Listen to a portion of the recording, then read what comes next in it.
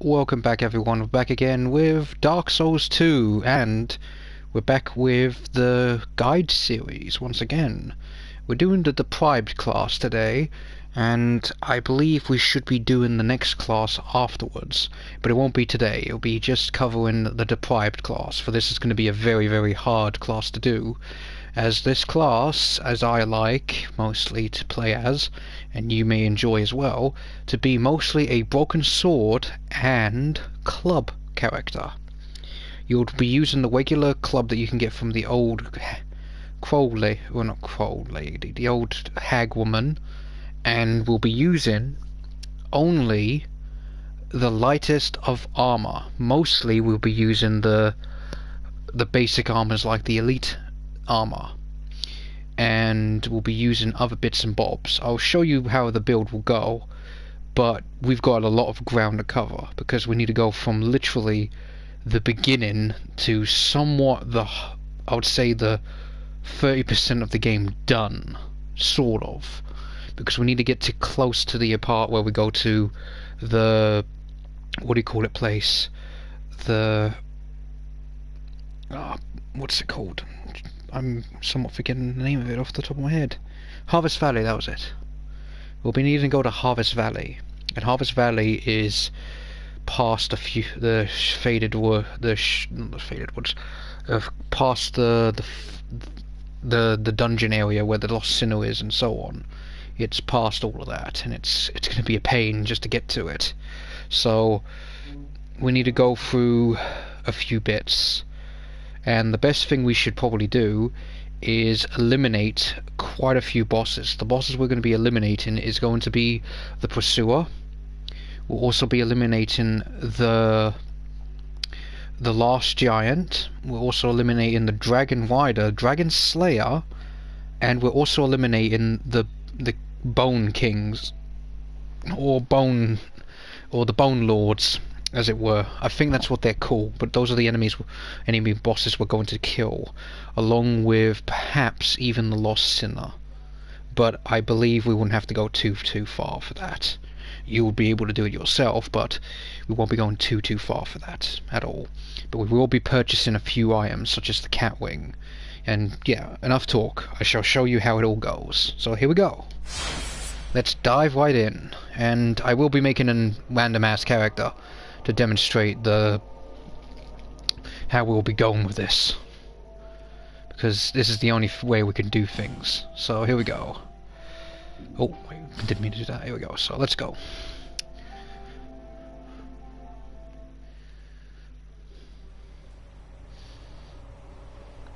So we'll just skip the intro, and we're going to go straight to where we need to, which is we're going to go right to the, to the Firekeeper's hut. But before that, we're going to get at least the item on the left side and by the waterfall. And also welcome everyone who just joined the stream. Hopefully you're all enjoying so far.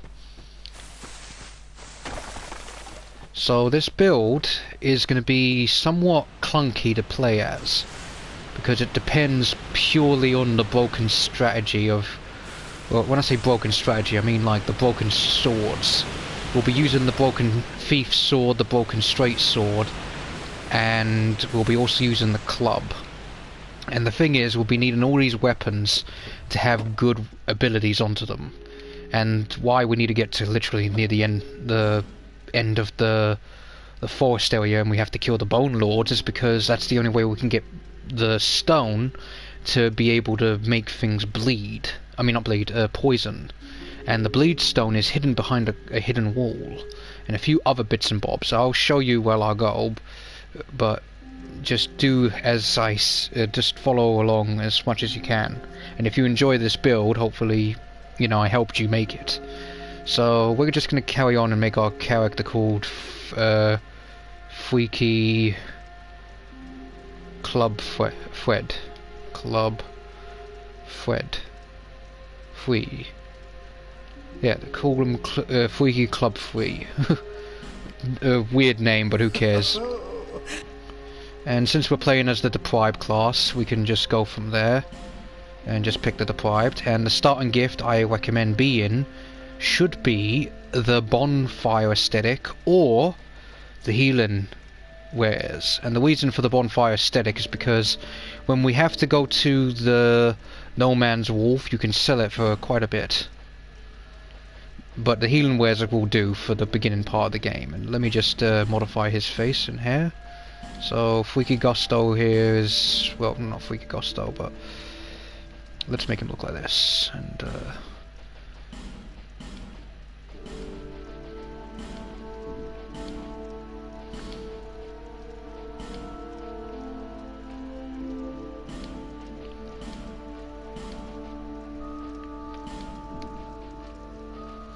and the hair color, we'll just make it like that.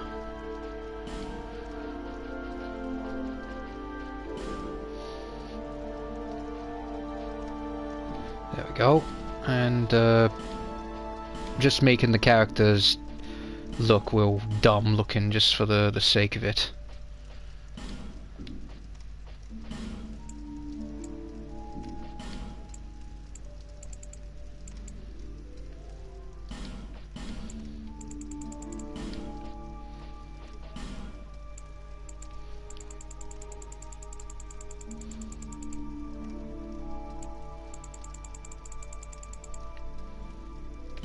There we go.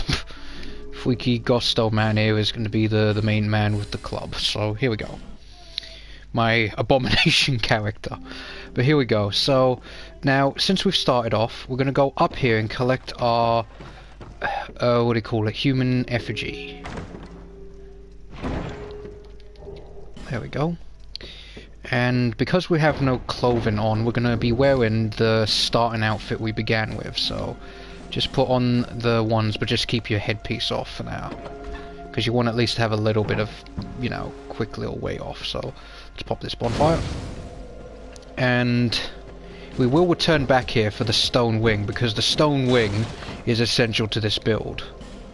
There we go, soul packet and torch. So here we go. Just one down here, and the first weapon we're going to get is a dagger. And this is temporary. We only need a weapon for now because we can't necessarily use these weapons, the broken ones, yet, because we have to collect them. And we need a weapon to use early on. We can't just use our fist because we're not really using a character that's good at that kind of ability yet. In fact, you could actually turn the bandit class into a fist character, and if this series does very well, I might actually do a build with that for you guys to watch. But as I said, I'm only covering mostly the main classes that can be built into pretty much a lot of things, or pretty much into anything you wish, because pretty much all of the classes that I will be covering, you can turn them into anything you want, such as the warrior class can be turned into a shield and great sword, or sword and shield, sword and rapier, anything you want with that character. But you can't be a mage caster with that character, sadly. So let me just punch this guy to oblivion. There we go. And let's equip the dagger that we picked up. There we go. Take care of this guy. There we go. So we're just going to be going up here for now and getting ourselves ready to kill the guy that's in front of us, and be careful of the one arrow that goes like that, and kill that guy. Now let's deal with this guy. The good thing about the dagger for this deprived class at the beginning is because since he's the only one that can't really use anything yet, he can at least use something small like that. Now let's drop here the smooth and silky stone, and it's a random chance. So what do we get? We get the bleed stone. That's actually going to cut the time a bit, but I'll still show you the location of how to get the stones, because you don't, this is just pure RNG, getting it from the birds, and you don't want to keep re-rolling the game to try and get a silk and smooth stone and then come back and constantly do it over and over. It becomes boring and repetitious. But I'll still demonstrate the locations of the bleed stone, the poison stone, and the bolt stone. And the reason why we can need to kill the dragon rider along with the dragon slayer is because we need to kill him to get the ability to get to join the the, what do you call it, the blue sentinels, and the reason why we need this is so we'll be able to actually gain some bolt stones, and they cost quite a lot of money. And yes, this class does require quite a lot of souls in terms of both leveling up and also investing to buying items, but I can show you a tiny little trick which will save us some things. And trust me on it, it'll be a great deal needed. So every soul that we get is pretty much needed. Here we go, kill this guy. And just roll out the way of his mate because he's a bit pissed that I daggered his ass. There, he's dead. Now we're going to get ourselves the lovely cracked red eye orb, and we're going to be selling this to Gavlan. So we're not necessarily going straight into every location and doing everything. We're just basically trying to make a beeline one to everything we can do quickly and quick as possible. So since we're done here, let's go straight to Medulla. And at the end of killing all those enemies, we should at least have 400 and something souls. Right now I've got 410, but hey, your mileage may vary. You may get a little more or maybe not. And just like before, we're going to be collecting the items just down here in case we need to sell extra items. We don't really need the Morning Star or the charm, but it will come in handy if we decide to sell it. Same with the binoculars, but the binoculars are very good if you feel like you want to become a sorcerer class, you know, mixed with this class. Because using all these broken weapons is good and all, but you can even imbue your weapons with an ability or two, depending if you want to do that. But before we talk to... Now, since we're in Medulla, we've got two objectives here. One is to get the fragment for the Estus flask, along with getting all the little items around here. So starting with the life gem here, and running down to this area just here to gain a couple homeward bones. There we go. We're one back now. Now, since we're here, we're going to go to the right hand side and collect the shard for the Estus. And there we go.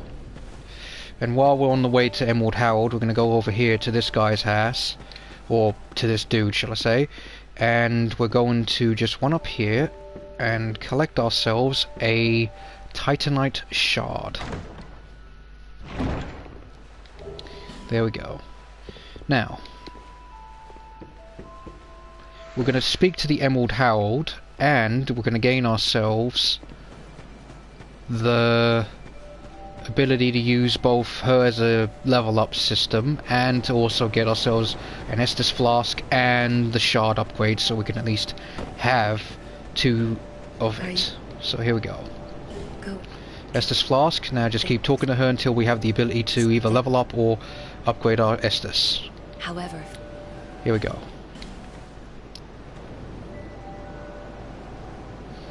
And there we go. Now let's go up here and we're going to talk to this guy, the crestfallen warrior dude here, and we're going to talk to him so we'll be able to join the Way of Blue.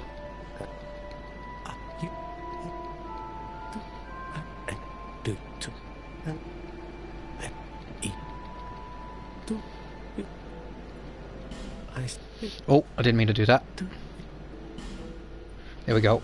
Just join the Way of Blue.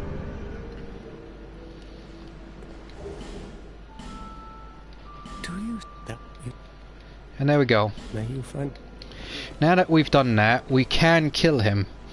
But I recommend we do not do it yet, because he does give us a good wing, which we will be needing very, very soon, but it's recommended by me to just not bother.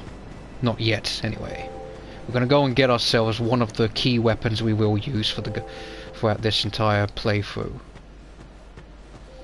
which is going to be both a broken sword and hopefully we can get ourselves a bonfire, because that's where we're going to go to after we get the broken sword. So along the way we can also get a shield. We're not going to use any shields per se, but if you want to keep them, it's up to you, but I recommend not bothering, because this class is going to be purely using only weapons, broken weapons, and the only thing you will use as a shield is something much later on, and you're going to think I'm crazy, but don't worry, things will come to pass and you'll see what I mean. So let's go through here to collect the broken thief sword.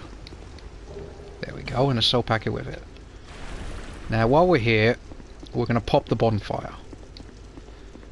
And we don't have anything selected, and that's the reason why we're not selecting anything yet, because we want to try and get everything first before we attempt to do anything with anything. So let's pop this bonfire real quick. There we go. And welcome everyone else who just joined the stream. Hopefully you're all enjoying so far. Now that we've popped the bonfire, we're going to quickly gain the items that are just over here.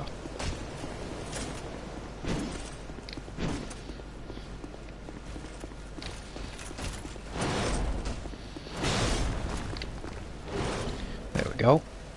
Now with those done, move away from this guy and the other one that's on the left. We won't be coming back here until we're done with the forest, so we have to be very careful. So let's return back to things betwixt.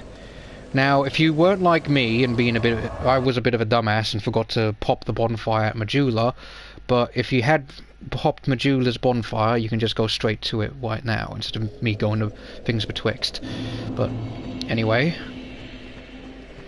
since we've got ourselves one of the weapons, which is the broken thief sword, we need to get the broken straight sword, which is one of the first items you can get in the Forest of the Fallen Giants. And I say one of the first items, I mean like it's one of the main items you can get where there's a whole horde of enemies. But you will see how things go, because I may end up dying, especially when it comes to a bit later on, because we don't have our setup yet. Or shall I say, we don't have a weapon set up yet. So yeah. So we're going to pop Majula's bonfire, and that's what our main goal is to do right now. Pop the bonfire, and then we'll go from there. There we go. Okay, so we want to now place the Estus flask there and put the life gems right there. With that done, we can now progress. And I will just show you along the way to here. We do not have the stats to use the broken straight sword. We need at least 9 strength. And the stagger ability is very good on it, but we can't use any of it yet. So let's pop this here and keep going to the Forest of the Fallen Giants. Now you may have noticed I actually didn't pick up the item on the way to here, and that is fine because it's not going to really help us just yet. We'll get it afterwards. But we'll go down here first. Pop down here. Crack this open and get ourselves a Estus, or well, not Estus, a human effigy. Jump over here. Grab ourselves a homeward bone and soul packet. And do not engage with the big troll dude. If he engages with you, don't bother. Just don't attempt to kill him, because it ain't a winning battle. Wait for the undead. There we go. Kill him. And make our way down the path.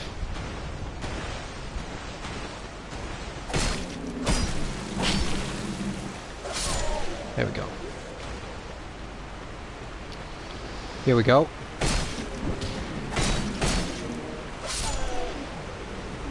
Now there's a bonfire just there, but I recommend not bothering to pop it yet, because you're close to the other bonfire and the next one is very important we get to very soon. So let's pop... oh, we've got a bandit knife. That's slightly stronger than the regular dagger, but here's the thing. We can't really use it because we don't have the stats for it. Oh, and he had a infantry helmet. Nice. Let's kill this guy real quick. Now keep an eye on the dude that's there. And let's kill him real quick. Alley-up, he's dead. Now there's going to be one more dude that we need to deal with, but before that, let's collect this item just here. There we go, collect that. And on the way up here, we may be attacked. Oh, he didn't decide to wake up. It's a bit of a shame. That's fine. So just come up here. Now, this entire area is full of dead bodies, well, hollows that are pretending to be dead. So you want to come over here, pick up this, and deal with this dude.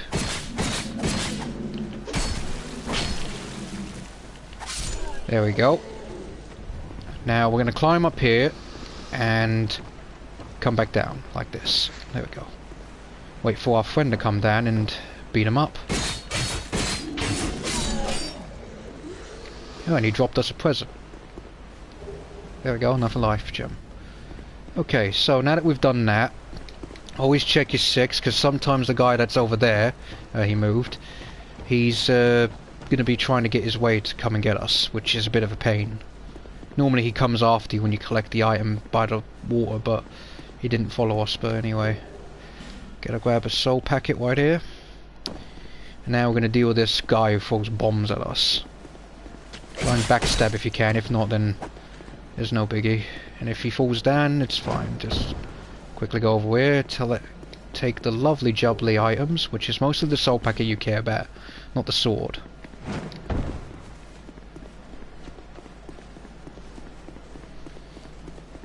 And now we're going to go downwards, but backwards. We're not going to like roll down because the guy fell down, so I recommend if he doesn't, you know, get killed by you, and I told you that that guy would come.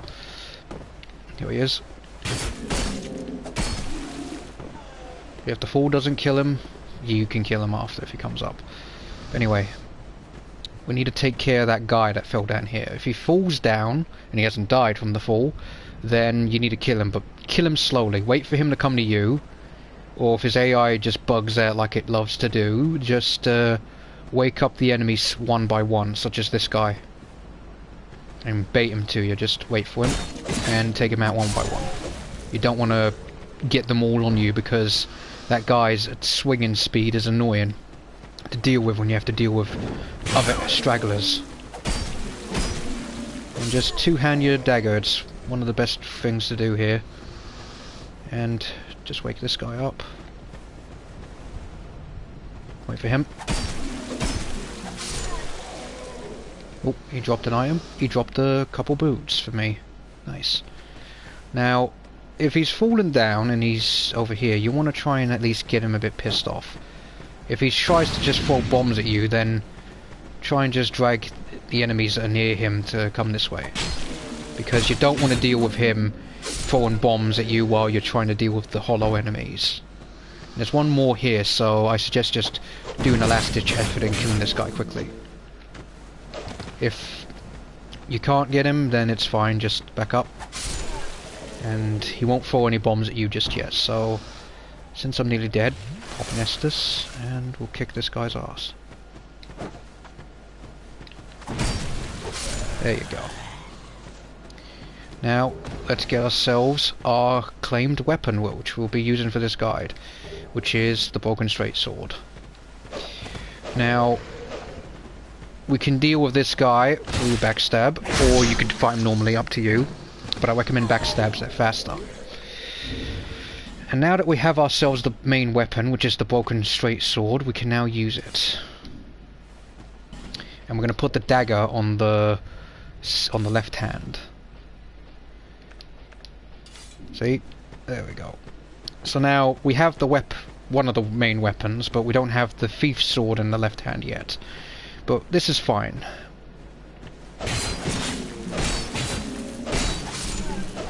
Now remember that combo, because the broken straight sword does a lot of stagger, so this becomes one of the best combos in the game. At least when you play as the Deprived, because stagger is everything for this class, if you ask me.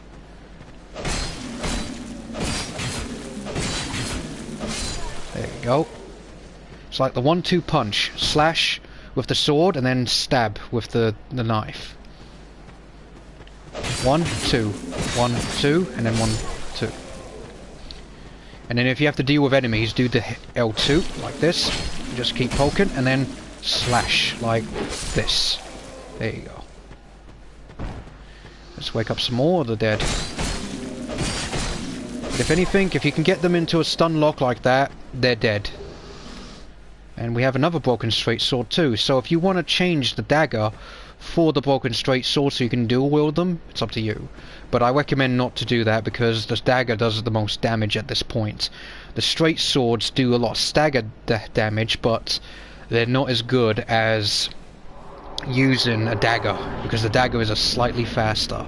That's why we need the broken straight sword, or should I say the broken thief sword, to be able to do a lot of stagger power. So since we're here, this is going to be an ambush that's going to be difficult because there's an enemy on the left, enemy there, and one that's on the right over there pretending to be dead. So what you want to do is just go this way. He gets a bit pissed. Yeah, just poke. There, killed him. Now, you want to just go slowly over here and piss him off.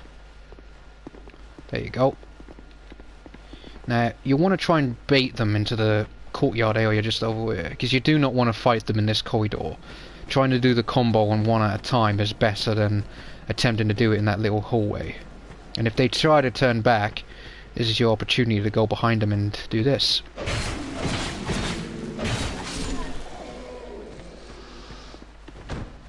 Oh, oh, he actually fell down before I had a chance to backstab him. That's fine though. Go down here, and if there's two of them, you can take care of them.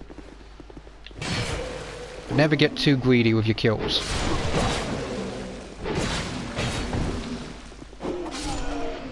There we go. Break this, and we're going to get ourselves some lovely bolts. And we've got some armour.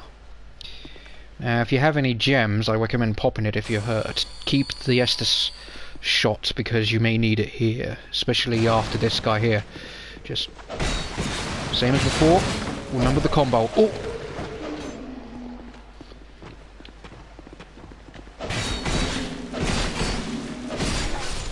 There we go. The combo always works. Just be careful when you use it in the hallway, because your left hand may deflect like that, and if you get deflected like that, you're open for a big massive attack from the enemy. So quickly stagger this guy, and if your dagger breaks, it's fine. You don't have to worry too much about the dagger after you've got the stats up, because for this area we're going to be coming back here in a bit, because we need to at least have the ability to use the broken straight sword. I mean, not broken straight sword, the actual the broken thief sword, because you want to be able to use the broken thief sword to replace the actual dagger, because the dagger is very good, but the broken thief sword does slightly bit more damage, and it does stagger. That's why it's much better. Get ourselves a bucklet, and we'll run up here real quick and deal with one more enemy before we go into here.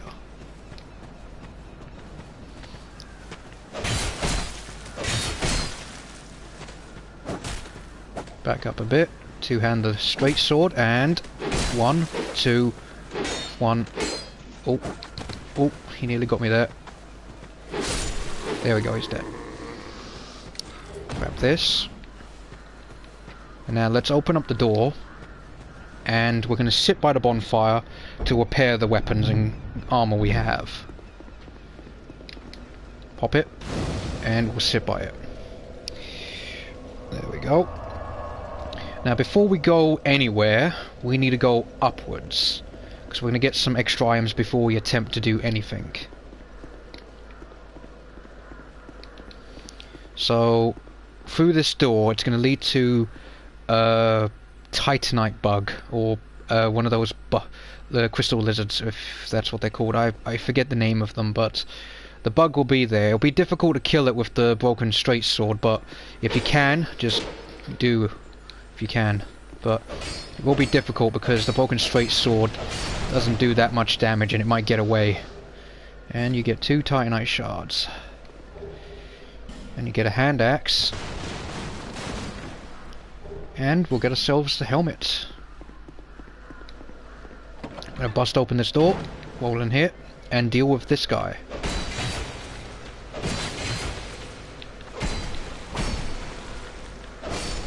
There we go. Now we're gonna get ourselves the items that's in here.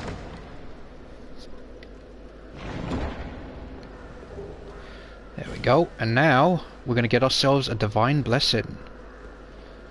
Slowly. And there you go. Now with that done, we're going to sit by the bonfire and we'll travel back to Majula. With our newly acquired souls, we'll be able to level up our strength to be able to wield the broken thief sword. Because every single stat on the Deprived is level 6. And we want to try and at least make it go up at least up to 9. So we'll increase our strength to 9, giving us a few souls left behind.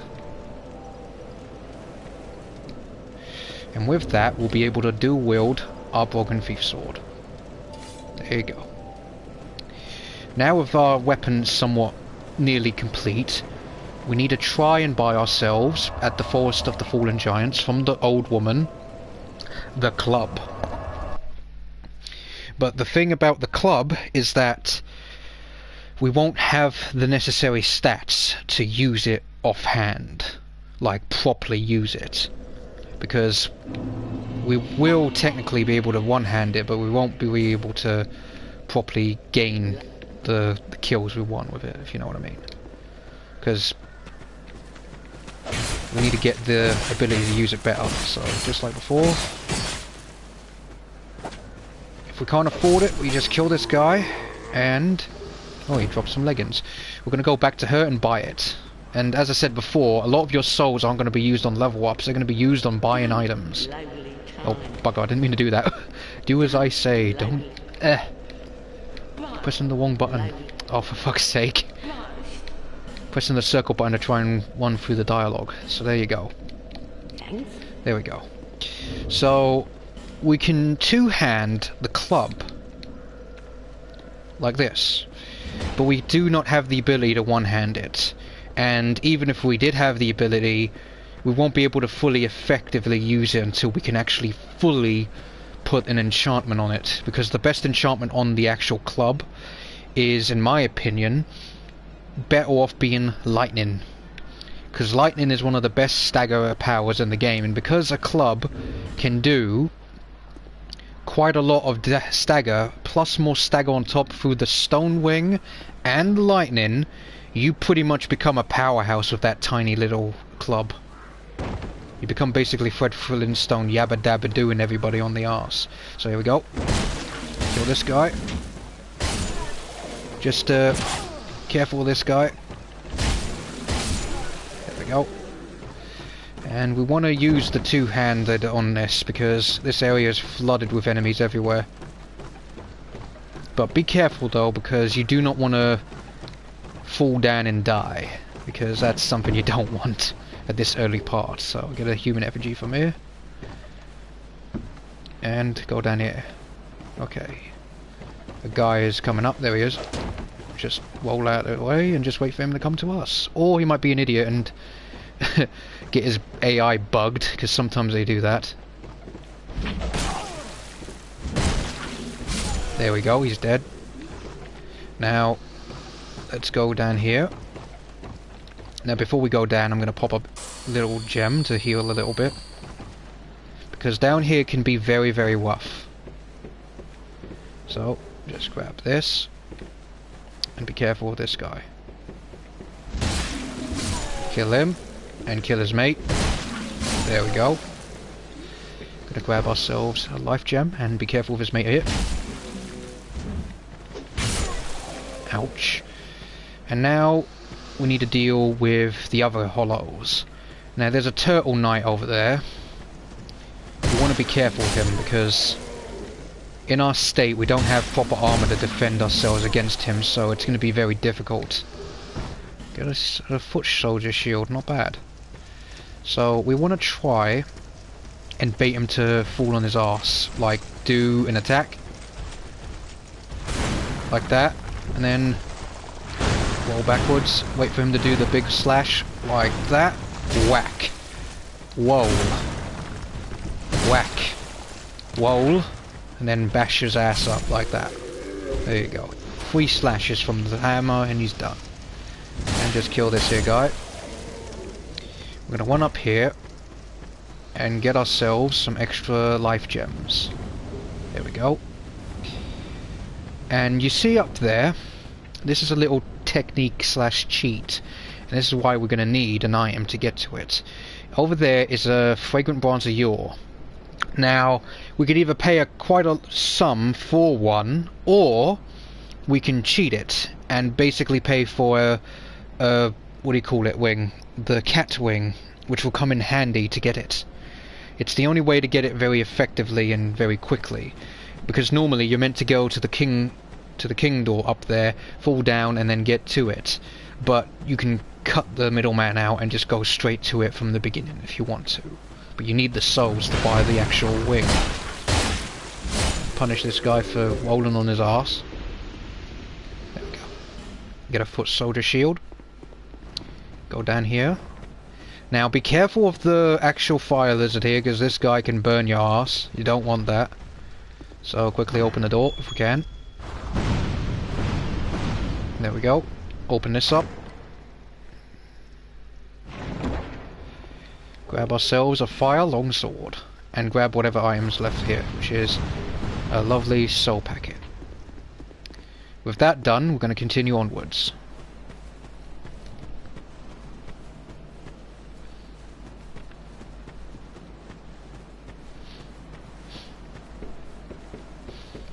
Some people say that you can actually run and jump to the side as well, which you can, but the thing is, it's not really worth doing because we'll be technically going there from that side. Watch, I'll show you. See? You can jump up here, but then there's no real point because it's not like you can climb all the way up there to get to the actual part there, which is a bit of a shame, because if you could, it'd be really good.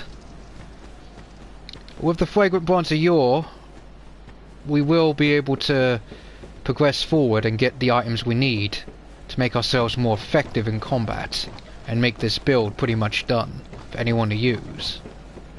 So we'll climb up here, jump over here, two-hand our club and then make a 1 for it. If enemies are in your way, just whack them on the head, just don't use all your stamina. Like that. And I'm getting bloody weighted. Oh boy. Okay, climb quickly. There we go. And if you have an Estus, just swig that back like it's a brew of the gods. Wait for them to come to you. Kill them. One at a time.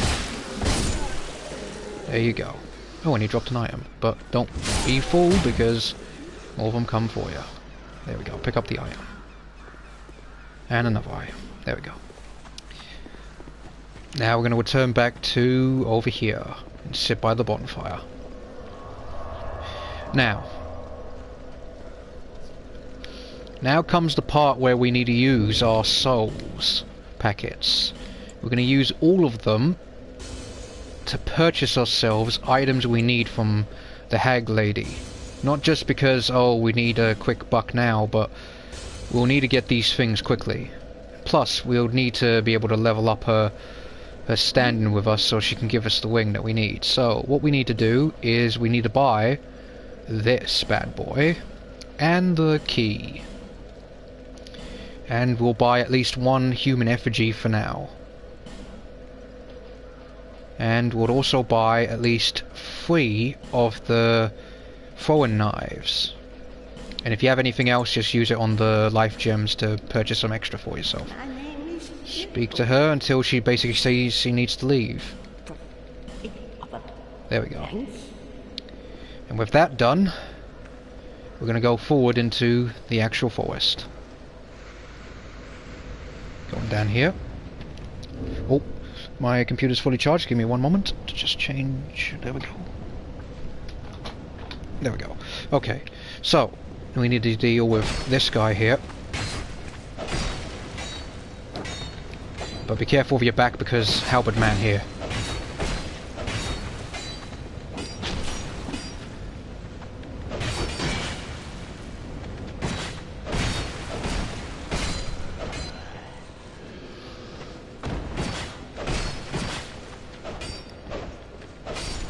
And there we go. With that done, we can now progress over here and take care of this guy.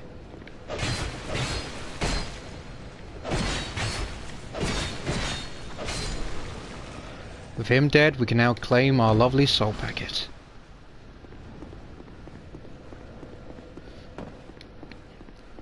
Now, if you have the Estus flasks still and you haven't used it like I may in a bit, then you might want to save them because we're going to attempt to kill the pursuer slightly early.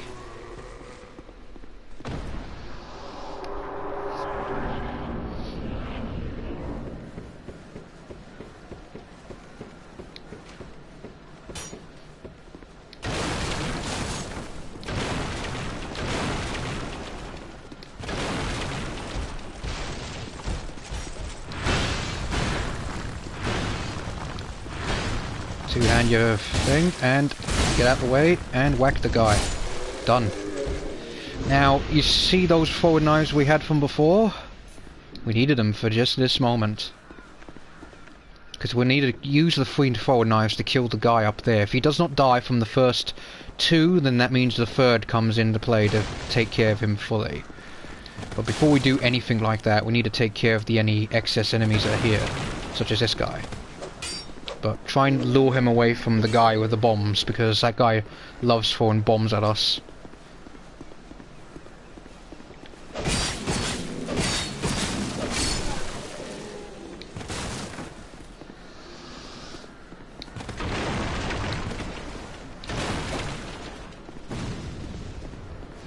Now, over here... Ow. Didn't mean to be burnt by that. You might want to heal yourself with some of these. If extra enemies come out, it's fine. Just take out your hammer and get ready. Oh.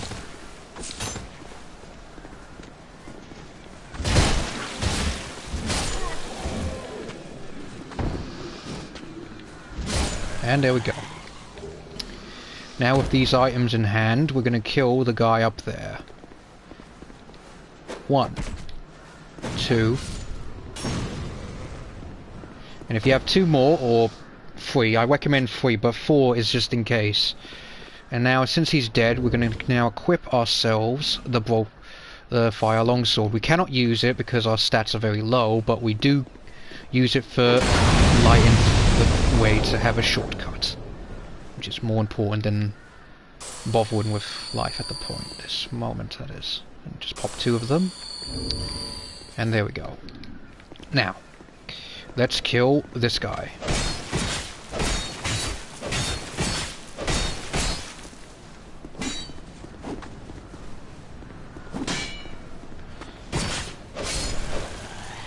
Now with him dead,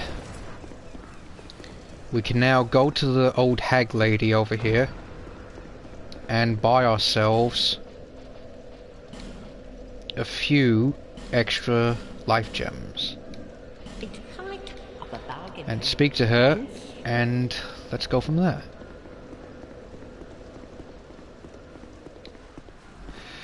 Now with that done, we're going to attempt to go up there and kill the pursuer. But here's a problem though. Because we're going to attempt to kill him, it's going to be a bit of a pain to try and deal with his friends. So what we need to do, because we're not going to go up there just yet, we're going to just come up here to show you the people. So that guy in the corner wakes up. The one in front of us wakes up, and the one on the right wakes up as well. What we want to do when we climb up the ladder is go after the one on the right, and then try and fight the pursuer only in the middle, in this area. If you need to, kill the one in the front, but do not worry about the one in the corner there. He's not much of a problem. And now with that being said, we're going to climb up here and kill these enemies very, very quickly. Kill this guy.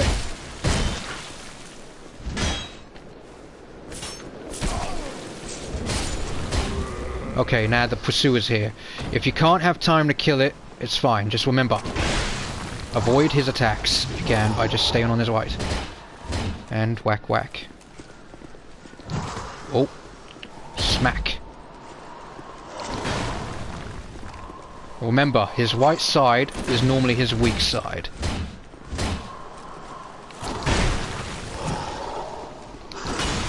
Take a swig quickly.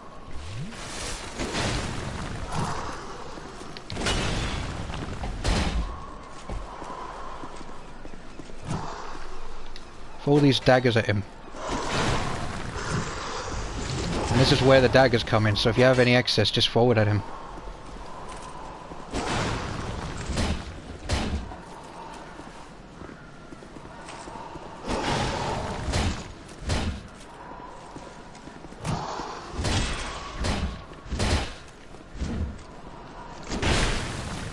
Oh. He hurt me a little bit there, but that's fine.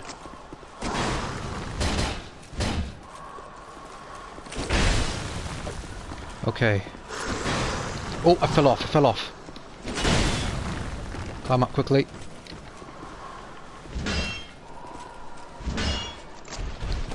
Oh, he went away.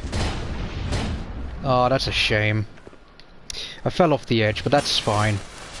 We were going to attempt to kill him, but remember, this battlefield here is good, but when he does die, you need to be careful of these guys. That's why I normally say kill him first. Because you don't want all three of them coming at you, especially the guy with the shield. Shield guys are just terrible.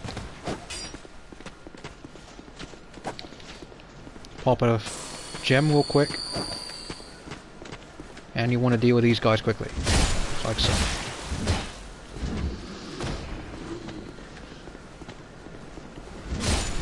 There we go.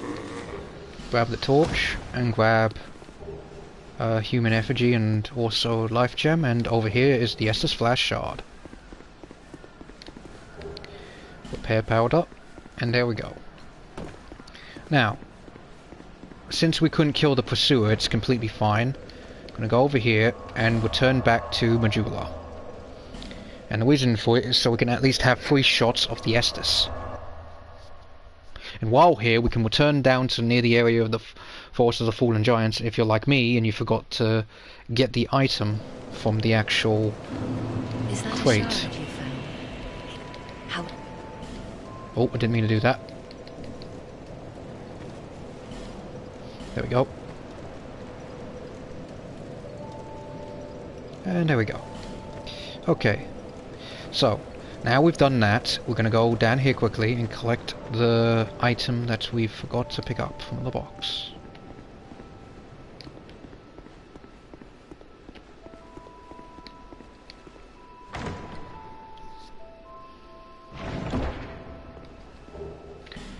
There we go.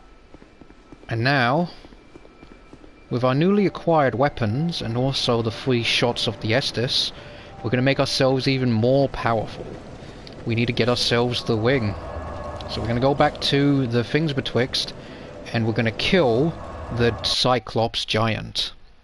We'll be doing this so we can be able to get ourselves the stone wing. It's very important, this wing, because this is one of the main actual items we need for the class. There we go, go through here. There we are. Go through here quickly. And now let's go and kill the Cyclops.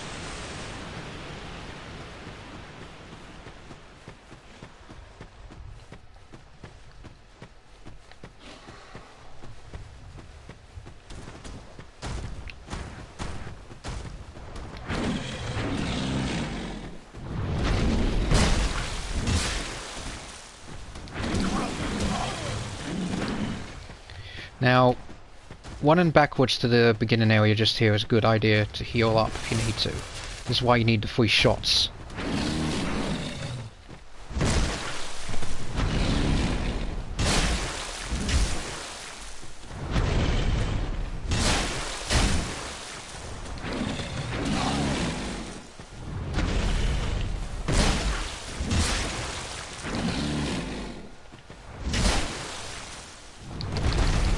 Oh, I've been bashed. I'm dead. As you can see, the broken hitboxes are terrible in this game. But it's fine. But if you die, it's fine. You will respawn at the bonfire by the things betwixt. You just have to go back in there and kill the creature.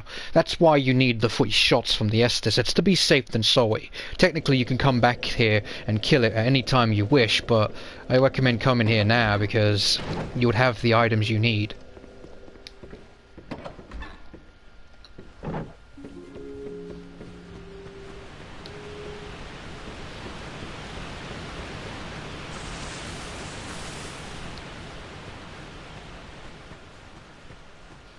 Gain back our souls. And let's kill the giant. Try and make its arse be the main attack it does or something. If not, then whack, whack. Don't get too greedy. Smack, and then 1 back. Heal. It's always like a dance to this.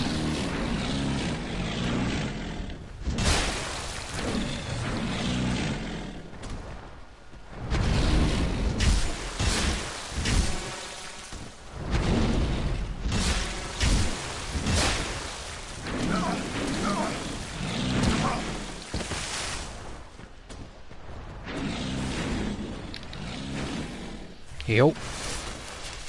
And you're gonna wanna try and wait for it to do this. Slap it a bit. Roll. Heal.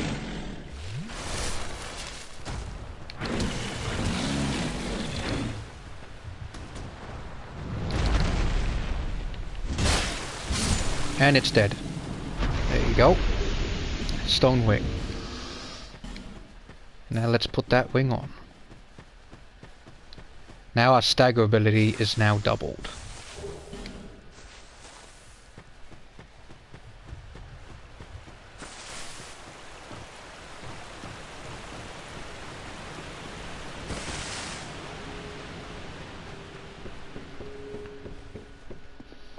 And now with that done, we can now go back to Majula and kill the crestfallen warrior, because we need that bonus to our actual defense and wing from that wing of steel and protection. He does give us a +2 later on, but to be honest, it's not really worth getting because you can get far better wings later on. Now, stop that. What on earth are you doing?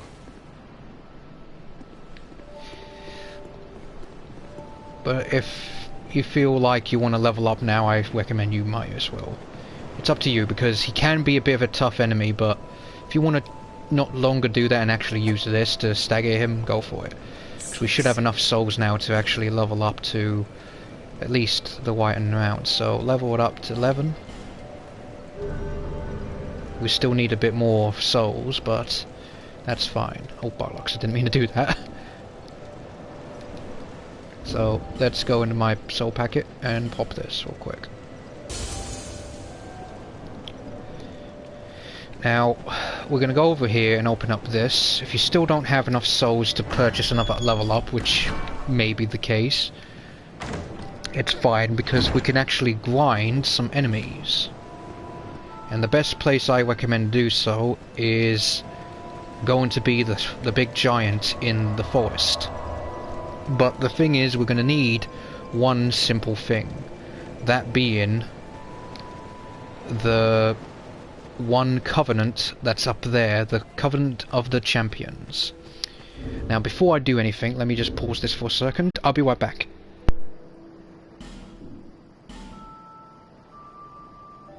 Okay, I'm back. Sorry for the long wait. Okay, so we're gonna go up here and we're gonna join the Covenant right here. And enjoying this, we will grind the enemies that are in the beginning part of the Forest of the Fallen Giants. And the reason for this is because we want to be able to kill the enemies and get souls quick. Technically we could go to the one in the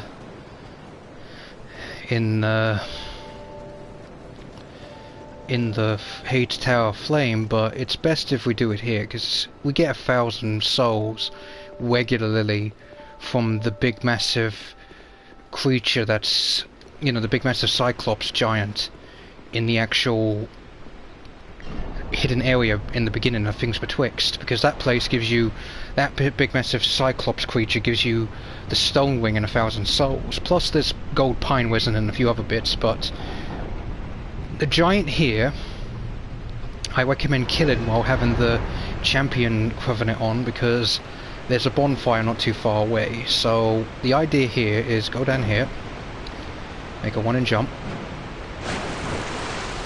and make a quick one to the bonfire. Just pop it. If the enemy, if that big giant fucker tries to come for you, don't worry, just don't let it, you know, attack you yet. Deal with the enemies, and they'll give you small amounts of souls, these guys, but you want to kill that big one. And joining this Covenant is needed because if you want to get more souls per time you kill that big creature, after a certain amount of time that thing disappears, so we want to be able to get quite a lot of souls. So farming it is one of the best strategies here. And if there's a guy that behind you, just careful and whack. So since we've popped it, we don't have to worry about if we die we'll go back to Majula or anything like that. So now, with all the enemies that are dead, we can now deal with the big guy. Just know it will be difficult because the water does limit your actual movement speed. So rolling will be a bit of a bitch. Just whack it once, don't attempt to do it too much unless it does a grab attack like that and it misses you. Roll. Smack. Smack. Don't use all your stamina, you want to at least have some of it left. And if it does the arse attack, it's fine, just whack, move, don't just try and bait it to keep doing that because it's its weakness.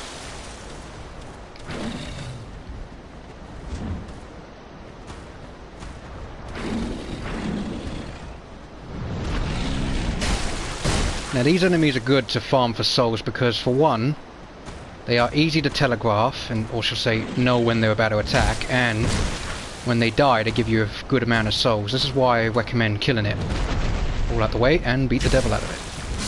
There you go. 1,000 souls per time, it's very useful. So now that we've killed it, we're going to go back to the bonfire, sit by it, and then do it again. You want to do this for a total of about 3 times. 4 if you feel like you need the extra souls. But I'd recommend at least 3 or to get things going. So kill these guys. Yeah, he dropped a lovely helmet. And let's go up here, kill this guy. But oh, we couldn't do the backstab, that's a bit of a shame, but that's fine. Now, before we engage with that guy, we need to wake up the hollow dude here. Which he didn't bother to wake up. Very strange.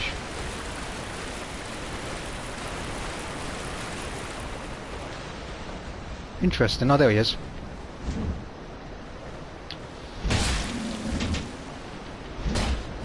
Oh, that's weird. I was hitting and it didn't even do anything. There we go. Now, let's grab that. Oh, sorry about that. I had to blow my nose there. So now we need to deal with this big guy. So just try and bait him if you can. Just don't die. And take a swig of your Estus if you need to. 1, 2. Falls down. Whack. Do another if you feel lucky. Roll back. You want to try and bait him to do his arse attacks, or when he falls on the floor, just whack him a couple times.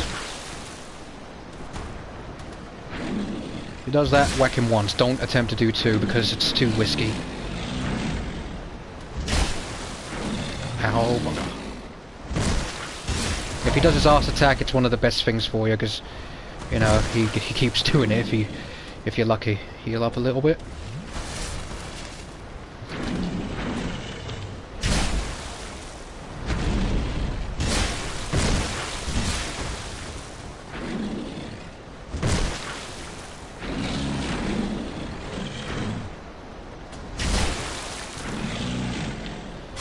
And he's dead. There we go, another 1,000 souls. And we'll do it one more time to demonstrate the good strategy here. Because this is one of the early places if you feel like to grind for souls. The thing is, if you wanted to keep grinding for more souls, you can. But the thing is, he will disappear if you did it normally. So it's best to just do this with the actual champion covenant on, because they don't respawn if they'll keep respawning as long as you got it on. If you don't, they disappear, which is very strange. Prior Dark Souls games, or so say the Souls series, they always had enemies reappear. And there's the guy, let's kick his ass. I don't like getting that guy in that corner there, because sometimes the big boy over there decides to get a bit pissed and tries to run after you, so let's get his attention.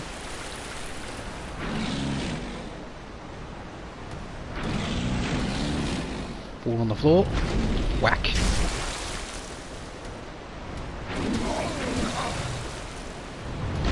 Just take a swig if you're nearly dead. Don't prioritize. Oof. Don't prioritize your attacks on the big guy, because sometimes taking a heal is better than using your attack.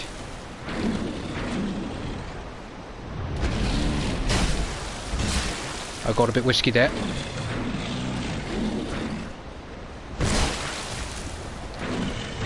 His right side is mostly his weak side, but he might do his arse attack like that. Just do a few hits. Whack once. Be a bit greedy, and you do him in like that. Oh, and he dropped a Titanite shard. Nice. So there we go. Now we've done that, we can return back to Majula to level up. We want to at least have the ability to use the club. So our strength is going to be at minimum 12 for now, because our goal for the strength is to be at level 15. And where's the Emerald Herald? There she is. Okay, let's level up. I'm going to put it into strength. If you want to increase it a bit more, go ahead and do it up to 15. Whatever souls you have left, keep it on hand. And with that done, we won't no longer need a two-hand the club. So now you've got the ability to strategize and do this, so it's much more of a better strategy than using just the broken swords, because it does stagger damage, it doesn't do the best damage. We want to put the actual enchantments onto it, or should I say enhancements. We want to put at least bleed onto the actual broken straight sword, and we want to put poison onto the thief sword. Because since the thief sword is a bit quicker, you want to poison them quickly. Bleed, poison, bleed, poison. And if they completely break, they get even more stagger power, which is even better. Makes it even more effective when you're doing pure bleed and poison. And if all else fails and the enemy ain't dead, you just bring out your lovely club and just go to town. That's the best part about these swords. And now that we've done that, we're going to go over here and speak to the cat, so we can be able to abandon the Covenant to be able to get back the Way of Blue. Abandon Covenant, and then go back to Way of Blue. We'll need this, so we'll be able to get ourselves the ability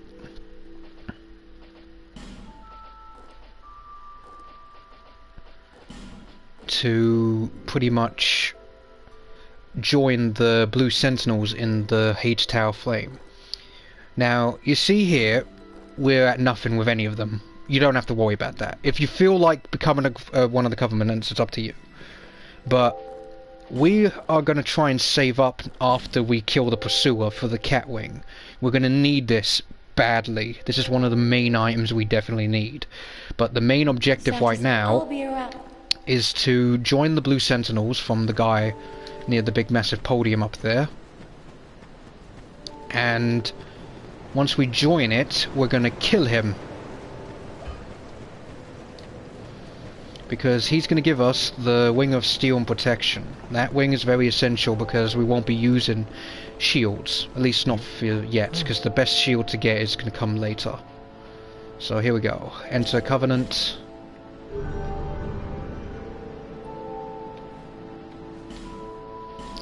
And now he's served his purpose. Time to kick his ass. You come unhinged? What could possibly come of this?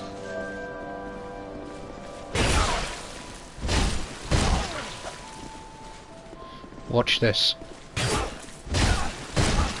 Finally. Like that. And there we go. Wing of Steel and Protection. There we go. Now we have much more defense. And you see, the armor we have is very light, and the best armor we need for at least the early game. For the later on, if you feel like getting other armors, it's up to you. But for the early game, the best armor is the elite armor, because Dran Lake 1 is very defensive, true, but here's the thing, it's very heavy. And we want the ability to roll around like a lunatic. And because we'll be wearing similar armor to the swordsman, we're going to go for the knight armor, most of the pieces. But, and it's a big but, we need to only use the chest piece of the elite armor set, and we'll be using the gloves of the Drowned Lake, along with the Ferris leggings, which is right here. Though Falco leggings, I'll say. There we go. With that done, we can now wear it. It's not the best defense, but it's the best defense for being light. So there we go.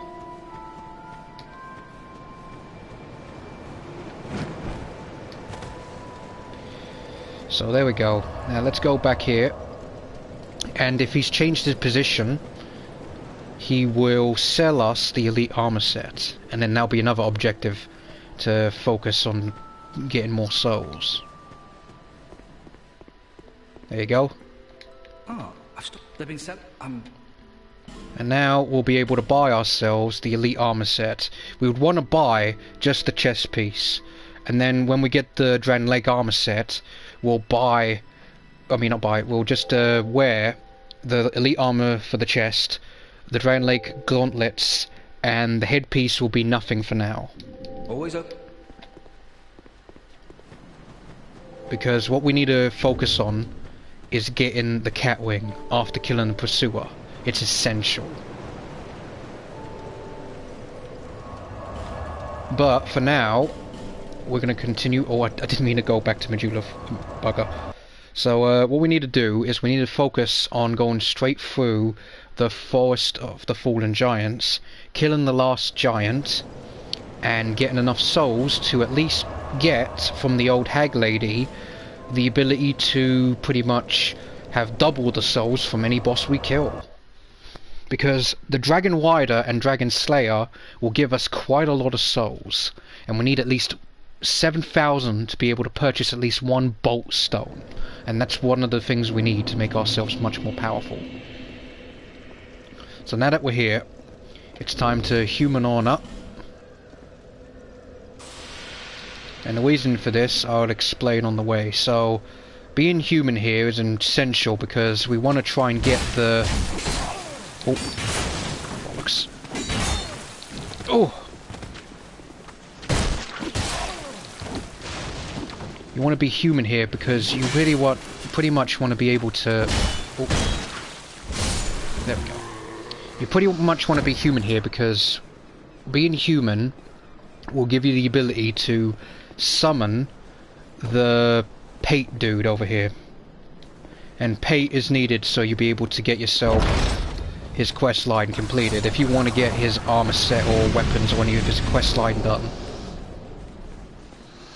So, with our armor weapons now.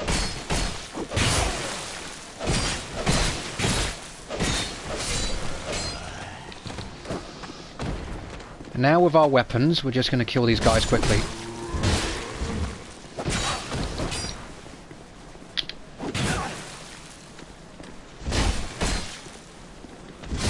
Done. Killed him. And I just realised that the actual Way of Blue disappeared off my actual character. It's a bit of a shame, but I thought it would still stay there. My bad on that part. But since we joined the Way of Blue and we kind of ditched it, we're still going to be able to buy ourselves the stone from the guy. We just have to make sure that we join the Covenant. Oh boy. Oof. Didn't expect that to happen. Most times it's just poison, but it can either be bow or poison. It's mostly poison, but you know, always get out of the way. Put the stone there. And now we're going to pop this and get ourselves some lovely items. One of the wings in here is essential for us as well. This one. So we're going to put that on. There we go. And here we go. There we are. Now with that done, we're going to two-hand our broken straight and whack the door to knock. Because we're asking the Hollow Knights across the door to open up because we're giving them the milk of human kindness. It goes like this.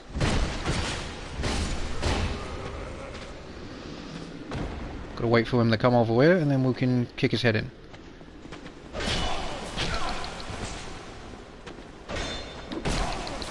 You see, shield enemies are very annoying. They're the most annoying enemy in the beginning area. Oh!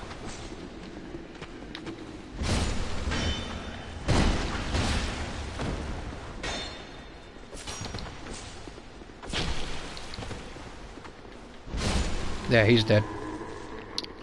And now with them dead, we can now gain ourselves the life wing and a lovely large titanite shard. And now with that done, we can climb upwards. Where's the ladder? Ah, there it is. It's just over there. Okay, so once we climb up here,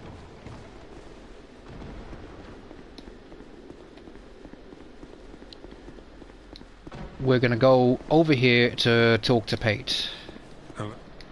Just skip through his dialogue real quick until he repeats himself. There we go.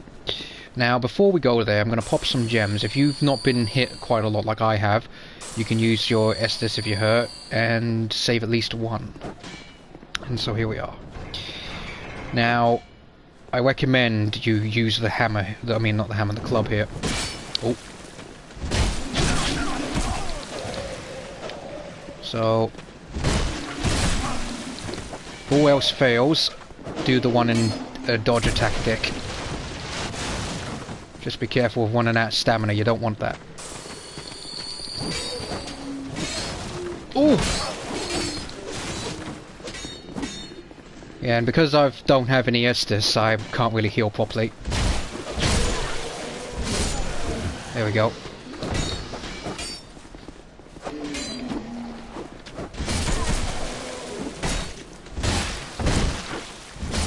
There we go. And there we go. Get the goodies off their corpses and let's go this way. And because I got another life gem from them, I might as well pop it to heal a little bit. Grab this item. Now over here is a fake wall, or shall I say an illusionary wall. Never forget that. And this has the sorcery set. Well, a sorcery staff and a herb that you can use to regenerate your sorcery or any kind of magic you have.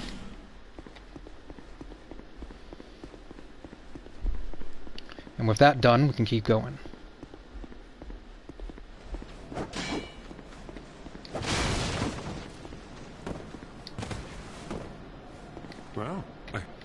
And just keep talking to him till you get the white soapstone. There you go. And let's go.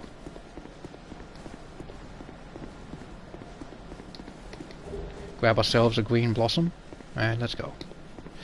So, before we do anything, we're not going to go straight over there. Because there's bomber guys up there. And plus, we need more souls, we're going to go this way.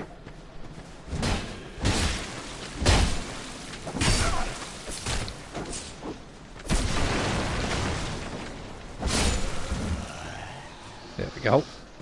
Pop a gem. And now we can kill these guys, but I recommend doing this to this one because kill all shield enemies. They're the most annoying enemy in this area.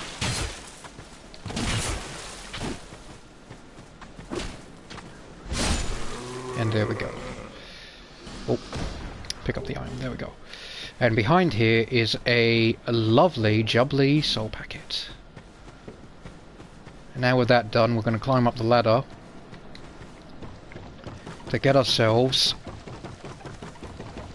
to where the dudes over there are. But before we do that, we're going to kick up ourselves a lovely light crossbow. And that'll come in handy later on in the game, and I'll explain where, if we do get that far. Now, there's a guy that's invisible here, you can see by his shadow, so kill him and take the smooth and silky stone. With that done, you want to be careful here. Don't attempt to jump for that, it's not worth it.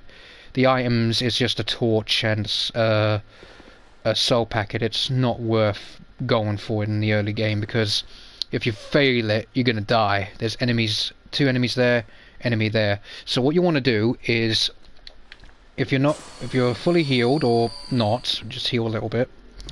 Go down, bait them. Don't get stuck like me. Ow, ow! I'm gonna probably die.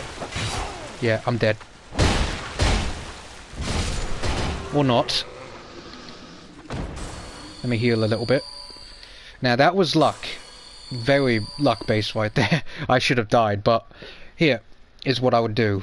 What you'd normally do is you want to bait them to attack and then run past them, jump down, wait for them to come to you. I'll demonstrate with that guy, but before that let me just get the item that's here real quick. Because you get a mule breaker and infantry helmet. That's the headpiece we're going to be wearing, the infantry helmet. So let's bait the shield guy, go down here. Then we wait for him to come down. As soon as he comes down... Oh, he reposed me! Oh! There we go. And there we go. And then when you're done killing them, you normally climb back up the ladder, go back, collect the box, and go from there. Come back down, and here you are. So, yeah. But before we go any further, normally we're meant to go over there, but we're going to go up here and collect ourselves a lovely life gem and homeward bone. Go down here, and we're going to bait them, so do one at a time, because there's both shield guys with spears. And shield guys with spears are the most annoying enemies in this early area, because they just keep doing this.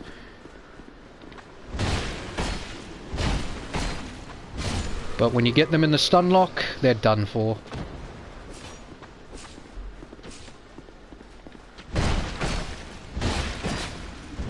And done. And now here we're going to bait this guy. He breaks that, slap, whoa, and then slap, slap. He's done. Grab the herbs, and now there's going to be an enemy, a few enemies at the top of us here. We want to go up forward a bit, turn around, and then turn back. They may fall to their death, or they may actually come after you, but one by one, mostly. If they gather up to you, you want to use your dagger. So, like so, I'll show you.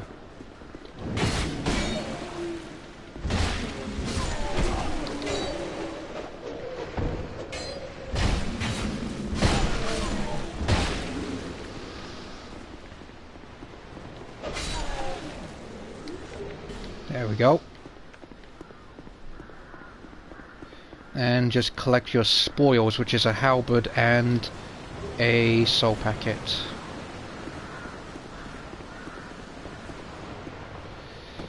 And now we're over here.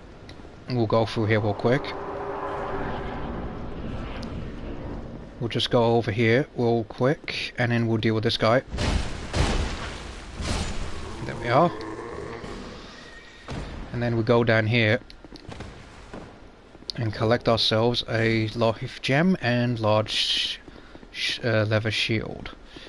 Now this is why it's like tongue-tied lately, but this is why you won't see me run around with you know, running backwards to get more of my Estus flasks, because I want to open up this here shortcut, and it's actually the best way to do this. Open up the shortcut and we'll turn backwards. Now I would suggest you sit down by the bonfire quickly and then talk to the hag lady. In doing so, we'll be able to pretty much buy from her another human effigy. We want to buy 2 of them from her and then speak to her. There you go. Lively. And with that wing, we can now get double the souls that we normally get from the boss. And with that done, let's go back down. Deal with the faker here.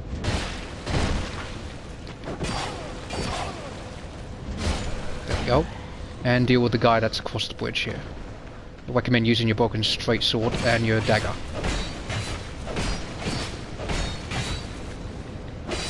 There you go. Now we climb. Oh, wait. Climb.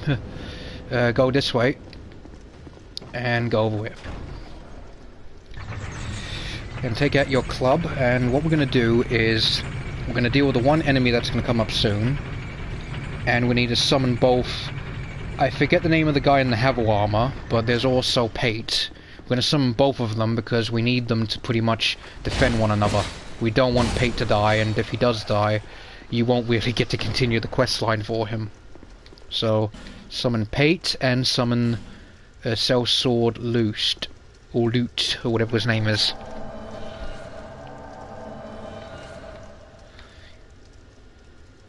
Let him do his little, oh my lord, holy Jesus pose. And then we can progress. Let's go and defeat ourselves an old man, or an old giant as it were. Skip the cutscene, and here we go.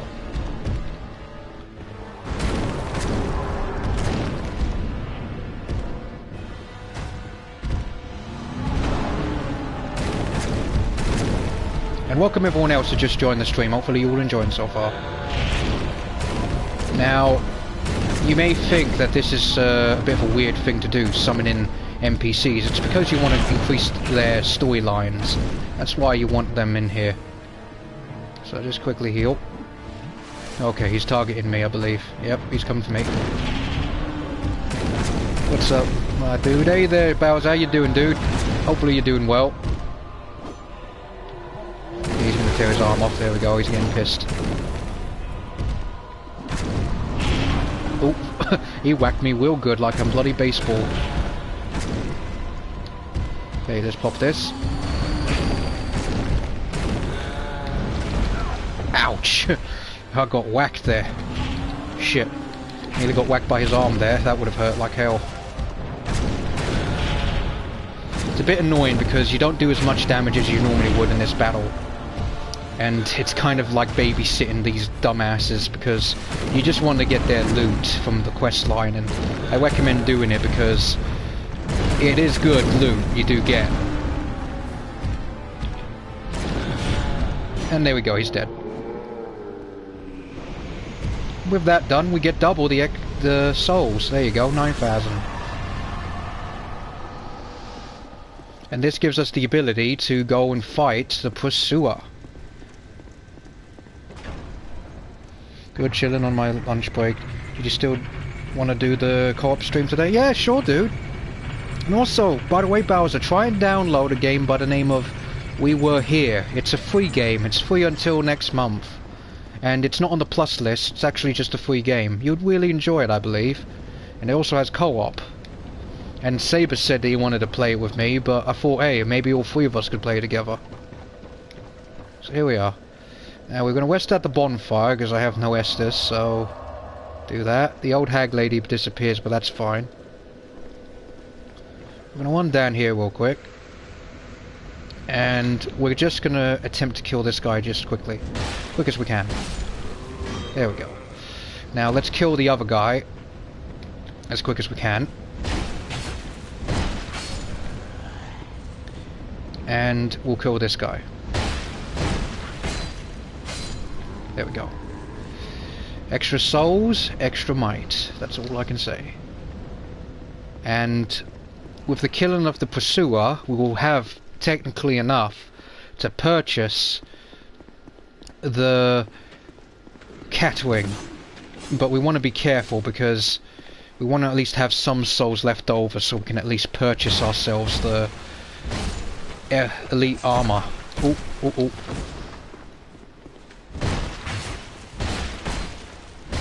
There we go. Dealt with that. Now let's keep going. Methinks we are here as only 2-player. Okay, I'll do that. Be aware and for it. Listen. Time a hollow when I get on. Alright then, dude. No problem.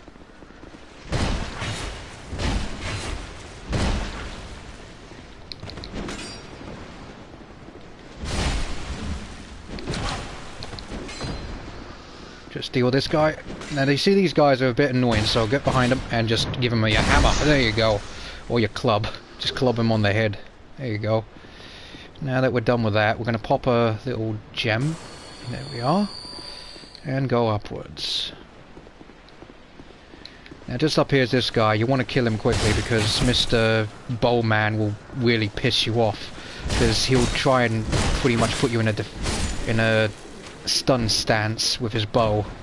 So just climb up here and give him what for. Like, you know, that's for putting me in that stun stance and nearly killing me, asshat. There we go. Now let's heal. And now get prepared to fight the pursuer. He's going to be easy. The only thing that will annoy you is that you will get stuck on things like the little wheelbarrow thing there. And the actual, what do you call it? The crossbows. And as I always say, just stay on his white, he won't touch you. Like that. Whack. Smack. And if he does this, just stand back a little. Whack. Oh, yeah, I'm gonna get really hurt there. And if he does this, just take your chai on the heel here. Here you go.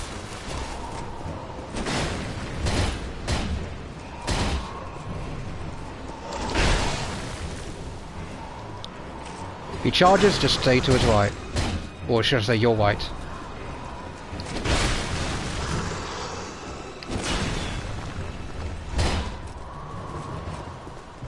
If he does blue, heal. Blue is kind of like your heal time. There we go.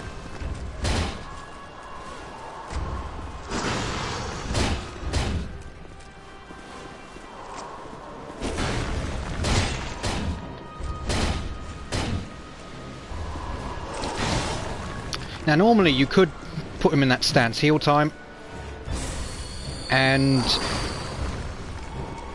normally when he does that that stance thing, when he gets stuck, or shall say he gets stunned, you might want to abuse it to use the crossbows, but I recommend you don't, and always roll when he does that forward down attack. Don't be like me and get hit. So I was just trying to heal, but you know. Oh, and if he does the poke, just keep rolling, rolling, and you'll be fine. Don't worry.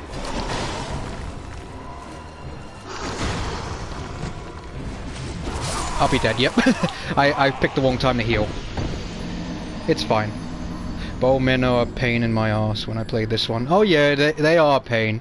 But the worst enemy I believe here in the beginning area is actually the guys with the shield. Because they can really annoy you because the way they move is stupid. You can't really determine when they put up the shield unless they're walking very slowly. That's when you know they're using the shield, but it's not that good. So now that we've done that, we're going to just pop this little human effigy. You don't have to, but if you want all your health, go for it. And we're going to go down here. Now, I recommend not doing this, but it's a good strategy if you want to just kill the pursuer quickly.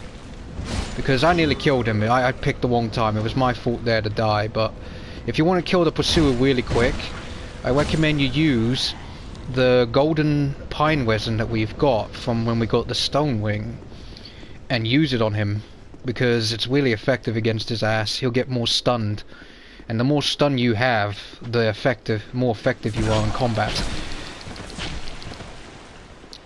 And because of these guys, they're really annoying.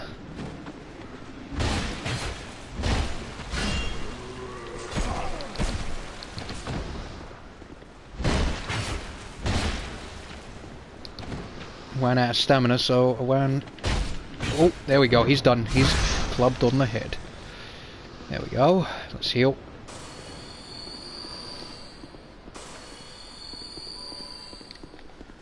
Now let's take care of this guy. Remember your strategy. Always use the one slap and then the one dagger attack. So, whack. Like that. And if that guy comes down and he's like, oh hey, I want to kill you for killing my buddy, just slap, slap, and roll back. And then heavy slap. Roll back. And strap. There you go. Oh, and he dropped himself a lively little life gem. Lovely. So now that we're on the way backwards, we will kill the pursuer this time. Not much issue now.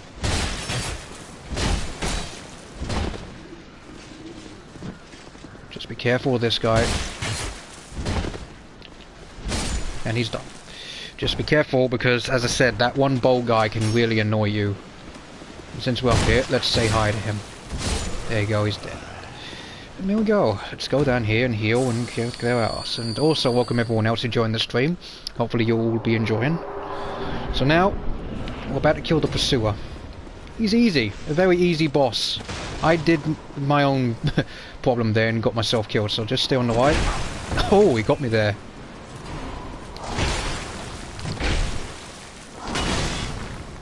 Okay, you really are starting to annoy me now, pursuer. Oh! You ain't getting me now, mate.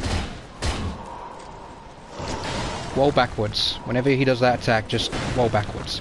Since he's a bit busy, just grab my souls. You might want to try and dupe him to attack the actual crossbows, because the arena is a bit clunky. You don't want to roll into one of them and get stuck. That's the one thing I don't like about this battlefield of fighting this boss.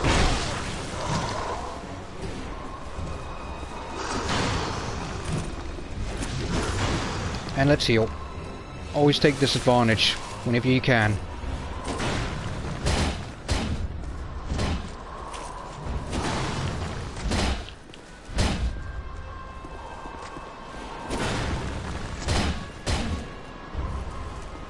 Blue time, whack time.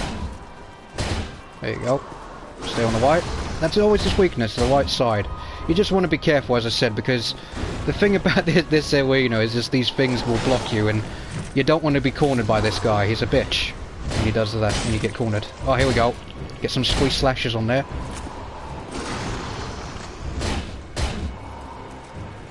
One around, and whack, whack.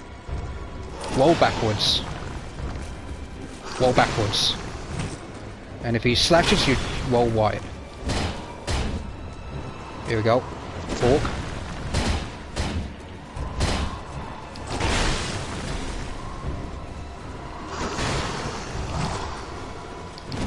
Roll, and he's going to be down now. There you go. An easy boss. You just have to remember how to deal with the guy. And there you go. You get quite a lot of souls for it, and we have enough to buy both the cat wing, and we'll be able to buy the chest piece that belongs to the, what do you call it? To the elite knight, which is good. And let's get ourselves the actual Dran Lake armor set. We want to get at least the gloves. That's all we need from it. And let's go from here. Nice. Yeah, I mean, I think the Pursuer is one of the easiest fights, because when you learn his pattern, he's fairly easy to take care of. And to anyone who has problems, It's always just a matter of just staying on his right side. It's just the arena when you fight him is very inconvenient. There we go. Now let's return back to Medulla to buy both the Catwing and to buy the elite armor set. And we're not buying the whole set, we're just wanting the chest piece. Alrighty, so let's run to our good buddy over here, Mr. Swagman, as I like to call him. He's the second Swagman I've ever seen in another game, but you know. I'm glad. Now let's buy the elite armor chest piece. Thanks. There we go. And now with that done, we're going to go and buy ourselves the Catwing.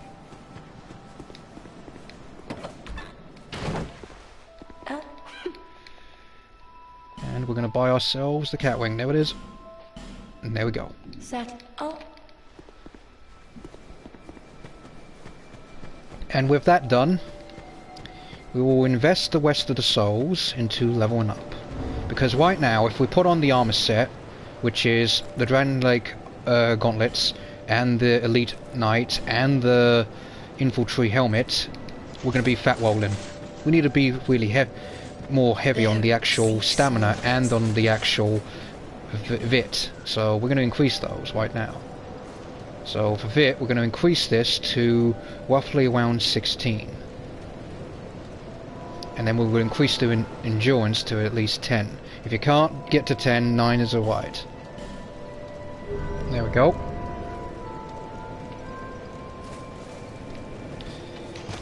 And now you'll be able to roll like normal. But don't expect to be carrying a shield, because even a backlit will make you fat roll. Oh, never mind. Actually, you can. I'd say a normal shield, like say the Dragon Lake one will make you fat roll. Weird, it's not. I'm mistaken. Forget what I said. Anyway, but now that we've got the necessary items so far for our armor set, we look a bit stupid. I know. But with our fancy little tash, we're going to be going ourselves now to attempt to kill the Dragon Slayer, which is through Hades Tower Flame. But before we do so, we're going to attempt to do a few suicidal jumps to try and get ourselves the fragrant branch of yore back in the Forest of the Fallen Giants. So here we go. Fat rolling like some bitch. I know, it's terrible when you do that. Now this is I call it the suicidal attempt, because attempting to do this very early can kill you very quickly. So I recommend doing this when you have the Catwing, but you still will probably die. It's recommended though to be careful and be ready to die and die again. It's a problem, but it's fine. Fall down here. And now we're going to try and jump to over there. See right down there where that little bit of glow is? That's where Fragrant Branch of Yore is. You can get to it very early, and I'll show you. Just let's take care of this guy.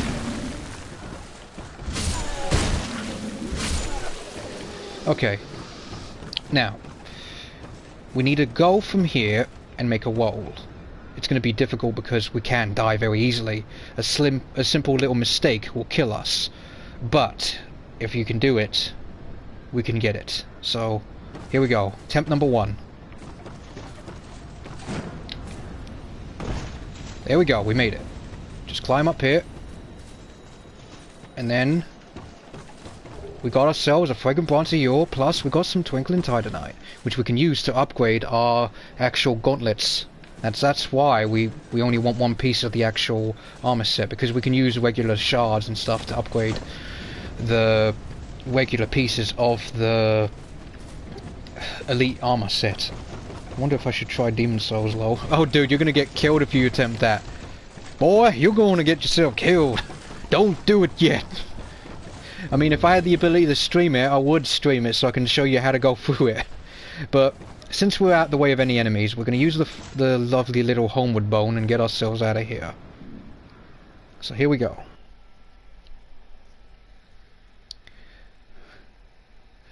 So now that we've got ourselves a Fragrant Branch of Yore, and we've got ourselves a bit of Twinkling Titanite, we're going to get ourselves back to Medulla and we're going to increase the defense of some of our equipment, or even our damage output. But I recommend we increase some of the defense first, because early on you need a bit of a defense, because we're not going to be necessarily very strong in our defense side, so we need at least a bit of a defense with what we got. Because the end goal is to have a better helmet and better leggings, so we're going to try and focus on only the chest piece and the gauntlets. You, the names, and Blah blah blah, and here we go.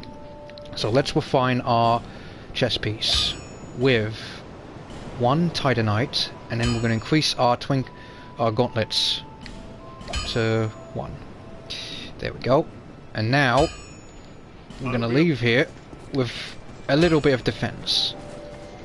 And we're going to make our way, also by putting back on the Ring of Steel and Protection, we're going to make our way to Hate's Tower Flame and attempt to kill the Dragon Slayer. Now it's going to be a bumpy ride because it ain't pretty. I will tell you that much. Because getting to him is the hard part. Killing him is the easy part.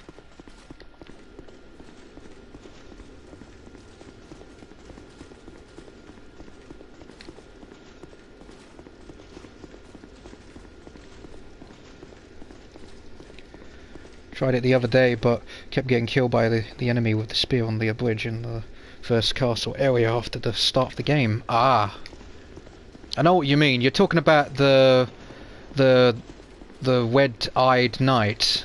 At least that's what I think you call them. Those guys, you're not supposed to kill them. You shouldn't bother.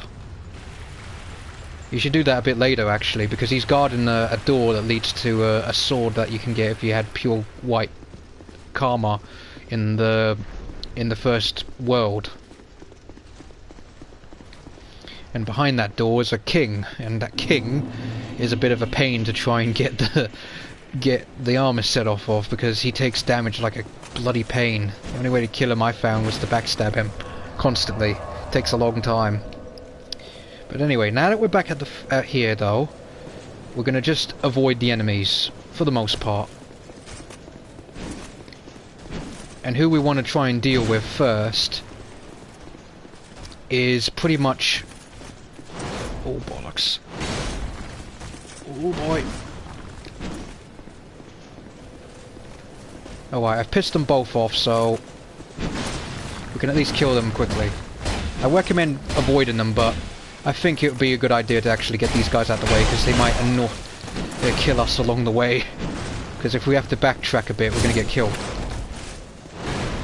So let's kill him. Get some extra souls too. So avoid him. Whack. He's having a bit of a spaz, but don't worry. Spaz. Whack him. There we go.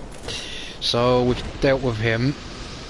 And now the enemies here, we do not have to worry too much. The ones we need to deal with are the ones over here. I normally recommend running past those two, but if you don't want to one past them, kill them, it's up to you. Get some Lloyd's Talisman here. One down here, and then as soon as we one down here, we'll be able to take care of this one guy.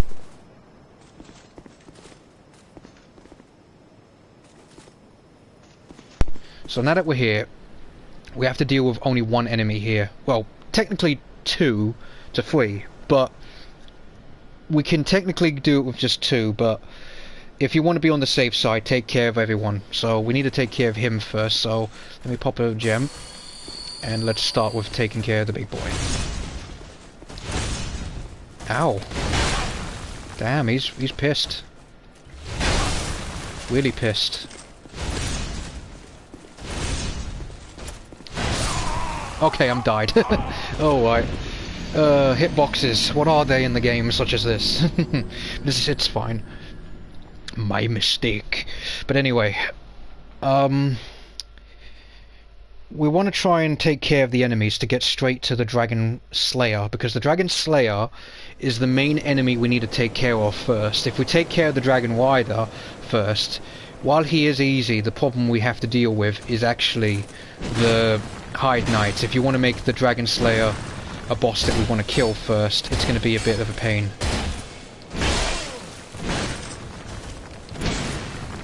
So let's take care of him. Oh, and he dropped an item. What did he drop? A blue eye orb. Lovely. Okay, so in our inventory we only have one fragrant branch of yore plus a bone of order, which I mean not bone of order. One fragrant branch of yore.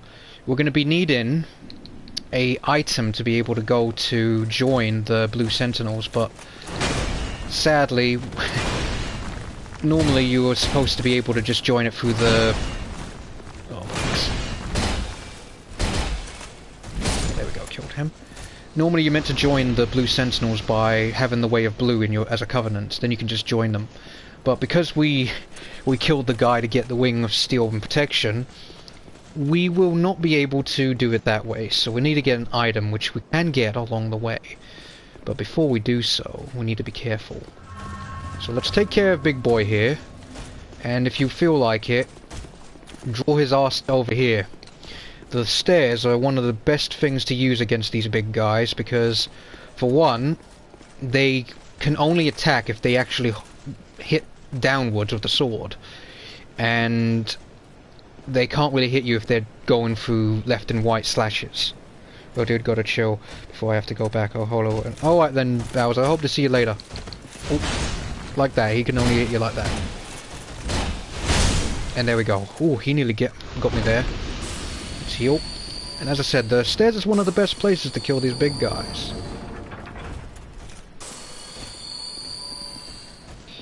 And now we've got the big guys incoming. We can try and fool them by standing here. That sometimes they stupidly walk off the edge like dumbasses, but it's fine if they don't. So take care of these guys.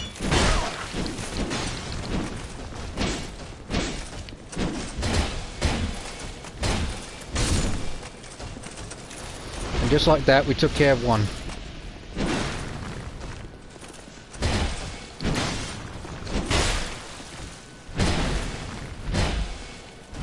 And he's done. Take the item he has. Sometimes they want to drop their armour. And if you get that armour, it's really good. It's really good to sell.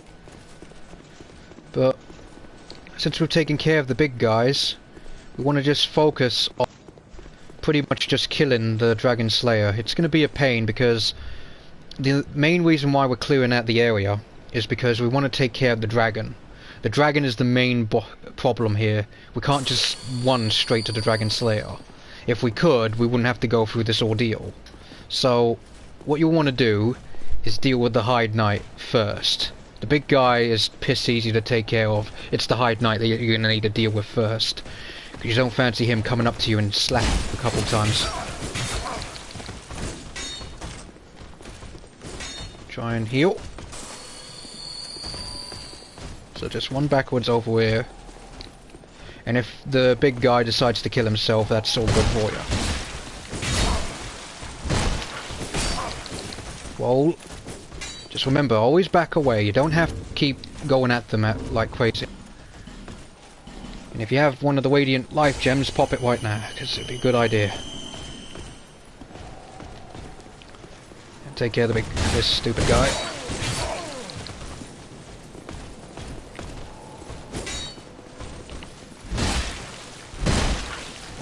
And there we go. Big guy, very easy to take care of.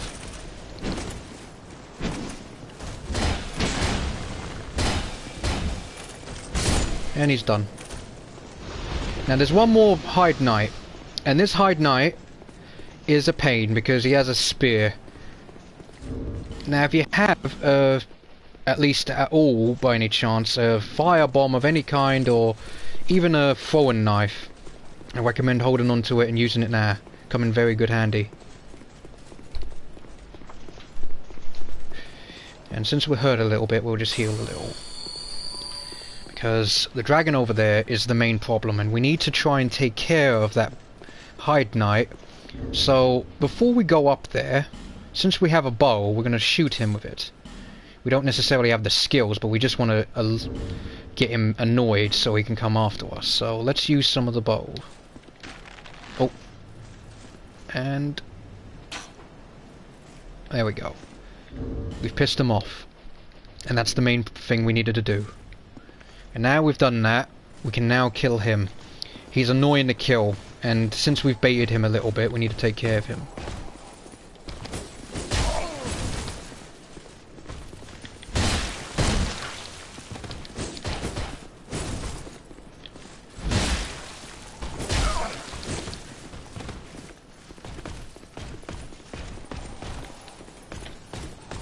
One backwards a bit. Heal if you can.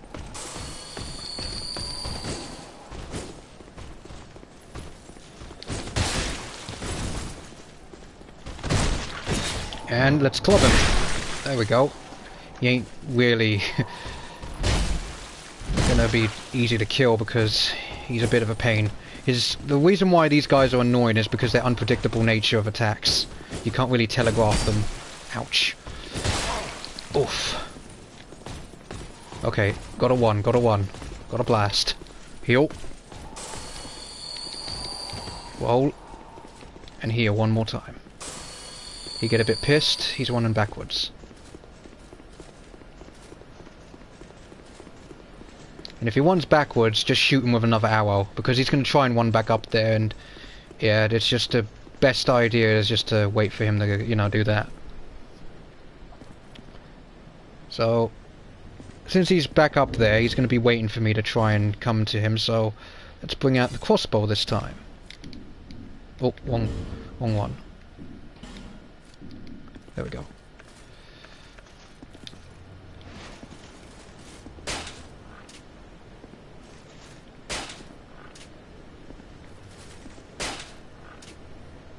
Okay, I'm completely shit at using that.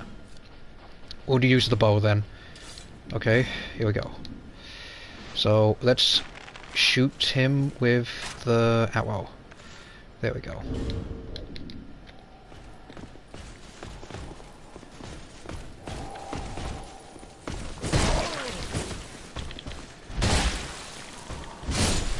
And he's done. Now, we want to try and fully heal ourselves, because fully healing yourself here is very essential, because, as I said, the Dragon Slayer is a very easy boss. He's very easy to kill. The problem is mostly the dragon, because the dragon in itself is kind of a mini-boss, in a way. Because it's a very annoying enemy. So what we want to do is just quickly run over there quick, before it starts to fire up the area. Oh! That was bullshit. Very unlucky. But as you see, as always, I always say this whenever I play Dark Souls 2, hitboxes wasn't a really good thing in this game at all.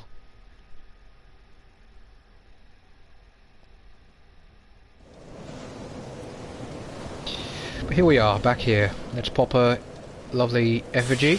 There we go.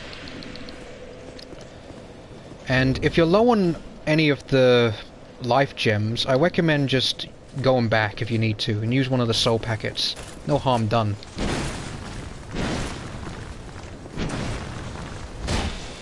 But if you do die, just be prepared that you have to go through all that again. It is going to be tedious, but trust me on this. You will be able to do it. Just remember one thing. Always persevere through this game and you will always win.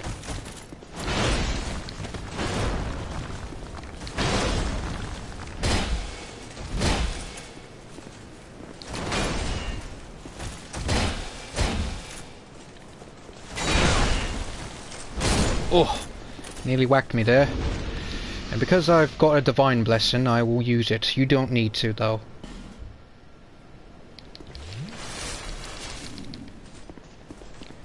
Because I recommend to try and save up your Estus Flask shots. Because you want to at least keep at least 2 to 3 on you when you fight the Dragon Slayer, because he is an easy boss, but some of his attacks, such as the lightning bash on the floor, is a bit of annoying to deal with. So here we go again with the big guy.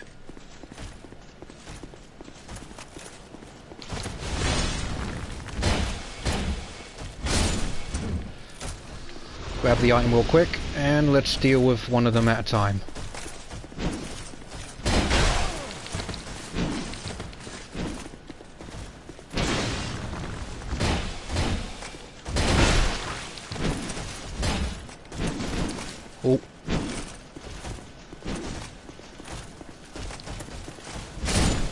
There we go.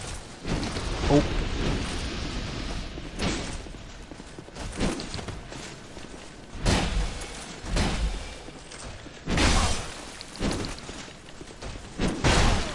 Oh, bollocks. Nearly down. Need a heal. There we go. Yeah. Sometimes it's best to not bother with the actual heavy attack on the weapon. You want to just try and whack him with the regular quick one like this. There we go.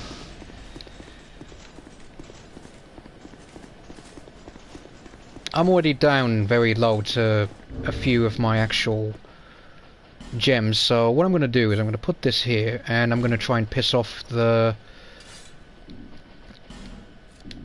Hide Knight over there. And the reason why I want to do this is so I can be able to fight him quickly before I attempt to fight his pal, the big boy. So, here we go.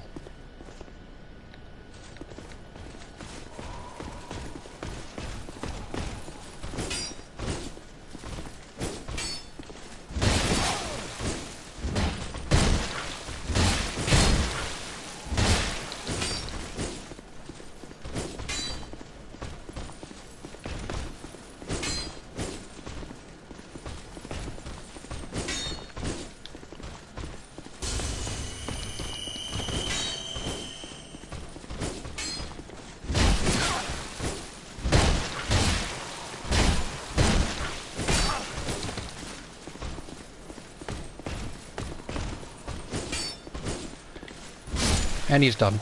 So now we've dealt with him, we just have to deal with the big guy, and then we have to deal with the last Hide Knight. And hopefully do not do what happened to me, or well, don't do what I do. More like don't get killed by the dragon, because as I said before, his hitbox is bullshit. That's the one thing I don't like about the dragon, and I think anyone can agree if they've played this before that the actual dragon's hitboxes with the fire is annoying as hell.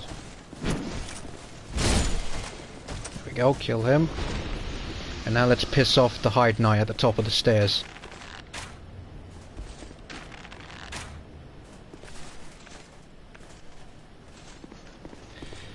Here we go. And you notice that I haven't been using my thief sword. It's because there's no real point to using it just yet. Because these big guys, you want to just use your actual club. I was about to say hammer. I always seem to call the club a hammer.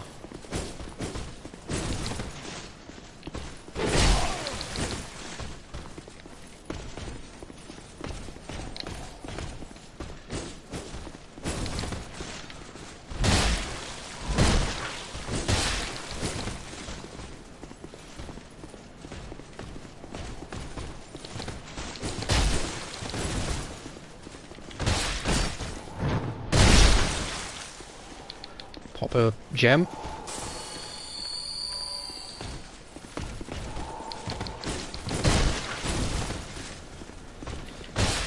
And let's club him again.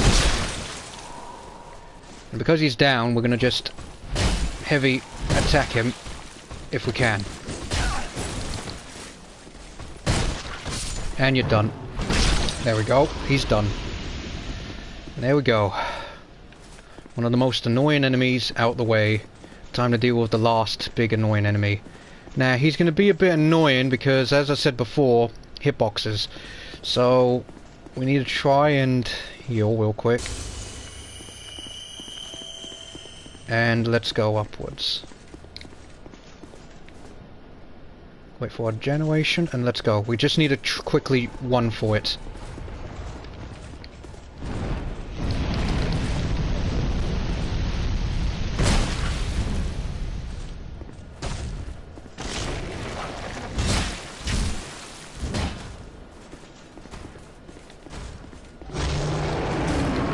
Grab the souls, because you don't want to lose them. Ow, bollocks. Ow, come on, you shitty dragon.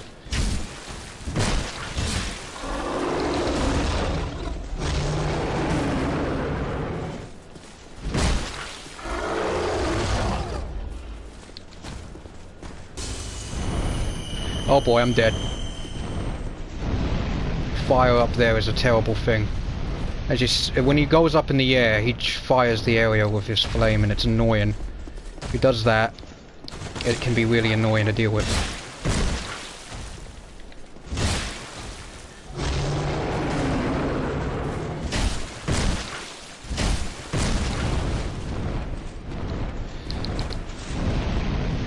I wish that the one in speed was able... Well, not one in speed, I wish that you could one, though. That's one thing I wish you could do in this game. There we go. And it's done. There we go. Rather annoying enemy down. We got ourselves Watch Dragon Palmer and a lovely dragon... what do you call it? Purified Dragon Bone, which we can use to upgrade that exact shield we got. But now that we're here, we can actually take care of the main enemy we want to deal with, which is the Dragon Slayer. Now we want to take this item right here and take what's in this crate, because they're very useful. There we go. Now, time to deal with the Dragon Slayer. And you want to focus on just using your Estus Flask and any gems you have remaining. Don't bother using anything like a Divine Blessing. You just want to use these simple things. But he's fairly easy. Just roll, whack, whack. Just like the Pursuer, his weak point is always going to be... Well, the weak area on him to roll is always at the right side.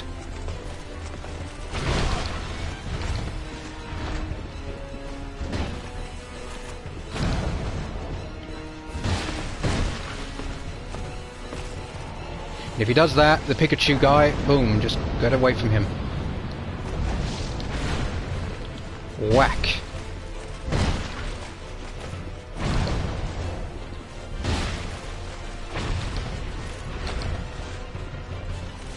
Wait for your stamina and you don't have to worry too much. Just always look for an opening. When he does his attacks, just punish him.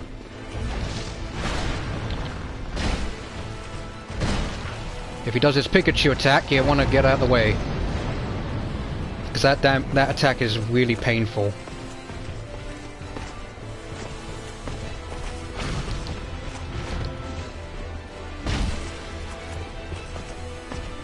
You don't want to constantly use your heavy attack on the enemy, because it's actually best to just use your light attack, like always.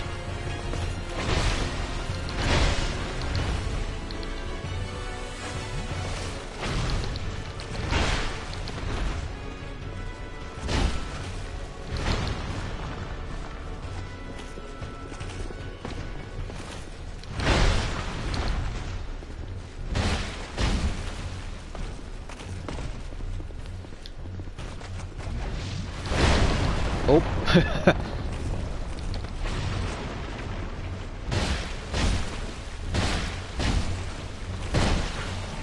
Uh-oh, he's doing his Pikachu attack.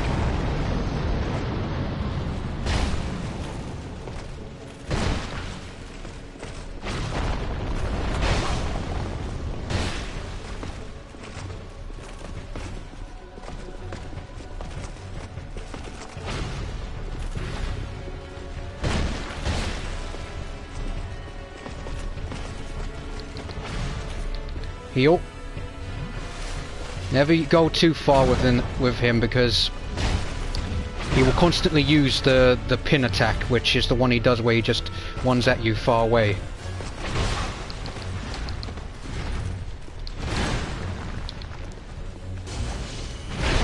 Oh, I'm dead. Oh well, it's fine. I mean, the only reason why I die here is because I'm, you know, taking too many risks. Where I'm going in and I'm like, quickly, use the heavy attack. Just constantly use your light attack on the guy. He's very easy though. Because as I demonstrated, he was nearly dead. And if I wasn't one on the WAN just smacking him with the heavy attacks, he would have been down, but it's fine. So at this point, if you have died like me, you can do this, which is a very, very good tactic, which is just one past everybody. However, you may want to return back to get some more gems if you're low on it like me. And I think I should return to get more gems. Because, as I said before, it's an easy fight, but if you run out of your Estus, you need something to heal back with. You don't want to use the Radiant Life Gem like I did. I had no choice, because if I popped the little gem, I would have been slaughtered. So, let me pop this. And pop these. This will give me a good amount of gems. But keep these. You want to at least keep these for at least.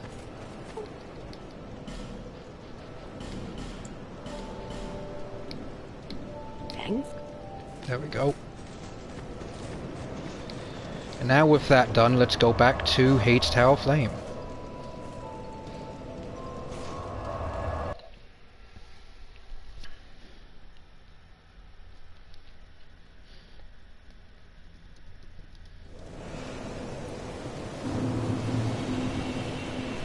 Now that we're here, we're going to try and go this way. One past this slot.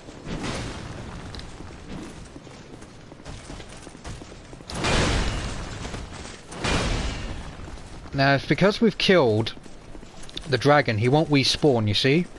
So you could just run past everyone. That's the good part about taking care of the dragon and pretty much making it a clear path. So get him to do his attacks. Just want to run past everything quickly. But don't use all your stamina though. You want to at least walk a little bit. Run. Don't use it all because you can't run after a bit of time because for some reason this game doesn't let you just run as much as you want even when you do have a bit of stamina back from regeneration. So one. And there we go. The Cathedral of Blue. Now if you're quick enough, you won't have to deal with Mr. Hyde Knight coming up on you and slapping you. So let's deal with the Dragon Slayer.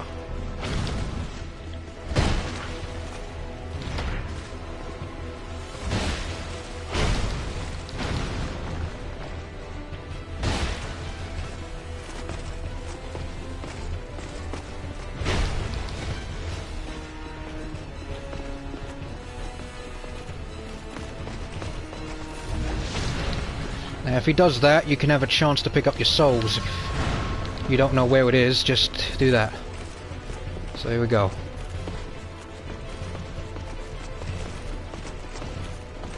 And you can use the pillar to try and distract the guy because he has a bit of a hard time trying to target you when you hide behind the pillar to heal, or you need to try and get a chance to do a bit of a rethink or something like that.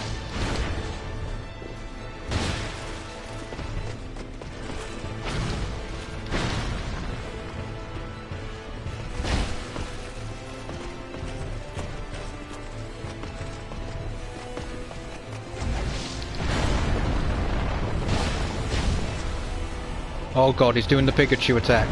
Just walk back, don't bother rolling. Unless you feel like you're going to be in danger of being attacked by it. Roll backwards a bit.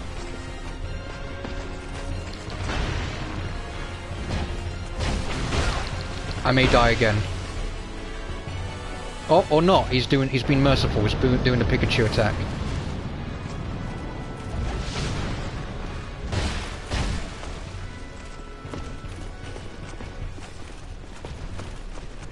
So use the pillars as your advantage, because you can hide behind it a little bit to try and get him to try and break that instead of you.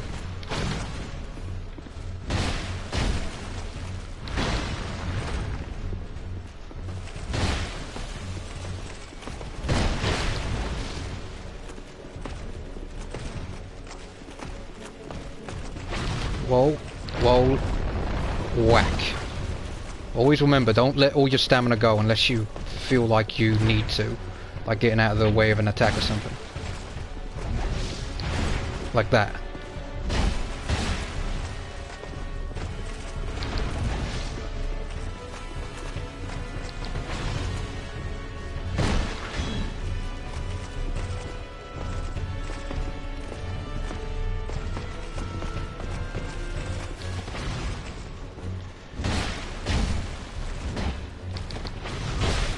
Oh! Hitboxes, it's broken.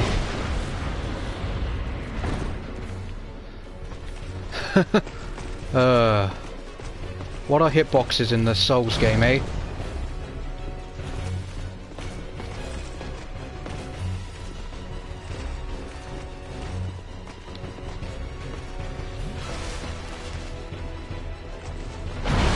Ow.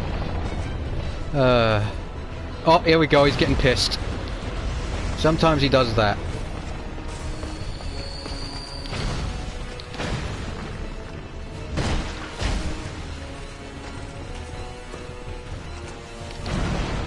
But the good thing is, since you're on New Game plus nothing, or zero, or whatever you want to call it, just New Game, regular New Game, you won't have to deal with that attack on a regular basis, because he does that on New Game plus a lot more.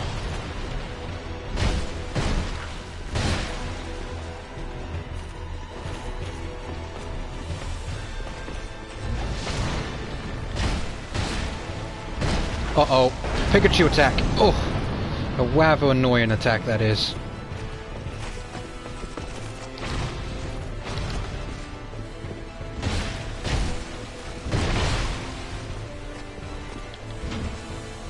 I'm getting a bit greedy. There we go, he's done. There we go.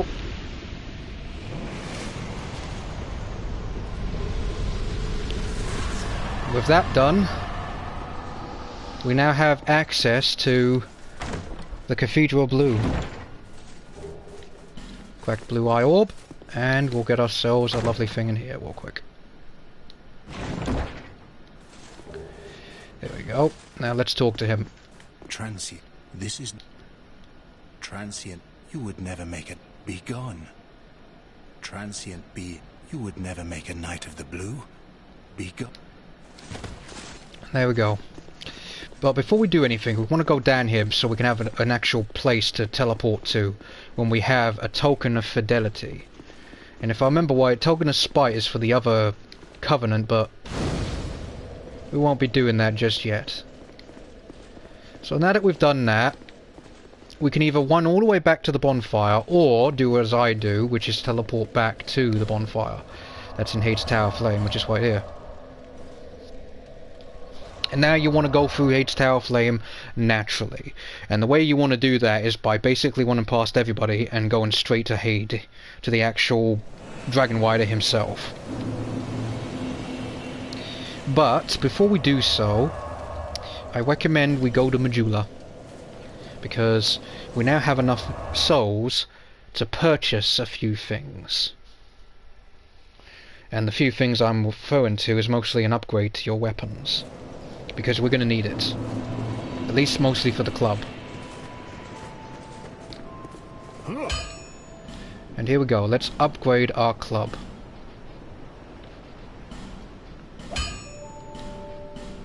And there we go. That's as far as we can upgrade it. And, well, we could buy another one if you wish, but I recommend not to upgrade it any further. For now, that is. And invest the rest of your souls into pretty much buying a couple extra of your actual life gems, if you need to. Buy about, I would say, give or take 40. There you go. And then what you want to do is spend a bit of it to buy this. And whatever you have left, use it to level up. And here we go. Now what you want to do is increase your endurance to 10, increase your vigor to 10, and if you have any other extra points, spend it into either endurance or your actual dex, because we want to get our dex a bit up to 10 as well. You want to get dex and your endurance and vigor to at least 10 because from here on out you want to focus on mostly endurance and vigor only. You do not want to bother with any other abilities unless you wish to be a bit of a faith build, because if that's the case you want to try and invest some of your points not into just vigor, but you can invest into this to at least level 10 to get yourself a slot at least to use health or healing magic.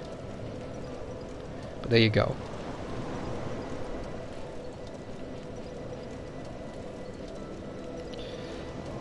And there we go. So, there we are.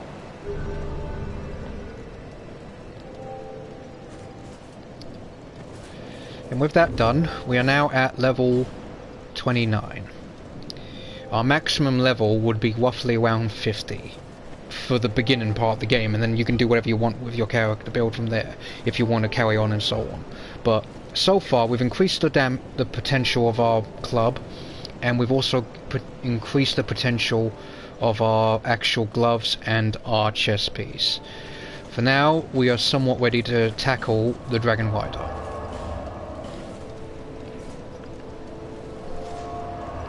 And most of the souls we've got, have purchased quite a few things, but they will come in handy because we're going to definitely need to use them for the areas we need to go. And having 2 fragrant branches of yore are very useful. So now that we've done that, we're just going to run past everything that's in our way. We won't have to worry about any of these big guys, other than one in particular.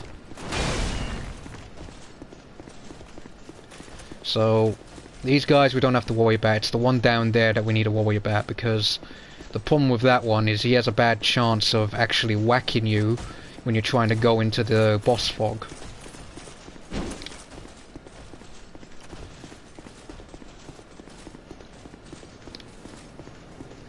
And the item there is not really worth getting, so don't bother with it.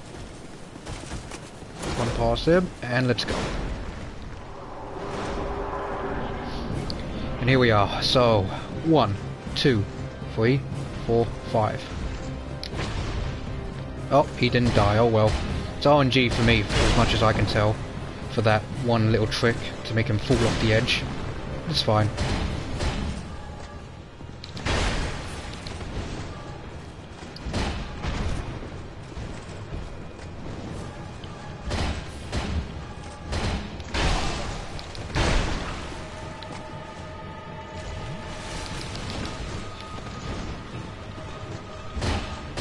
And this boss is very easy. He's even easier than the Dragon Slayer. It's funny because you'd think that the Dragon Slayer will be much more effective. I mean, not Dragon Slayer. The Dragon Rider would be more effective in combat than the Dragon Slayer. But alas, this one is so crappy. He's not even worth a fight. There you go. If you can't get him with the little trick where you can make him fall into the water, it's fine. Just killing him that way is even easier. But now that we've done that, we can go up here now and get a Pacific character to go back to Medulla, but before that we need to talk to her. So let's just talk to her. Oh, didn't want to do that. Just keep talking to her. Without any to a sorry. No need. The god. And that's it. Now we're going to return back to Medulla, so we can have the path to the woods area unlocked for us. There we go, she's teleported, or should I say she's moved to there, so now we can go back.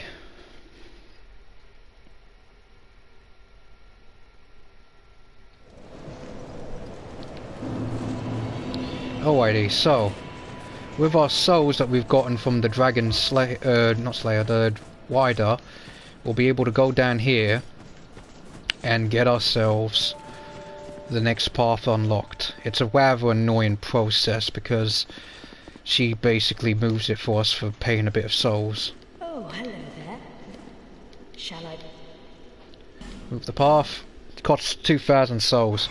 Now technically you could fight her on that platform up there, but the thing is, it's kind of annoying because if she kills you, you're going to constantly die coming back in that Pacific area.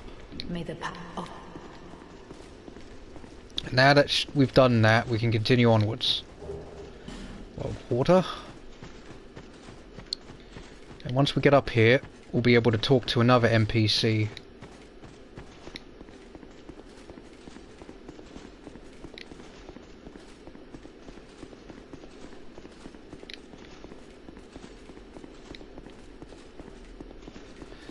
And as I said before, we are somewhat doing a bit more of the game than normal than the other character guides I would be doing, because the Deprived is needing a lot just to be able to make him more effective in combat, and it is, in the end, actually really worth it, to be honest.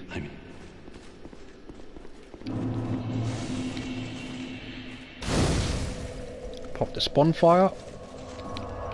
And just to let you all know, if you don't know, that guy over there, once you get enough intelligence, I believe it's around 12, you'll be able to speak to him. And when you do talk to him and interact with him with regular talking, he'll give you his hood, or shall I say his whole armor set. When you have that, you'll be able to get yourself more attacks or more sorcery or any type of magic. You get to double the amount that you normally have. So let's just go through here quickly. Oh, and I forgot to unequip the bow. Make sure you do that.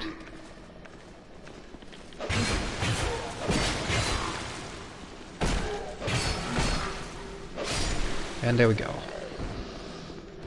So our quest here is to pretty much get to the Harvest Valley as soon as possible. We weren't coming back from that fall.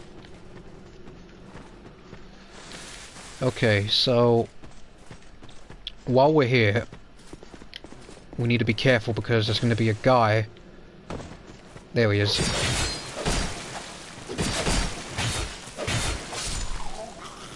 There we go. Go in here. He's going to shoot that way. Now, don't be fooled by this door, because this door breaks.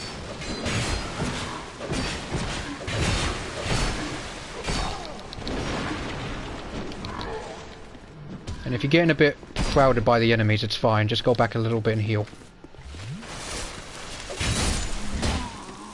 And your club should be able to just one-shot these guys.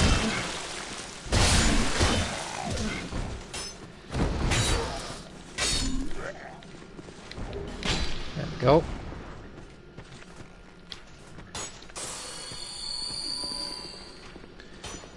Always make sure you can at least have 2 shots of your actual Estus, because you don't want to waste them on regular enemies. At least wasting 1 is good. Now while you're here, be careful of the guy that's going to appear just here. See? Don't want to be whacked by him because he can kill you. There we go. So what we will do now is go down here.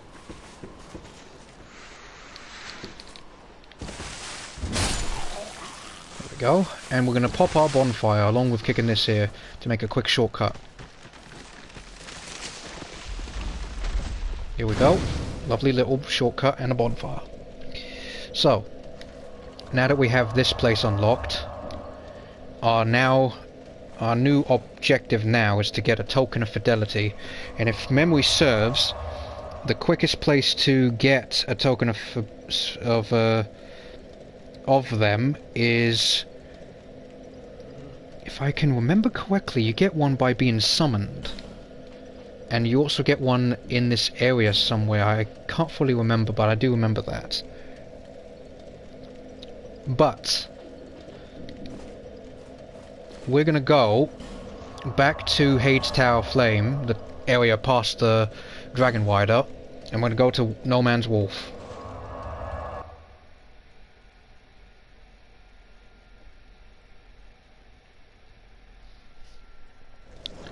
And you see, going to No Man's Wolf, we're going to pretty much clear out the area and get ourselves Gavlan. And with some of the excess gear that we have quite a few weapons we do not need and shields we do not need. We can sell all of it to Gavlan for quite a lot of souls, along with extra other goodies that we have. Get this, which is a lovely charm that we can use. And be aware of the big guy on the right hand side.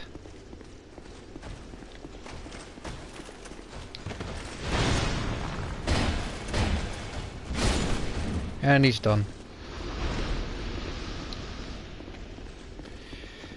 And we're just going to collect ourselves a lovely human effigy and dark torches, and a soul packet and an old knight halberd.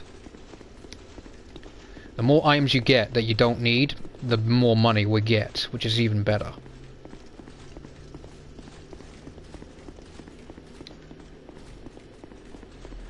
Now there's going to be a guy in armour right here. This guy is somewhat very easy to deal with, because you just want to backstab him, and the way we do is like this, watch. Baiting him, and oh well. When he does his attack to go downwards, you'll be able to just go quickly around him by just running like that, and then go right behind him and then do the backstab. It's very easy to take care of him that way. And we got some blind bone dust. We can make our Estus heal us a lot more now.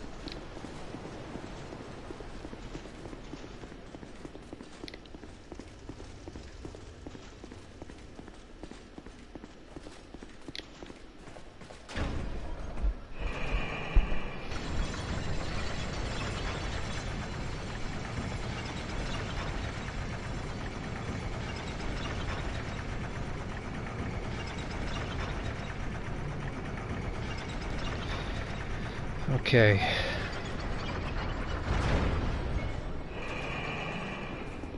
And now that we're going through here, you want to be careful because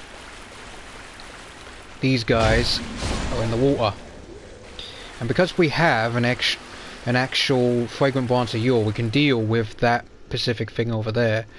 But the thing is, all you will get is the knight armor set, and if I can remember correctly, you get an Estus flag, Estus shard, which, if you wish to get it, you can, and I will demonstrate. Just be careful of this guy. They wake up. You want to deal with this guy if you can first. If not, then bait these guys to you first, and just use your hammer or club, or you know what I mean. And there you go. Because soon, when we do have this build in full power, we'll be able to use all these weapons effectively, because I'm not really using the broken straight sword yet. I can only use it for staggering power, and it's not really effective until we imbue it with something.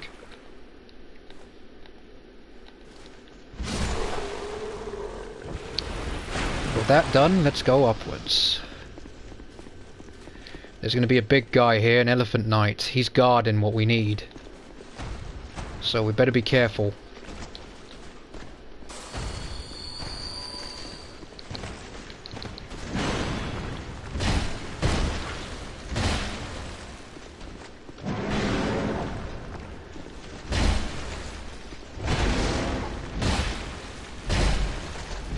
And there you go. And the Estus flag shard, or Estus flask shard, yeah. And down here will be the armor set that belongs to the knight. There we go. Now down here, there is pretty much nothing. I wish that they would have put something there. It would have been interesting. But yeah. But anyway, with the extra Estus flask shard, you'll be able to take at least 4 shots. So that means you can at least use 2, and at least have 2 to back up on a boss. Because pretty much anything is good when you have at least 2 shots of the Estus. The gems are good to always heal yourself, but having the 2 Estus flasks to drink is always good. So here we are. Let's pop this. Funny that a person put their sign there. Okay, so now that we're here, we're going to return back to Medulla to increase the power of our Estus flask. In doing so, we'll make it where we'll be able to do a lot more. And also, while we're here, we can burn the sublime bone dust, making the ability of our actual Estus burn better.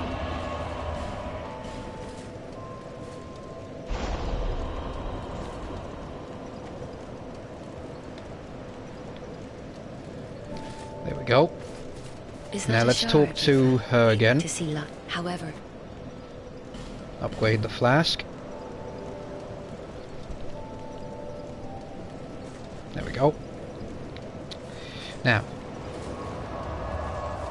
with that done, we're going to go back to the No Man's Wolf.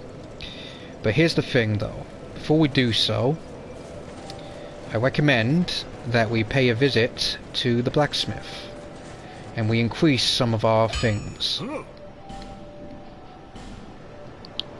Because what we want to do is increase the broken straight sword by 1, and if you have any more shards or buy it from him, increase the broken thing to it as well. So I recommend buying at least 5 of these, and we'll find in your gear. So level them up to at least 1 each, and if you have any more, pop it into the club, and there you go. And if you have any more shards, pop them into the armour.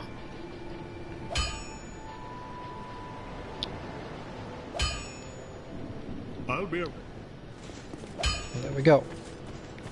Now with that done, we're gonna go back to No Man's Wolf and deal with that. Because we're going to open up the pathways to get to both the Lost Bastille, because we've got one that can go through normally, which is normally through the pursuer area, or we can go through here.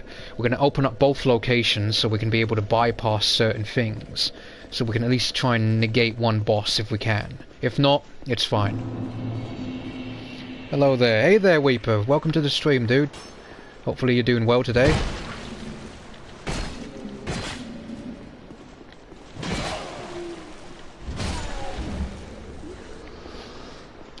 Okay, so here we go. Want to be careful of this one guy on the right here. If you don't kill him, it's fine. Or I should say, if you don't knock him into the water like that, that's fine. You want to try and deal with this guy because he's going to be a nuisance.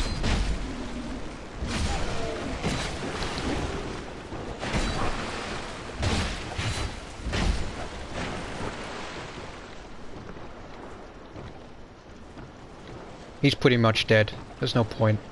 He can't really harm you.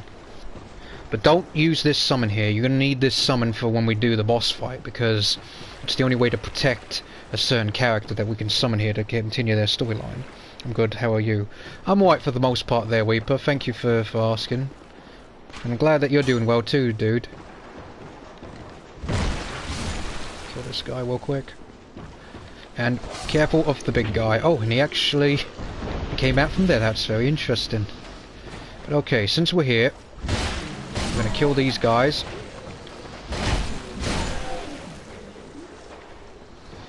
And we're going to pop ourselves some gems.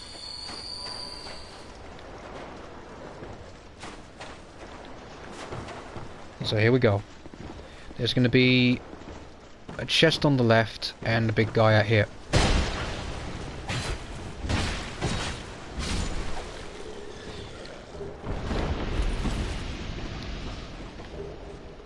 Proud Knight packet, and let's get ourselves a lovely little item that's in here. Nice shard. There we go. Now with that done, we can now progress a bit further.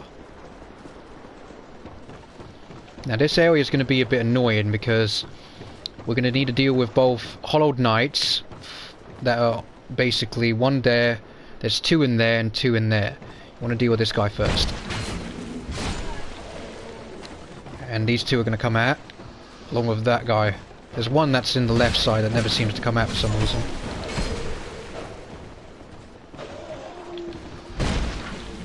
Oh, he decided to come out and join the fun.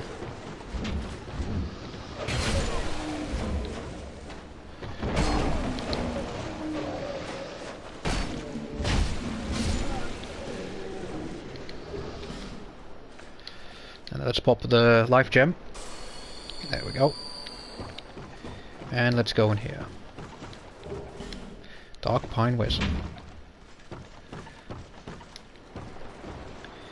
Now, there's a guy over here. He doesn't really do much, but you want to kill him just so you'll be able to get yourself a lovely bit of a torch, because you'll be needing torches through this area if you want to get through without being annoyed by the pesky enemies that are here. Sadly, he didn't drop it, but it's fine. We have 15 minutes on the clock in terms of how long we'll have for the torch, but it's fine. Don't forget his dog. The dog can one-shot kill you if you're not careful. And in here we'll speak to her. What is it? Yeah, she's the one that we'll be using to continue her quest line, because you can get her armor set, and plus you can get quite a lot of things, because you not only get to kill, well, not kill, you get not only get her armor set, you also get to get her weapon as well, which is really good. So let's go over it, kill him, clobber his ass. This.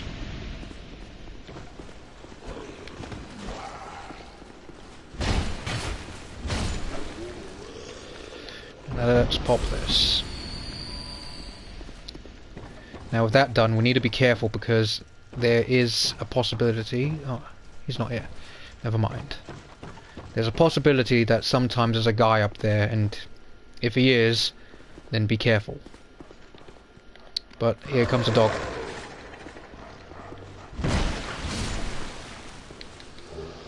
Grab a human effigy. Now, I'm going to take care of this hollow. Now down here is where we want to go, but here's the thing. We want to try and get a torch to the top up here, so we'll be able to get ourselves a few things done when we have to go through there. So, get the soul packet and go forward. We're going to go back to the bonfire, but we're not going to western it. We're going to get a torch from it, so we can light the path. Because the creatures that are here, they're frightened of the light from the torch. And it's the only way, in my opinion, to really make this effective. So, let's light the torch. And one all the way up there. I recommend lighting 2 of the actual lanterns that you can light here. And I'll tell you which ones they are.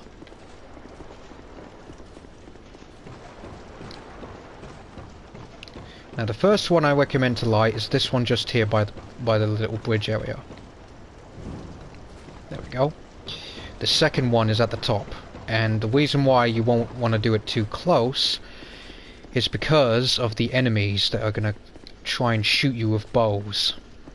There's one just over there that you might want to do, but... Oh, got this guy here. Oh, be careful.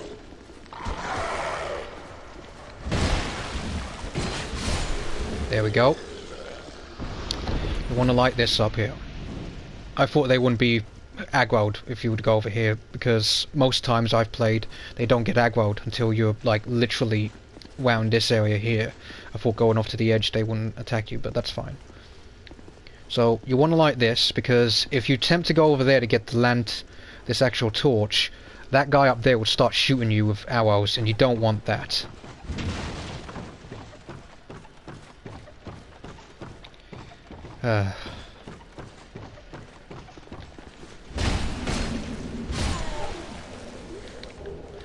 Hollow gloves. Now, before we go any further or use torches, we're going to go back down here and get ourselves a few things. But before that, we need to piss off some of these enemies.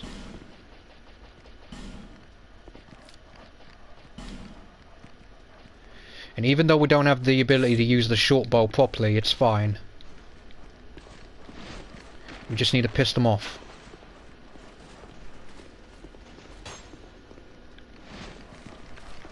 Okay, they're pissed. And they're gonna break these carts for me. There you go.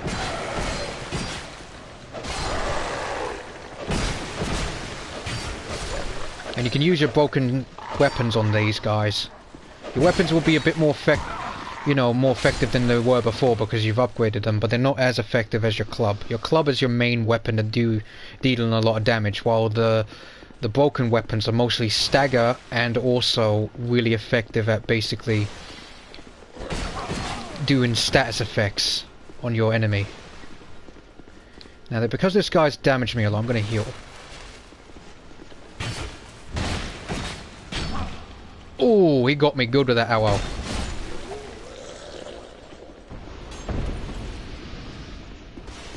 There's a guy over here, you don't want to be arrowed in the head by him. There we go. Now let's go through here. Oh.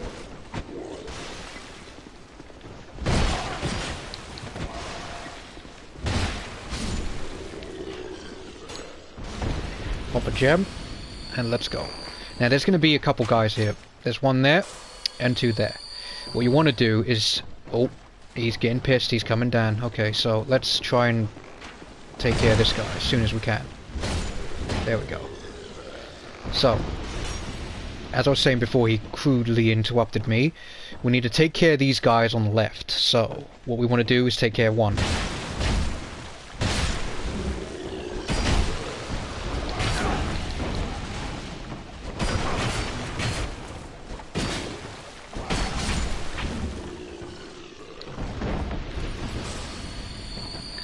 And let's get ourselves a present from this here box.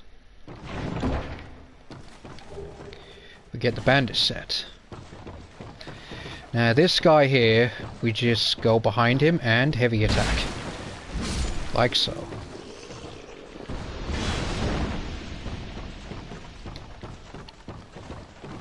Now up here there's enemies, so we'll go back down.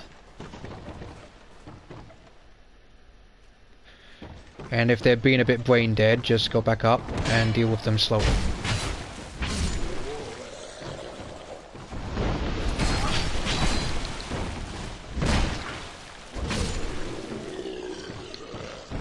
Now the thing about why I say to try and go up and then down is because the one that stands here has a tendency to break this here crate. But because he didn't, we get ourselves lovely amounts of repair powder and also a shard. Now let's piss this guy off by killing him. Oof, I didn't mean to fall down there, but at least we survived. Okay. Now that we've done that, let's go back up. And make our way this way. Now as you can see, there's Gavlan right there. This is a shortcut so we can get to the opposite side, and since we're here... Hold on there. Now let's get ourselves the torch. And let's run through the top area here. You don't need to engage with any of the enemies, you just want to run past them. It's not worth attacking. Because these guys can kill you very quickly. And as you noticed, I went past that one item there because we're going to be coming to get it after. Roll quickly, because that guy breaks the wall. One past this slot. Crack this open. And here we are. Now open this one first. Do not open the one on the right, because that one's a trap. You want to get the great sword that's here, and then open up this one.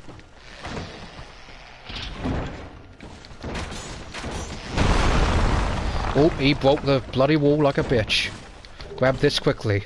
And get out the way, because you don't want to be killed by the big guy. Or big arms, as I like to call them. Grab this, and then make a one for it. You want to one this way. And push this guy if you can. Or kill him. Now that we've done that, we can go in here. But be careful, because there is an enemy here. Or should I say enemies. And if your club is nearly broken, just use a repair powder. There you go. Now light this little thing, because why not? And then take off your torch. You want to save that time, because you'll be needing it when you get later on into the game. Let's pop this down. And let's go over here. Grab this. And go down here. And go through here. And we'll grab these. Now, we've got enemy up the arse. Just turn back. And roll downwards. But be careful, because there's this guy who isn't dead, and there's going to be one extra guy. There he is. Who's the wheel pain? Oh boy, they broke the door. I don't believe they can come through, so you're fine. Now, that one guy that I killed, he's going to reappear again, or should I say another one of him is going to reappear in this corner. There he is.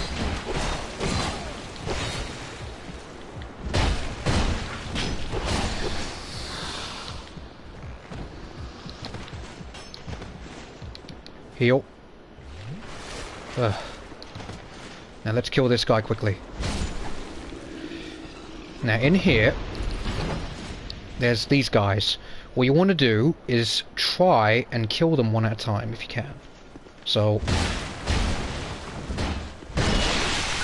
and if they get into the poison, that's fine. Just try and close the door if you can. Let them die from the poison. And go back in. They're done. You don't have to bother with these barrels because they do, and I will say it, they do have poison. You don't want to be hit. And we've got another fragrant France of yore. So what you want to do here is, if you have a bow, try and shoot it. Oh, it doesn't work. Okay. Normally the bow works, but that's fine. You see the big massive greatsword we got before? Where is it? There it is. Even though we cannot use it, we're going to use it to pretty much break this stuff so we don't have to go anywhere near it.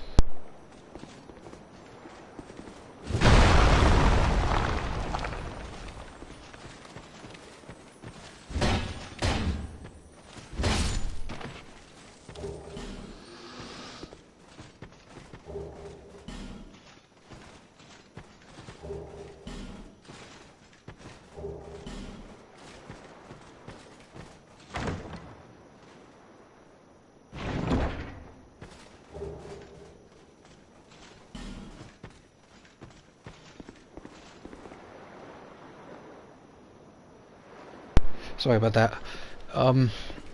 As you see, I broke open the passageway there, and I got a flame butterfly and a few knives. So, we're quite heavy because of the wing, but there we go. I mean, not the wing, the greatsword, but there you go. That's one of the hidden walls here. There's another one, but it's a fake, which you need to use I believe, just interacting with the wall. I could be wrong. I think it's just in here.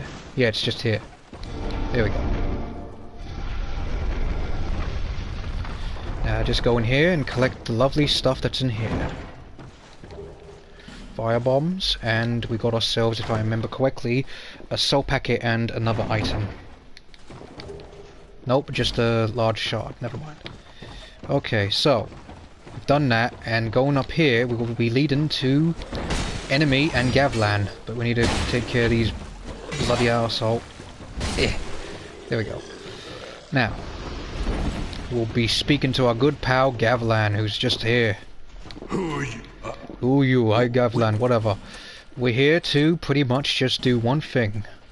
Buy poison moss and to sell to him all of the stuff we don't need. So, the dagger we don't need. Bandit knife, don't need.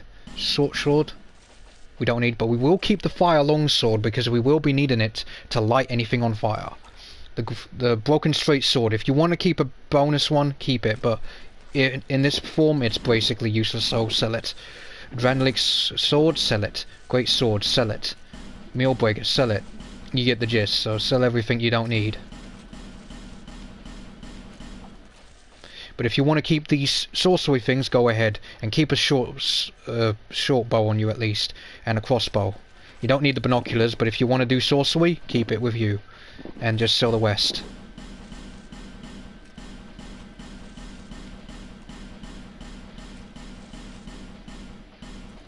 And you see this shield right here? This one here is only good if you want to use a good shield in the early parts of the game. I will say one thing though. It isn't that good against certain elements. So if you want to use a shield, I recommend using this for this build if you want to. But there's one that's later on that will double the effect of your stamina. So if you want the money, go for it. If you don't and you want to use a shield, go for it. But in the meantime, we're going to sell the other stuff we don't need.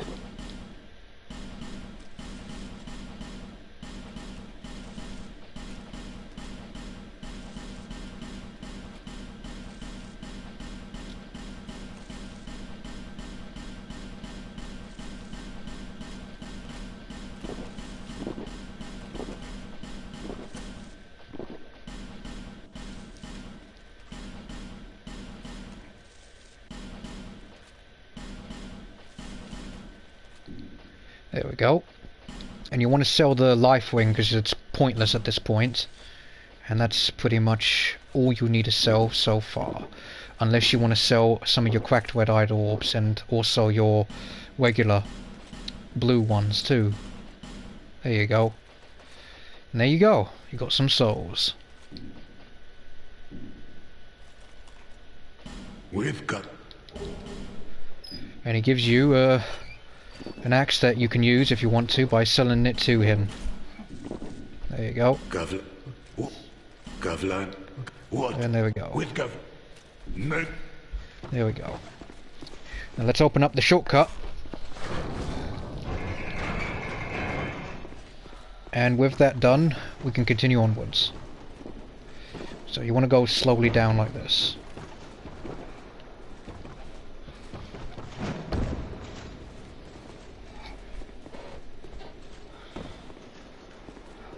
And here we are.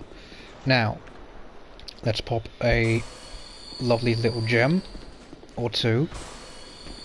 And one quickly. You want to one quickly. Because the reason why we lit the torch is so we can quickly run past these guys and not get attacked by them when we go to the fire. Ouch. And just one over here. Any enemies that come this way, you can take care of them. But the big armed dudes won't come near you.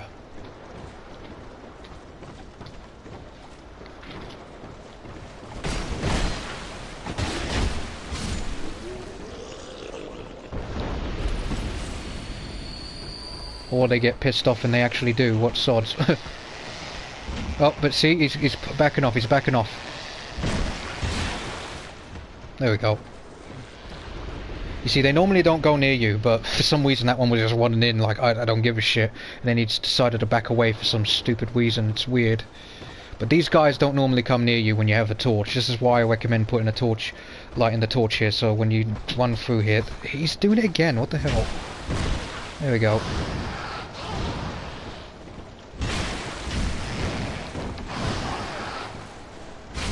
There we go, kill the guy. They normally don't come near you, but for some reason they are. Dumbasses. Alright. So now that we've done that, we can go over here, but before we do so, to this area here on the actual boat, we want to get this item, but be careful. Because there's a guy there pretending to be dead. Oh. Just aggro him if you can.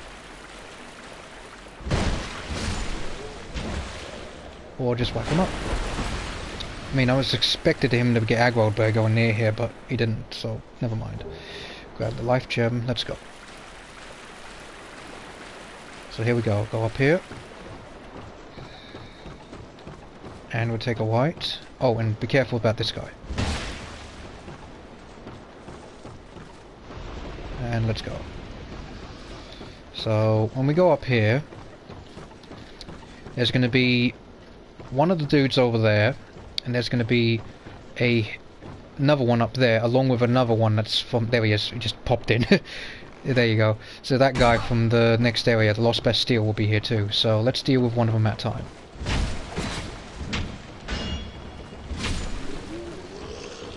Okay, oh. Kill that guy. And there we go. So, now that we've done that, we can take care of the guy that's from the Lost Bastille. He's fairly annoying due to his attacks, and he is a bit of a tank. So, deal with that. Whack. Whack. Whack. And he's done. And with that being done, we can now go backwards and summon up the actual NPCs, so we can continue their quest line. So here we are, we have her, and we want to summon up first the guy over here, because if we don't summon him up, we won't have backup for her, because she has a bad tendency of dying. And it's more better to get Bradley in here anyway.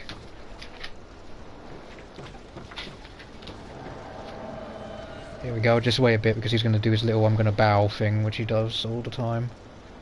Here we go. Bow. Okay, so let's take Bradley with us to the area along with summoning her. Now be careful when you summon these people because they seem to be stupid as a ton of bricks because they like to fall in the water and die. So you want to be careful. So here we go. With both of them summoned, we can now engage with the boss. So here we are, let's go. And keep your eye on them because, as I said before, they have a lovely habit of falling in the water.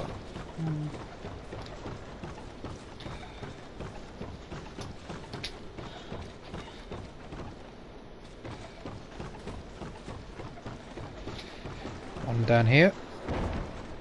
And here we go. Break this so it'll be easier for them to walk around, and let's do this. And the backup is also useful because this enemy is annoying because of the water constantly rising.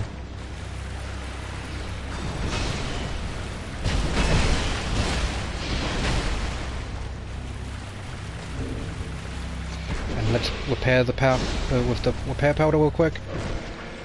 And let's put some gold pine resin on my actual hammer. Or club or whatever. Let's club him.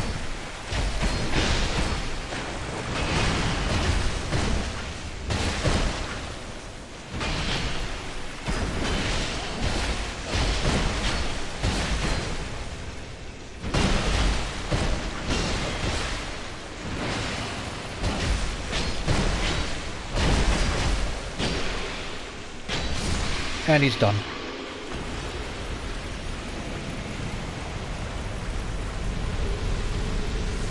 And with that done, we've got quite a lot of souls.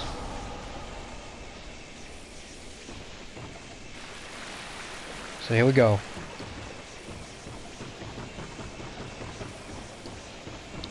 We can get ourselves a pyromancy flame just here. There we go. Now, let's go and get to the Lost Bastille.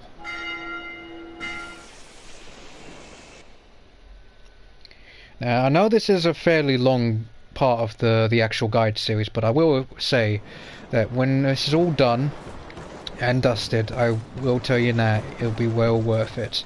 You'll have a very powerful Deprived class in your hands.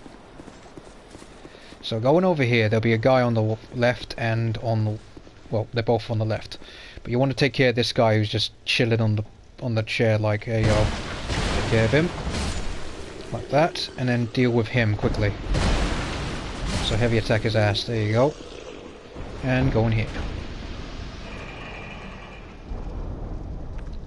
You can take a swig of your juice if you need to, because there is a bonfire coming up. And in this specific area, there's 3 bosses in total. There's the bell gargoyles, and there's also I forget what they're called, but they're the big. There's about 3 enemies you need to kill, which are bosses. I've completely forgot their names. I apologise, but there's them, and you also have to deal with the Lost Sinner. We will probably have to deal with at least one of them, mostly the 3 tall guys boss, along with dealing with the other enemies that are leading to the actual Lost Sinner.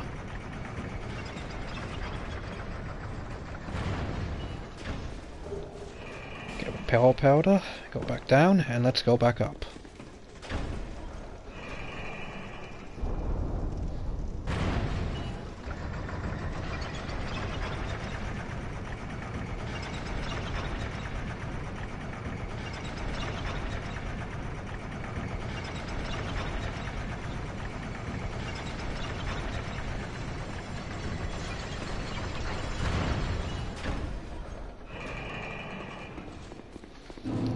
Now we can go up here and go in here and take this. Some common fruit.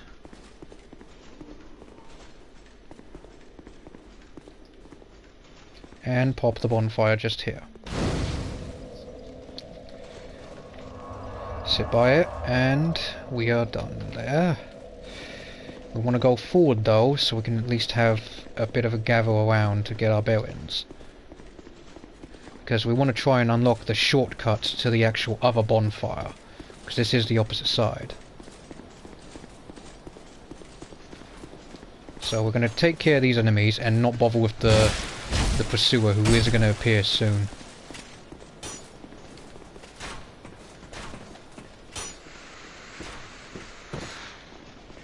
Don't worry about the pursuer who spawns here. Don't worry about him. Just don't worry.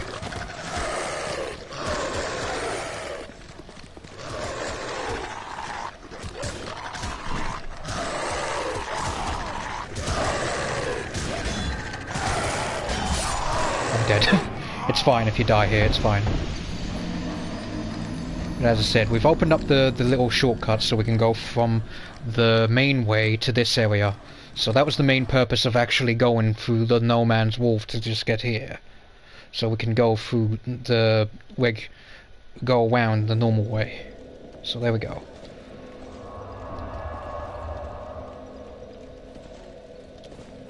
And we're going to pop ourselves a human effigy and make a mad dash to get ourselves the souls we lost.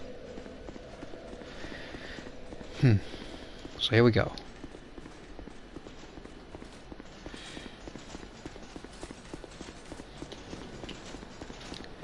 And the Royal Soldier Ring we got, we're going to be wearing very soon.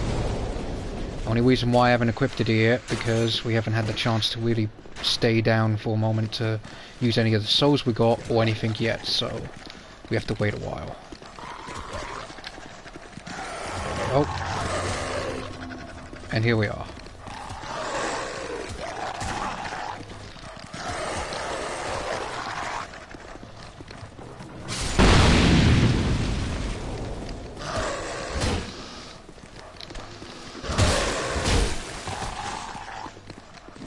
If that happens, it's fine, because all you can do now is just go backwards a bit.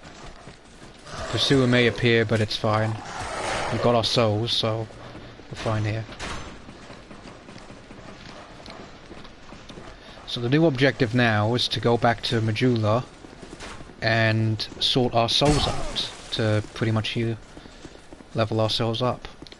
And we have 2 fragrant branches of yours, so we can use them to progress to the other areas. Because we won't be going through here just yet. We want to try and go to Harvest Valley. That's the first place we want to go to. Because we want to just pretty much get ourselves the what do you call it? The poison stone. So let's return back to Majula and get back to where we got to go.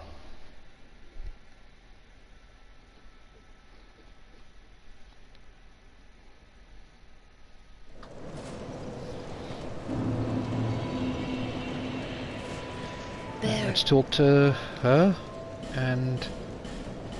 oh wait, what am I doing?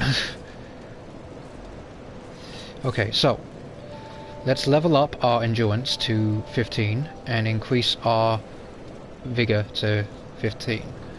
With that being done, we're gonna stop that. I'm gonna keep some of these souls on hand. Because we've got some more upgrades, we can increase the potential of our actual weaponry. Or our armour, as it were. So we can increase our actual gauntlets.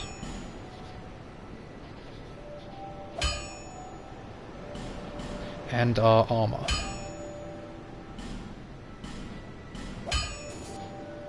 Oh, don't have enough souls. It's fine. I'll be Now we have a soul packet we can use. A couple of them, actually.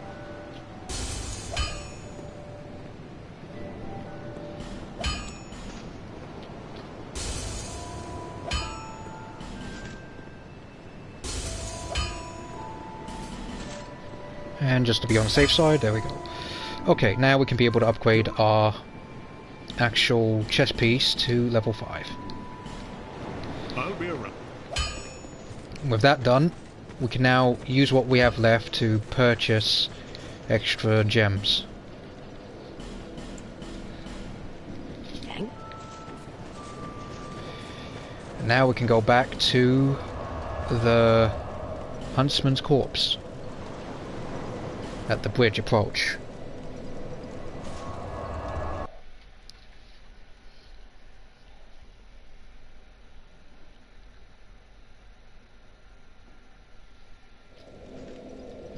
Okay, so, here we go.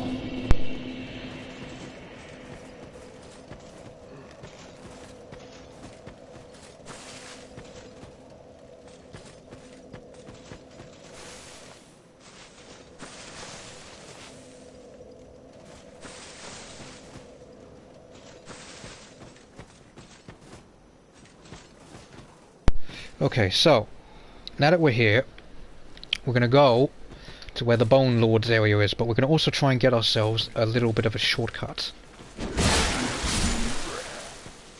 And when I say a shortcut, I mean we're gonna try and get ourselves... Let's just take that real quick. We're gonna try and get ourselves a few things done. So we're gonna pull the lever and all that to be able to get to the Bone Lord area. And we're going to try and get our shortcut unlocked to pretty much skip most of the enemies on the left side, if we can. But we'd have to do that quickly after all this. So let's kill all these guys, take this item real quick, don't get poisoned. There we go. And we're being invaded by Forlorn. There he is. If you get invaded by Forlorn, it's fine, it happens. This fucker is annoying.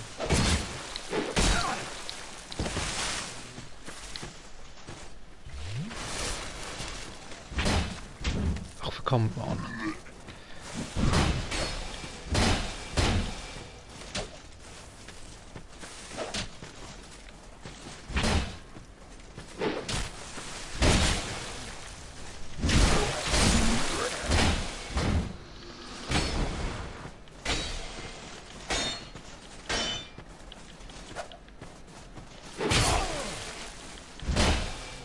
Bye-bye. As you can see, the dagger, the thief's sword, is very useful because you can really chain anybody into any kind of a endless combo kind of thing. It's very useful. But when we have the ability to have poison and bleed on these weapons, it's going to get even worse for the enemy.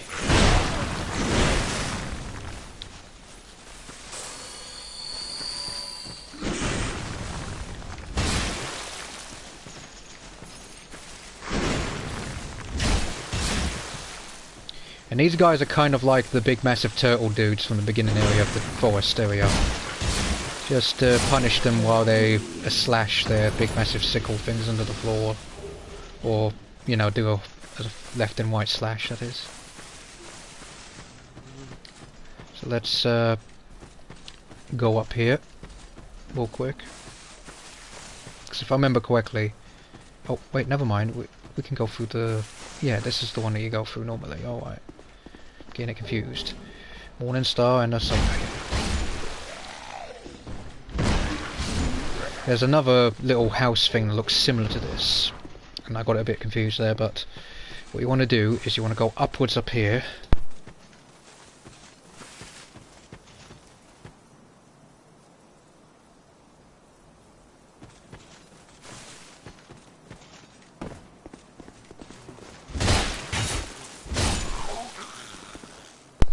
And with that done, we've now up here, and we have to deal with this guy. And just like before, whack him up. Get that, and now we'll get ourselves a lovely, if I remember right, this is Sublime Bone. Yep. And Soul Spear. If you're going to attempt to do spell casting, it's one of the best spells.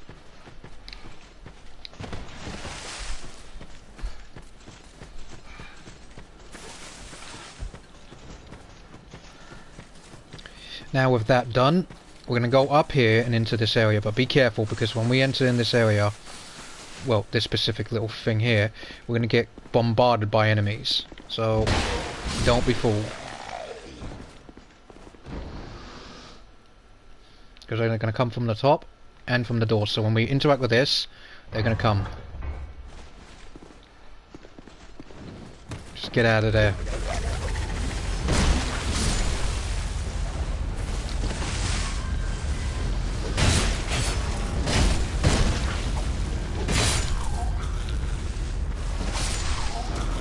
And there we go.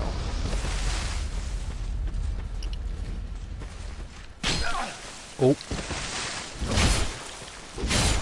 And he's done. Now with the bridge done, let's heal real quick.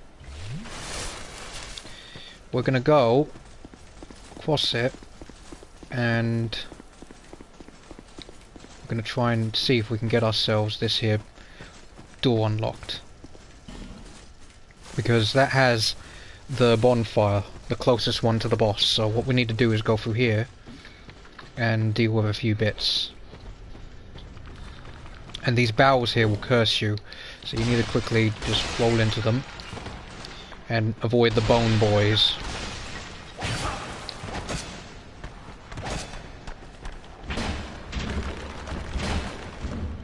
But they ain't permanently dead yet, because we need to kill the caster,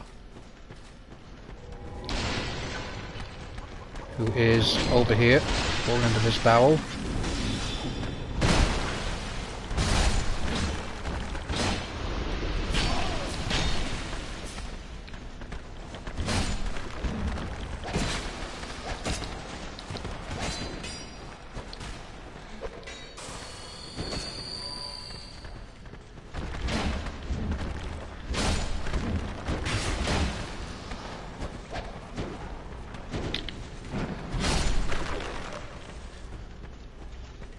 And there's a T-posing. I love that when they T-pose. But anyway, let's go through here. And now we're at this point here. The skeletal guy over there won't open the door because he's too stupid. So what we need to do is, now that we've cleared this area out, we can come through here after we're done taking care of the last of the enemies. Pretty much the caster guy that brings them back to life. But before that, we need to go backwards a little bit and go up here. And we're going to get invaded by the bitch that let us into this area. Here we go.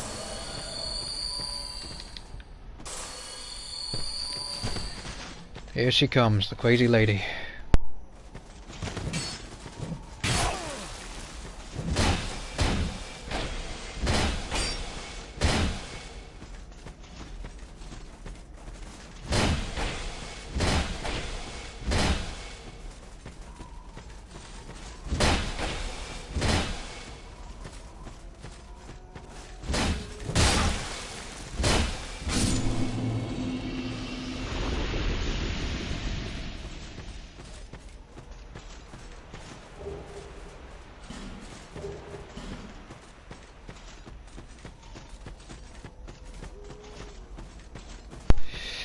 And with that done, with that invasion, and sorry if you keep hearing me clicking my mic off and on and all that, I'm just pretty much just having a bit of a chat with my mother, as all.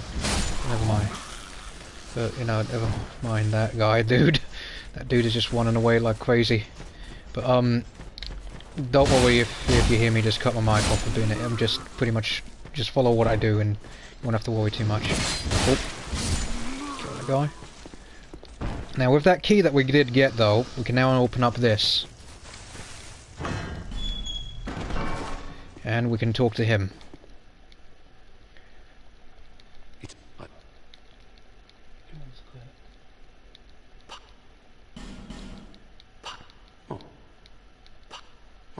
And with that done, we can now sit by this bonfire.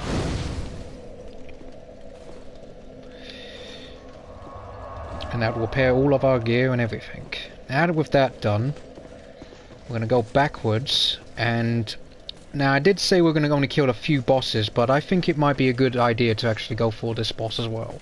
Mostly so you can get extra souls, and we can get ourselves the token of fidelity. It's going to be a bit of a pain though, just so you know.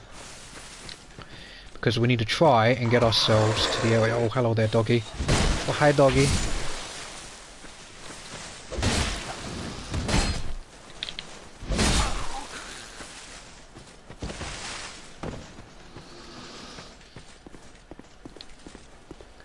Now there's gonna be a guy on the right over here who has like this big massive pitchfork with dirt shit on it. Just kick his ass. Now the thing about these guys is they're annoying because they're accompanied by a guy next to him, like a naked man here. And I'm dead. Oh well. It's no biggie. We just have to take care of him, and then as soon as we're done killing him, we can then continue onwards to the chariot boss fight area. Now, I will warn you though, because going there is a bitch. And the reason for it is because you have to deal with these guys, which are difficult in themselves, along with the naked guys. Or the just say hollows. Just to save time. But, yeah. But I think it's a good idea because if you do it, you get more souls. And you'll get yourself more level ups. Because right now we're at level 39. It's a good level, but we can do better.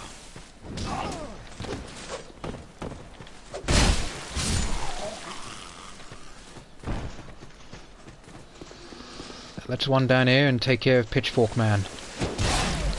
If we can, that is.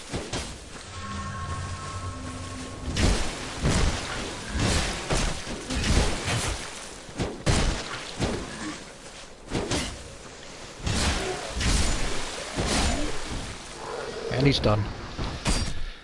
And we're being dagger thrown by Mr. Bandit Man over here. Oh, or better yet, he's using arrows. And there we go.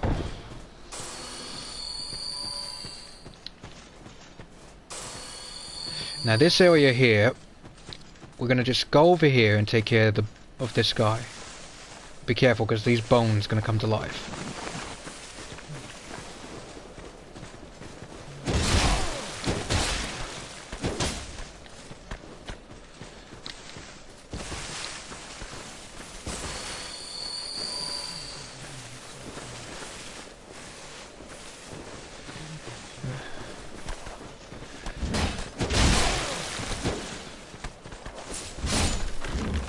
Now with the bone man down, we need to just take care of this guy.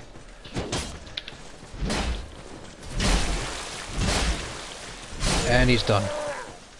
And with him dead, we can now collect the item that was over there. And now this part, as soon as we take this item, we don't have to worry about the enemies up ahead. We can run past them. But just to let you know, you want to be fast. So you better be careful. Don't let them catch up to you, because if they do, you're dead, pretty much. That's all I can say. You're pretty much dead if you get caught by these guys. So, these guys are going to come after you, just run past them. Don't attempt to engage, they're just a nuisance.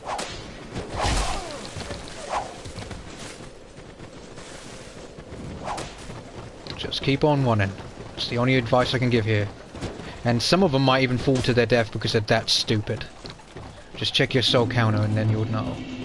And then we have to deal with Mr. Havelman over there.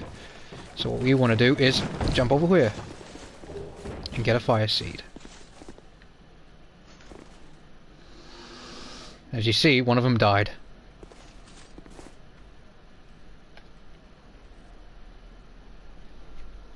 Now they're going to be running backwards because that's what they do, or they're going to kill themselves because they're stupid and they like to walk off the edge like dumbasses. But with that done, let's try and make the jump. Now we need to deal with Havelman over here. But because this guy is fairly easy to kill, we'll kill him. Yeah. Kill him, and now we need to deal with Havel. He's going to be a bit of a bitch because Havel is Havel, and his armor's a bitch. So let's take care of him.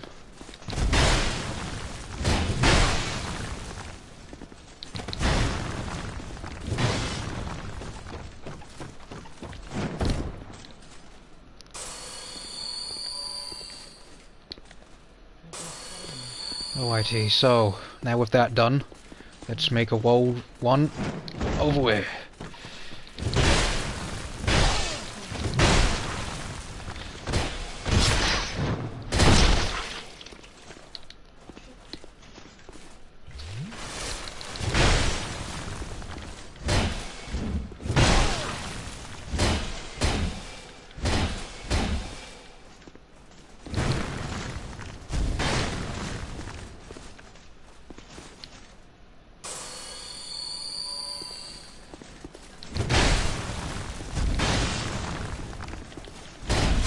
I'm dead. It's fine though. Because Havel over here, I call him Havel because he's basically got the tanking ability of Havel, but it's fine. Going to him is a bit of a nuisance because you have to still deal with the guys with the weird dream-catching looking enemy weapons in their hands, but the thing is, past here, it's a fairly easy boss fight. It's just that guy is annoying. So let's pop the human effigy real quick, and let's one over there. And because I said before, if you don't really need a shield, you can use a shield here. But it's only if you need to deal with the big guy's sword blows. But I recommend not bothering with a shield altogether, because in the end of it, you don't really need a shield to take care of him. You can just constantly run around him and do backstabs on him. And just like before, one past everyone. Don't bother with waiting, or shall I say, you know, trying to engage. Don't bother. It's not worth it.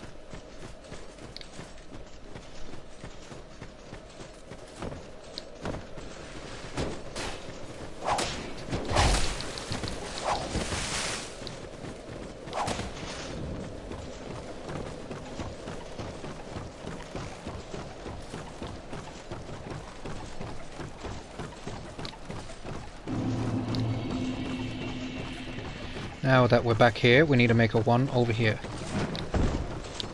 So these guys can go and kill themselves.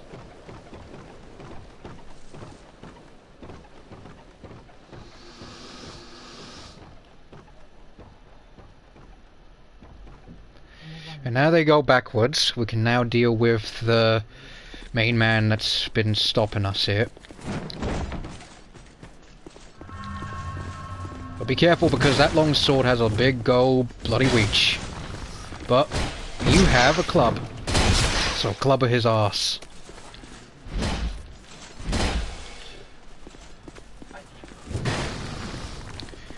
Pop a gem real quick. Ow. Bastard. Oh. Jump over here. This place is always safe from all of these dumbasses, so it'd be funny if he would actually one off and kill himself, but he doesn't do that in this version.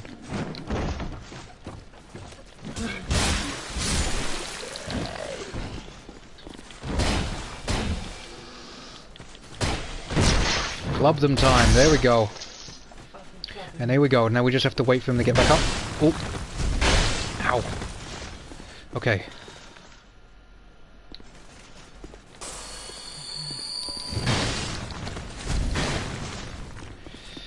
Okay, so...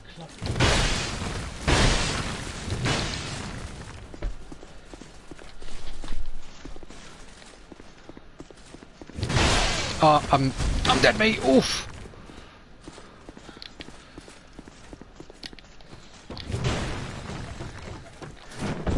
Here we go. You heal.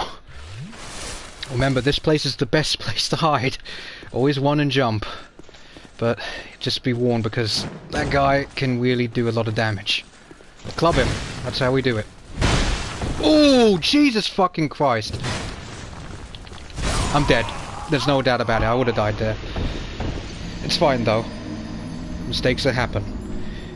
But he is a somewhat easy enemy, because you just go around him, whack him, whack him. It's just that, yeah, because of the enemies that are there that like to be in your way and piss you off, you're going to get killed. So try and deal with him as much as you can. This is why I normally would say use a poison weapon, but we don't really have any poison abilities on any of our weapons yet. And we can technically put in poison on the... you know, use the poison knives if we bought it from Gavlan, but we didn't bother buying any, so... hey.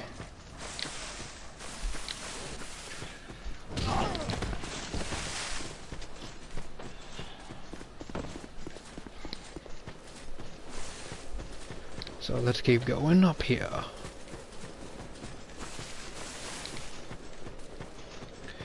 So we just have to keep going and keep persevering.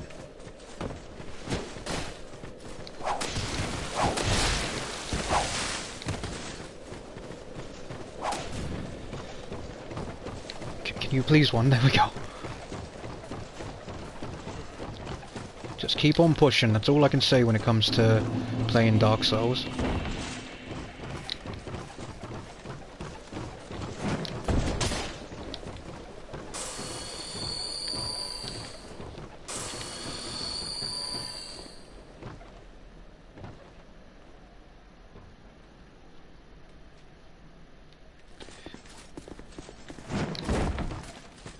Now before we engage with that guy, let's take care of... Oh great, we've got that guy there. Never mind. We'll just have to wait a little bit. Watch him fall off the edge.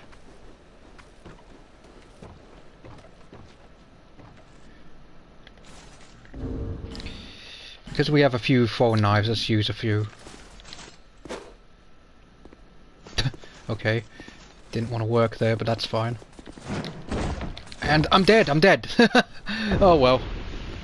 I lost quite a lot of souls, but it's fine. You can always get them back. The thing about this area, and as I always say, the boss is easy. The chariot boss is fucking easy. The only thing that's difficult about this area is the enemies. For some strange reason, the boss fight is very, very easy, but the enemies leading up to it is very difficult. In fact, that one guy that's red is the only guy that's really, really difficult here. I know we should be going for the bone boss, but I recommend going through here much easier because one, you get loads of souls, and two, we'll be able to pretty much get another boss ticked off the list. And also, if you wanted to, you can join a Covenant here too, so you can do PvP. Technically you can do PvP with any of the red eye orbs, but if you want to join a Covenant that's dedicated to it, this is the only way to do it.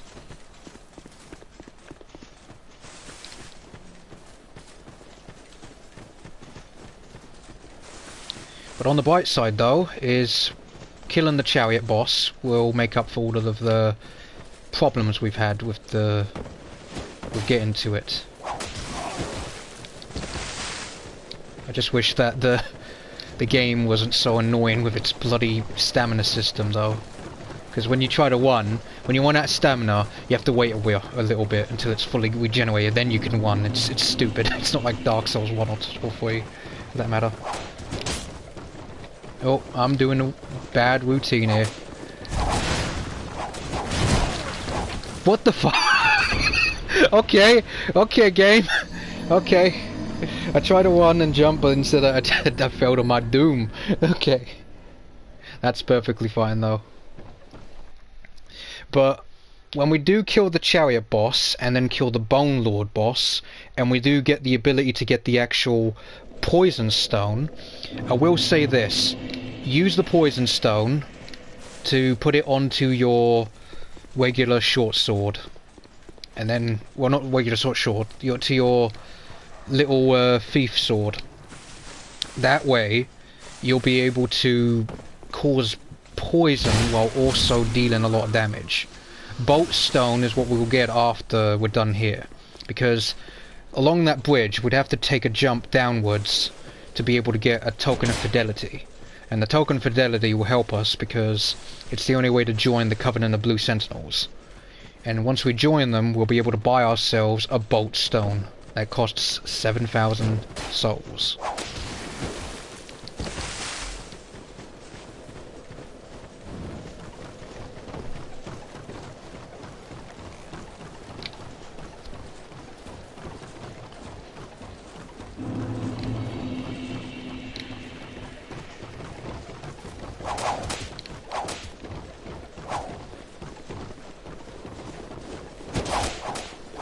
In fact, let's just do the coward way, which you just go straight through the boss. Here we go.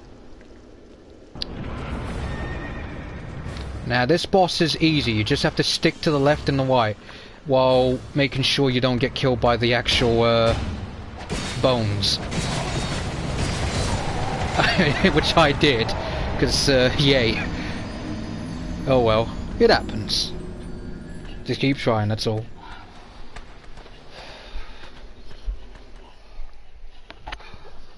Awesome.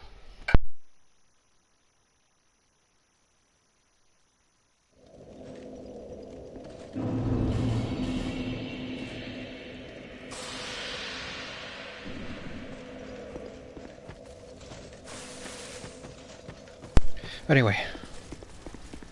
So... we'll just have to go through there again, and I think the best approach here is just to try and power through. Because if you kill the guy who's the Wed Phantom, you'll be able to get a good amount of souls. Plus you'll be able to also not have to worry about dealing with him when you go near that door again. Well, technically you do, but you get quite a lot of souls after you kill him. And I think you get a token of spite from killing them too. I mean, that's if my memory serves correctly. Make sure my stamina don't run out. There you go, make sure you don't run out of stamina. So then you won't be able to run for a little bit. Jump here and wait for them to just kill themselves. Like so.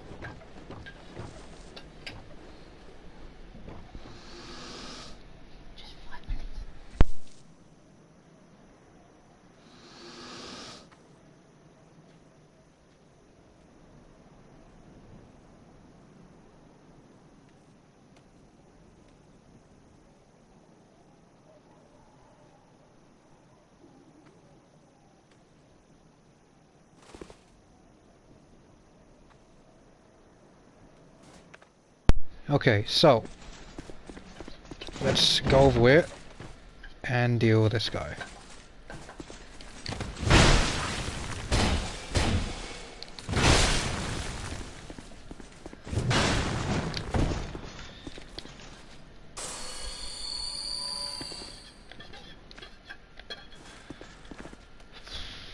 Okay, so let's pop another soul or life gem or whatever. Jump over it, and let's try and deal with Mr. Big Sword here.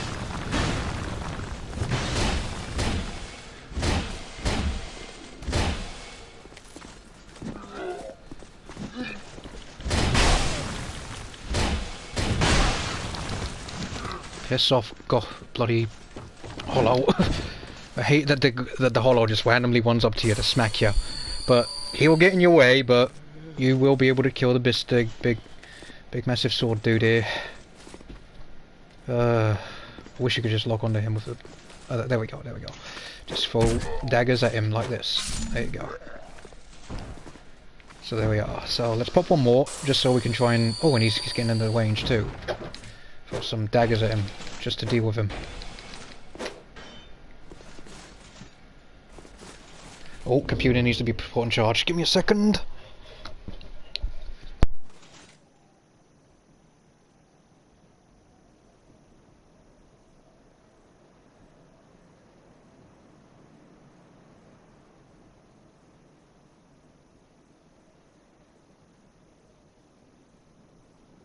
There we go, sorry about that.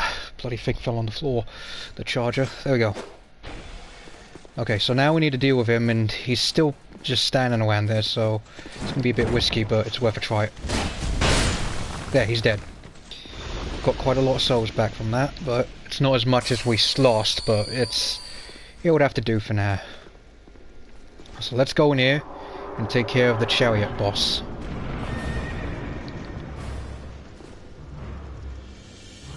Wait a bit. Here it comes.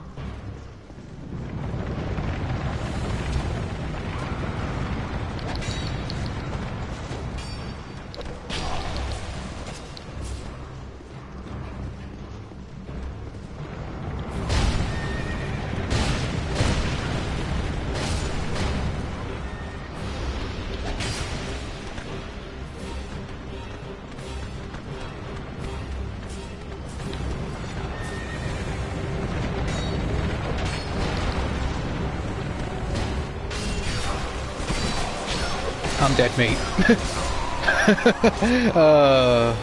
The chariot boss, it can be a bitch because these bony bastards are in your way. It's still an easy boss, it's just the enemies that will be in your way. But when you do kill the shaman blokes and the bone bastards out your way, the chariot would be the easiest part of the boss, because then it's just a giant horse and dealing with it is easy.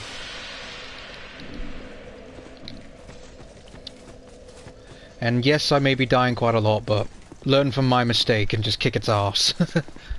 And if you don't, well, just say one thing, and that's just that.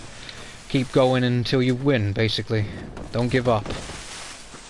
Never give up, never surrender, as they say.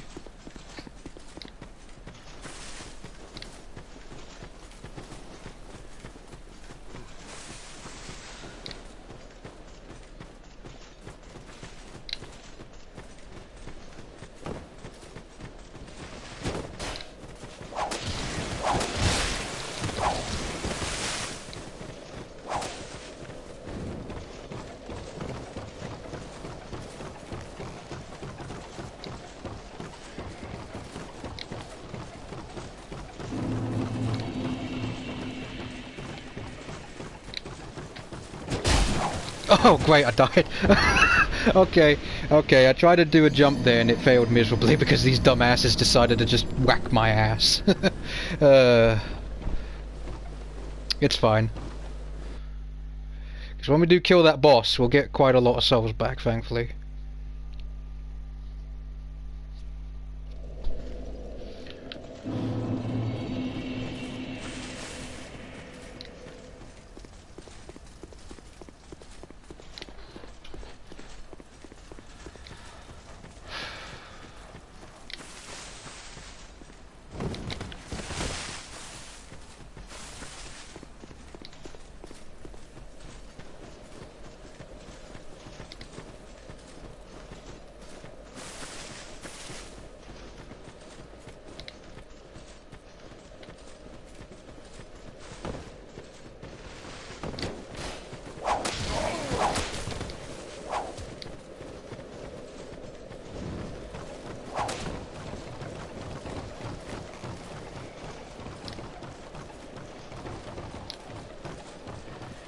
As soon as we get up here, we're just going to make a beeline one jump over here, and then all these guys will just go and kill themselves.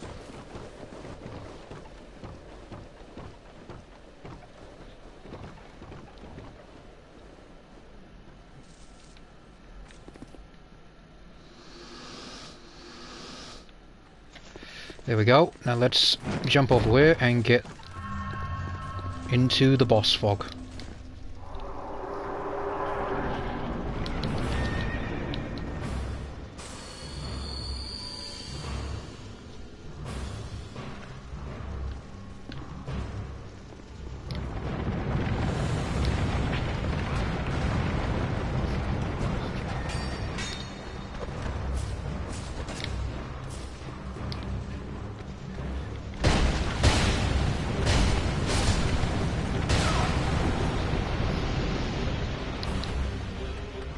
Heal up, and then keep going. Oh, come on, Bones.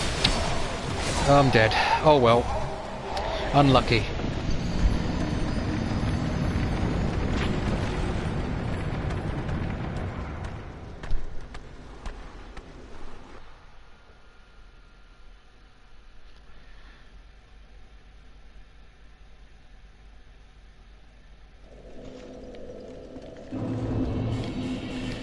And let's pop another one.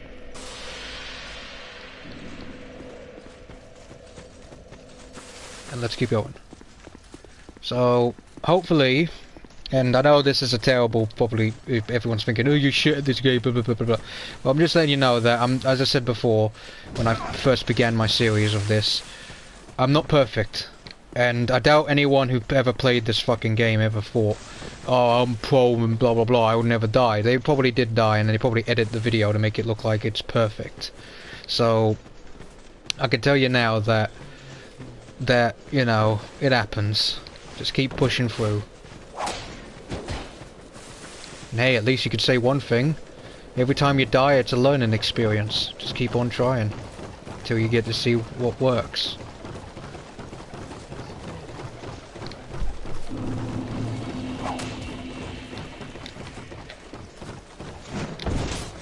Here, and then let these guys go and kill themselves again.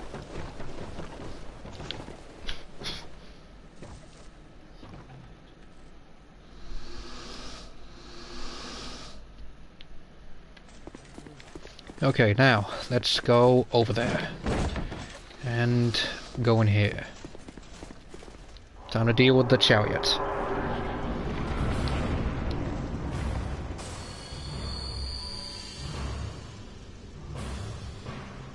Wait for the chariot.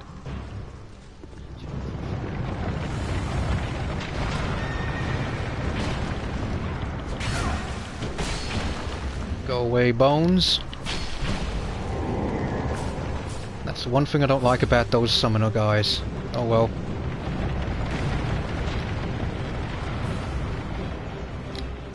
Time to die, summoner.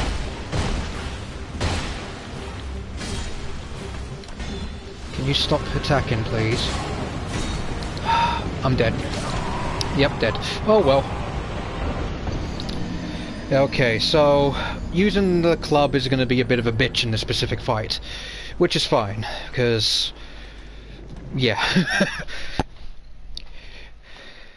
I didn't take into consideration that hitting trying to kill one of these stupid shaman bastards in there, in these corners, will be constantly making your weapon hit the wall, because for some reason in the Souls series, whenever you hit the wall or slightly jab it, you get stunned, because the enemy can do it, but you can't.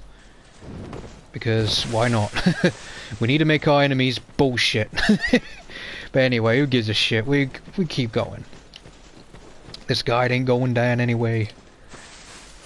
So yeah, keep on trucking, and when we kill the boss, as I said, the souls will be worth it. And if you keep dying like I do, it's fine. 'Cause at the end of it, with enough perseverance and enough patience, you'll be able to do it. Never give up, never surrender.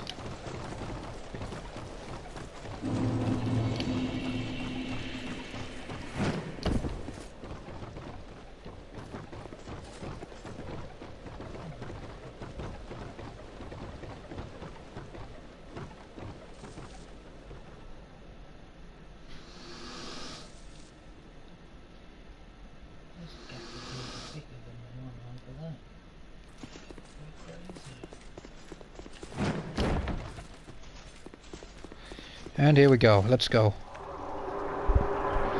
Let's heal.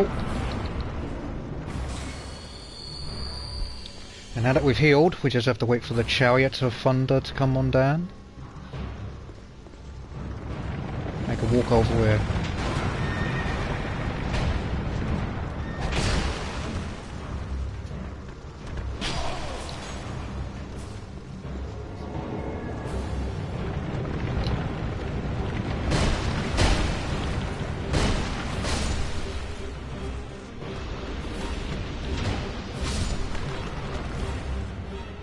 Okay, now that we've killed one of the bone guys, just swat over it.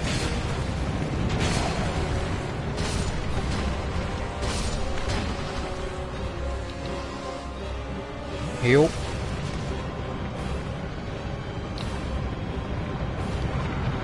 Let's go over it.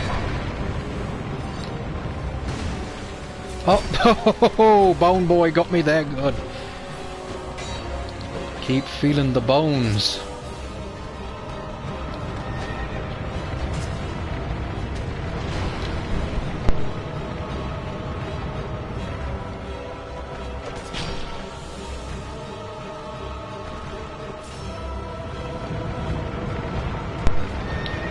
Okay, so go this way.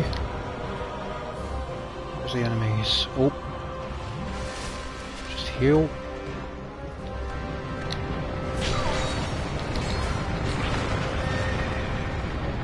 Just keep on running. Don't bother with the items. You just want to take care of Mr.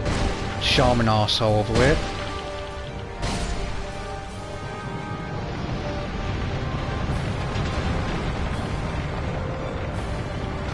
Take care of the bone guys, you don't want them to attack you when you're dealing with the boss itself.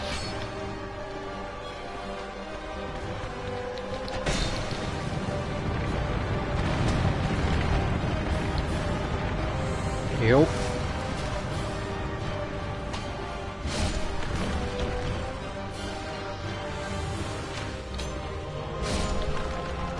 There we go. Now we just gotta wait a little bit. Okay, now that we've done that, we can pull up the last thing just here.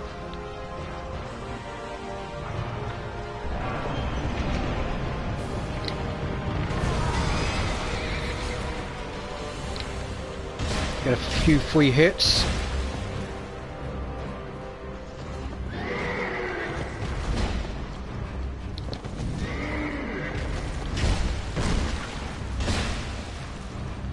Now you might want to not bother with the... Oh, just trying to bloody backle with my ass. Okay, careful. What you want to try and do is not bother locking onto the boss, because it's not really worth it.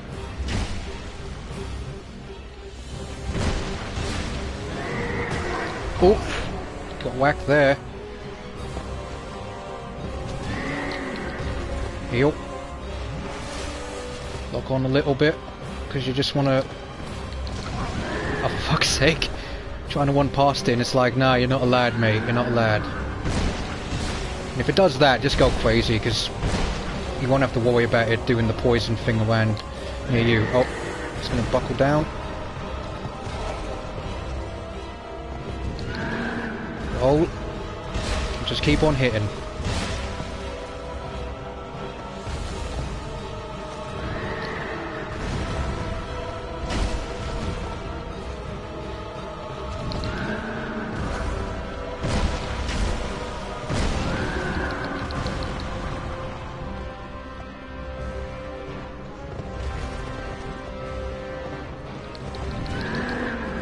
And now just heal. Ouch. I wanted to heal and move, but it wouldn't let me. Oh well. Ow. Fuck's sake. Heal.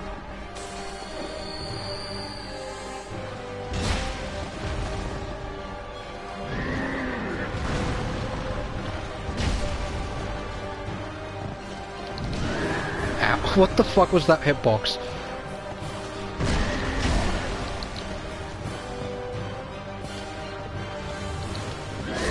I'm dead. Oh well. Very close, but not got the cigar there. It happens. But I can tell you one thing though, it was bullshit that it was able to hit me even though I rolled out the way. As I always say, this game is full of bullshit hitboxes that are fucking retarded. And I don't have a clue why they never fixed it. Mind you, all the Souls games have hitbox problems. And I've never understood why everyone just glosses over that problem in the games. But it's fine.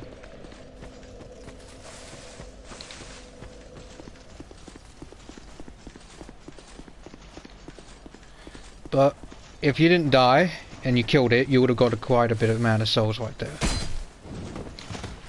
Ouch. Just one past this lot. One thing I will say though is that that boss is a bit annoying, but it is an easy boss as you've seen. Just taking care of its health is easy. It's just the actual part of just trying to fight the damn thing is annoying. Because not only do you have to go through the obstacle course of all these enemies and the bridge and all the other shit, you have to deal with the bloody all the enemy skeletons and the shamans, and on top of that the annoying constantness of it running around like crazy. It's stupid, the boss. And in my opinion, it's just made to really just piss you off. That's all it was made for.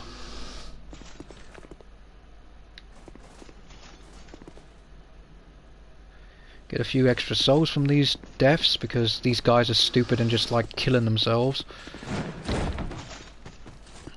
Just call this the Great Depression, where everyone just wants to just say, fuck it, I can't live anymore. Wait for them to appear. When they come close, we'll just run to the left.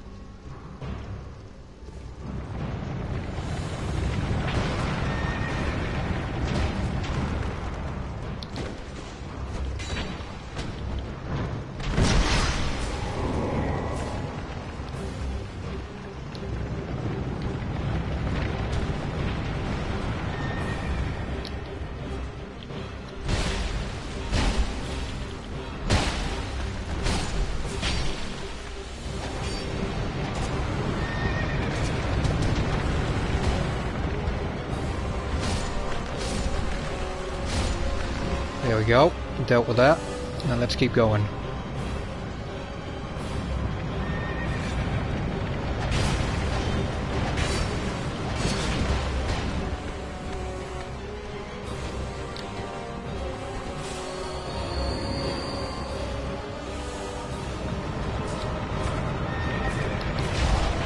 Ow. I'm dead.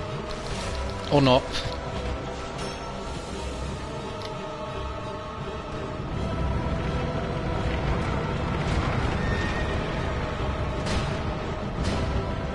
Yeah, can you die, stupid bones?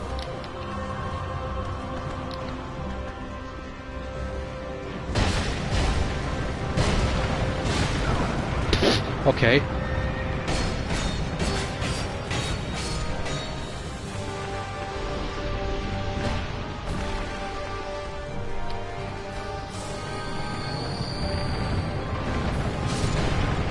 There we go, and we're getting 3 souls from the enemies, because why not? So, once it makes one more round, we can go on to the actual lever there, and then let it do its thing. There we go. Now we can go to the lever.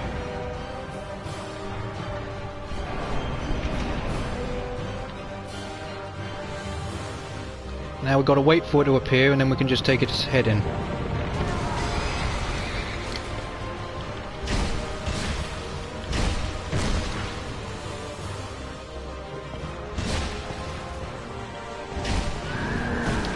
Ow.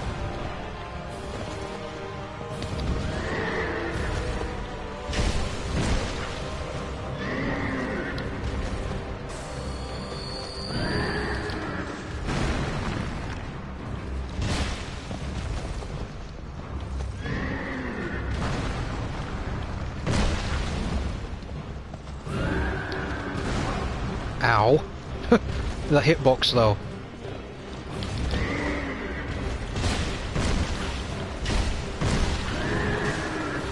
Ow.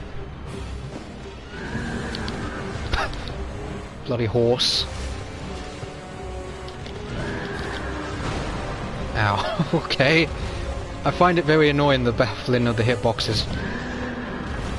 The battle of the hitboxes at this point.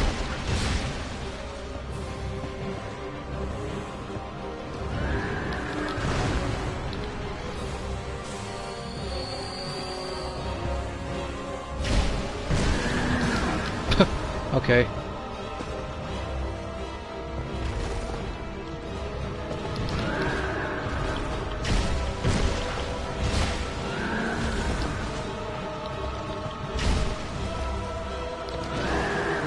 Can I please roll?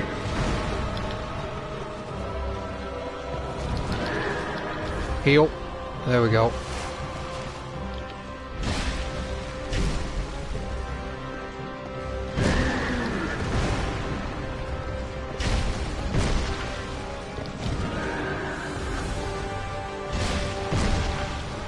And it's dead. I told you, it's an easy fight. The only problem about it is the getting up to it and the actual annoyance of the enemies being, and you know, annoying. There you go. 30k souls. Always worth it. But we could have got a hell of a lot more if I didn't end up dying like a dumbass, but hey, it was my fault there. Just do as I say and don't do as I do, as it were. And there we go. And now that we've done that, we can now, if you feel like it, join the Covenant of Blood, which is the PvP covenant, if you want to. If not, you can do what I would do, and I'm going to show you what I suggest you do if you don't feel up to joining them.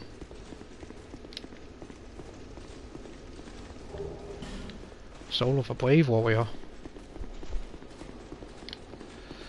And so we go up here.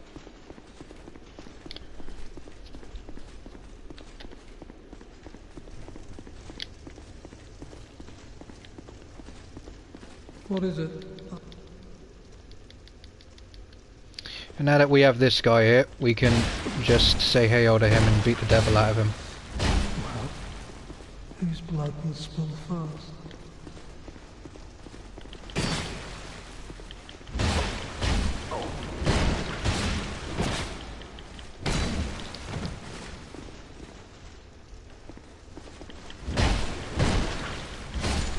And he's done. Kill him and you get yourself a little hood that if you want to wear you can. Just pop the bonfire. West by it. And let's get an extra item. Which is just over here. But you have to be careful on how you do it though. So... oh, didn't do it properly. Just go this way.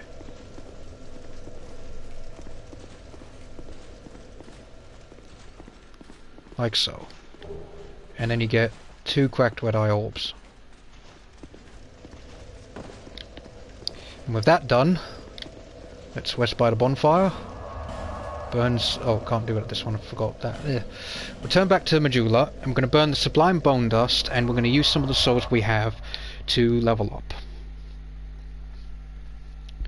And what I recommend you do, when you do get to Medulla to level up, is I'll show you what you should do. There. So let's level up.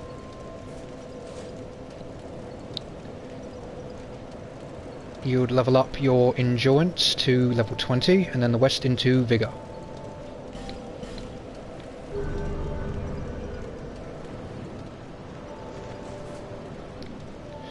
And now let's burn that Sublime Bone Dust.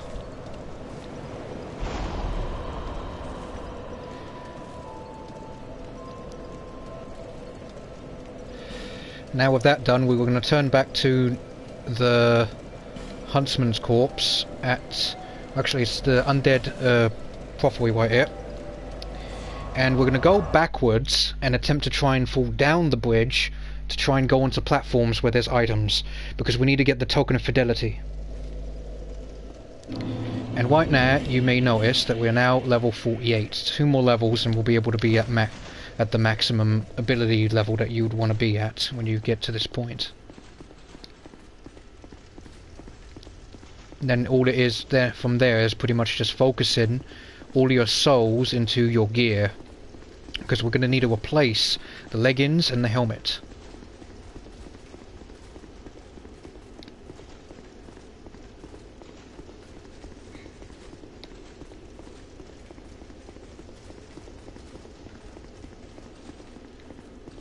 And once we get over here, I will try to show you the one that I'm referring to, which way we meant to go. So here we go.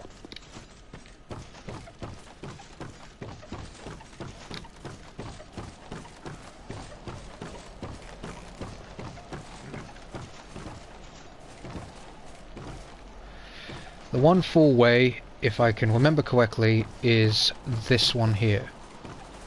See this one? It's going to be a bitch because it hurts like a bitch. You want to jump onto this. It's going to take a few jumps, but I believe. Or you may fall to your death like me. It doesn't matter.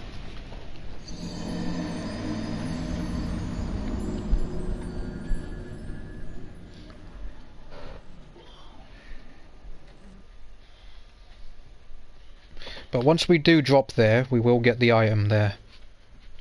And that should be the Token of Fidelity.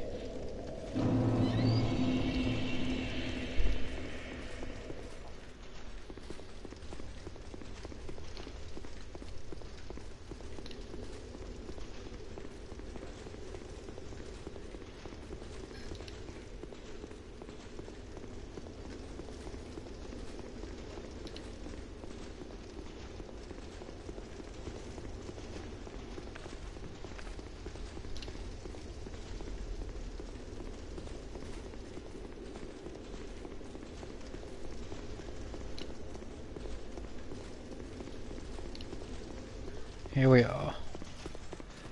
So let's attempt to try and jump down again, shall we?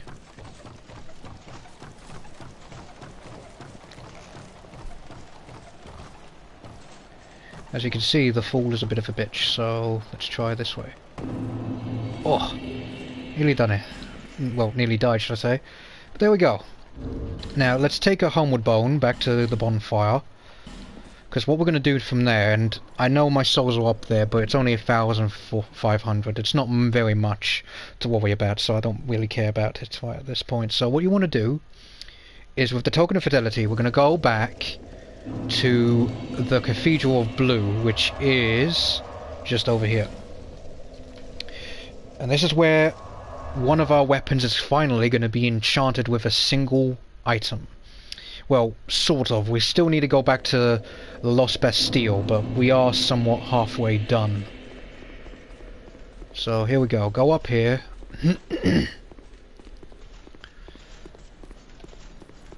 And go through here. And talk to him. You be rejoiced. Join the Covenant. You are not where then this I'll Now that we've done that, we're going to be popping a few of the soul packets we've been collecting. So we'll pop all 4 of these. Pop this. And we'll pop both of these. And we'll pop this. There we go. So what we want to buy is the bolt stone, which is 7,000 actually, not 6,000. And there we go. With that done, we can now return back down here and pretty much go further down through the huntsman's corpse area. So locked away one right here. And we're going to fight the bone boss. Once we kill the bone boss, we'll be able to go to Harvest Valley. In Harvest Valley, we'll encounter the blacksmith's daughter. There is where we're going to be purchasing the poison stone. It's the only way to get the poison stone as early. We could technically go into the gutter and attempt to farm enemies down there, but it's much recommended to go through this way because 1, it's quicker, and 2, it's much more safer. Plus you get more souls, so and you get further in the game, so you know it's a win-win in situation. So kill him. Let's go.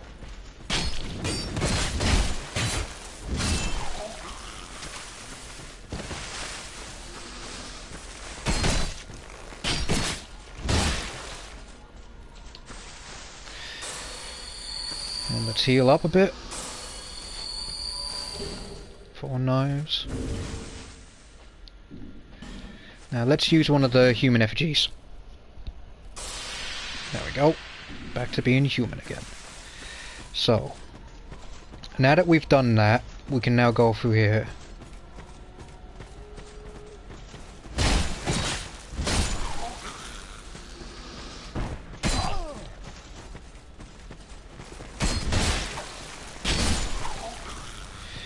Alrighty, now, going in here, we're gonna need to be careful because these enemies are a bit annoying.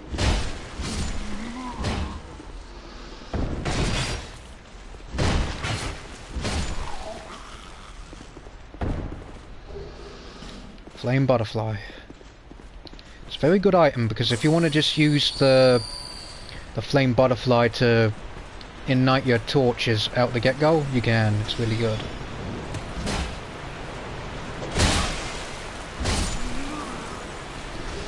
Pick up another flame butterfly, because why not? And let's heal. Now that guy across the way we can't really deal with properly right now because we don't have any kind of long-range weaponry, which is fine. What we can do now is, instead of going straight for the boss, we can open up the shortcut, the safest way to go through. And we'll go through this way.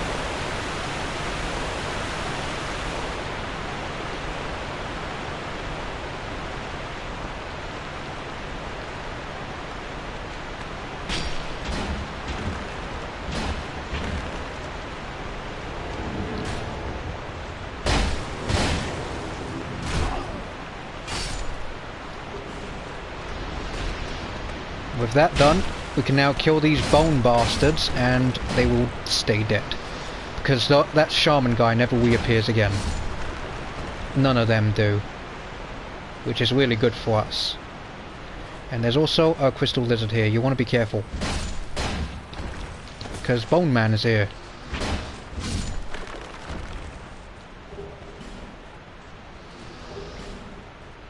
And there's this flash shot. So once we open up this, we'll have ourselves the shortcut. So if you end up dying, you can return here to just simply get back your stuff. And this jump here is a bit of a pain, but you can get it. And you do get a human effigy and for your troubles. Getting back is the pain.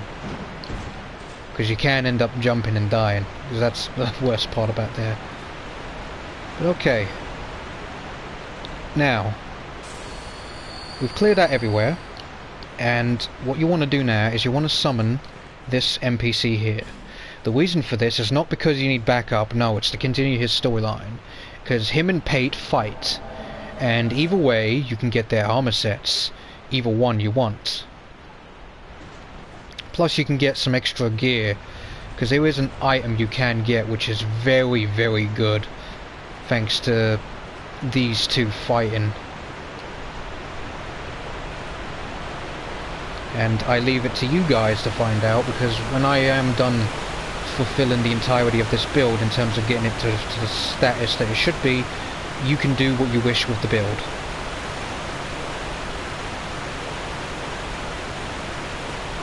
It looks alright on my end.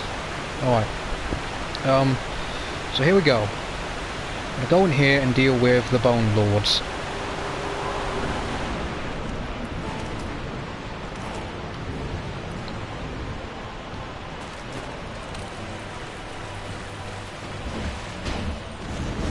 Be careful and take only one of them out, one at a time.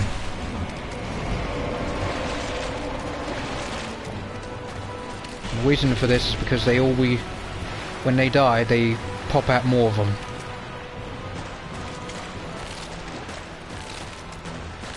And the cartwheel enemies are the worst.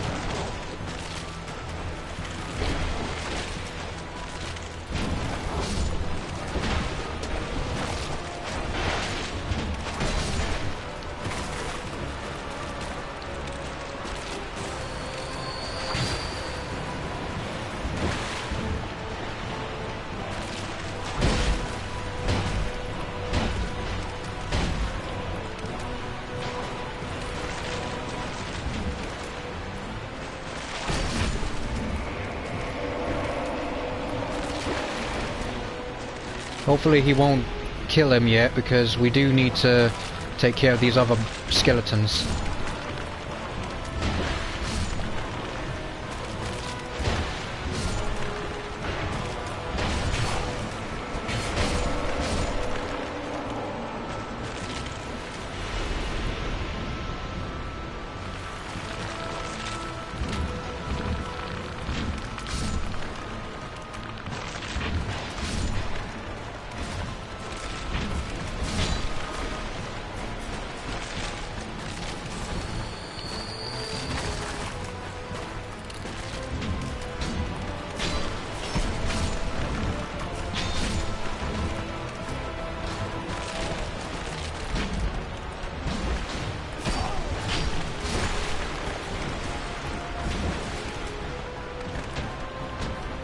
And there goes one more skeleton there.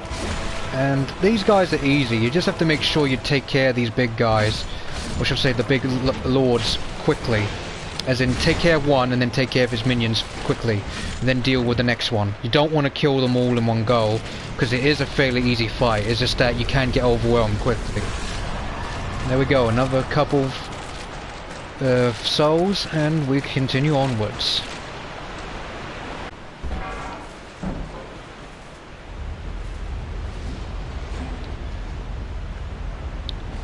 And everything is going according to plan in terms of how things will go.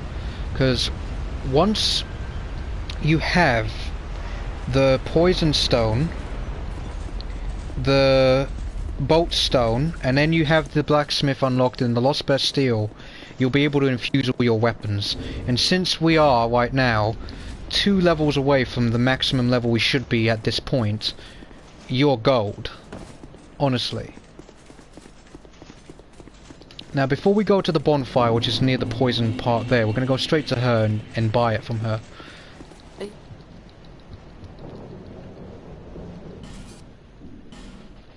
And we're going to just quickly just mosey on to talk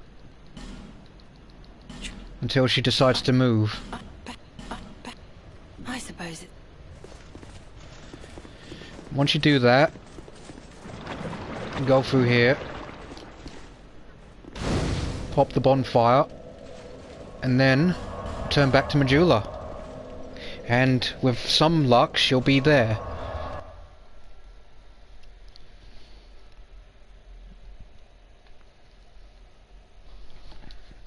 And once she is there, which she is, purchase the stone from her.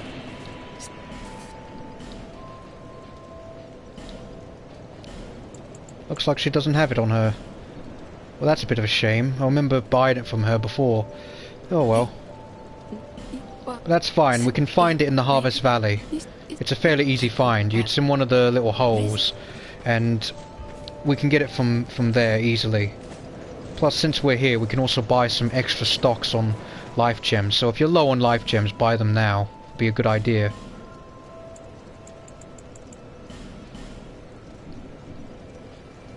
And also, anybody you kill in the game, the armor sets and items that they sold will be at her. For some strange reason, she ends up having it.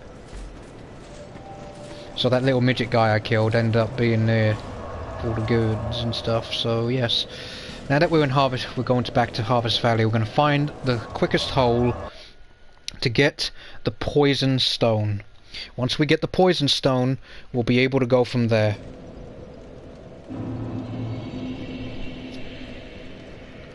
So here we go.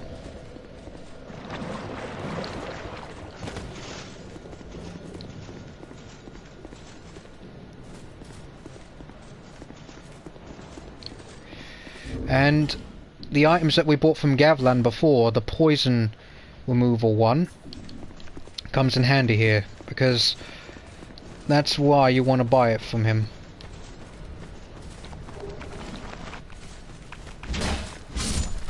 And just use your club to kill everything that you need to. And the big guy there, you want to save your time by killing the good small guys before you attempt to fight him.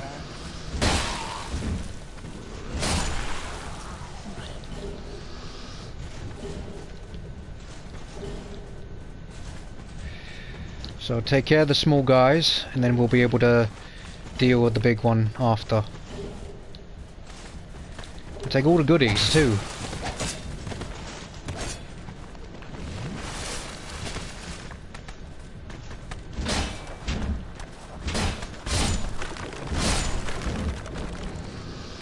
There we go.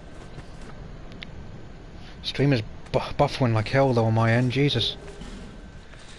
And if you got none of those, make sure you use your life gems, because they can counter the effect by a little bit.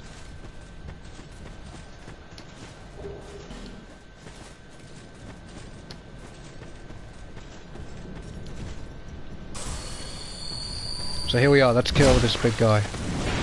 Just be careful with him because he is annoying.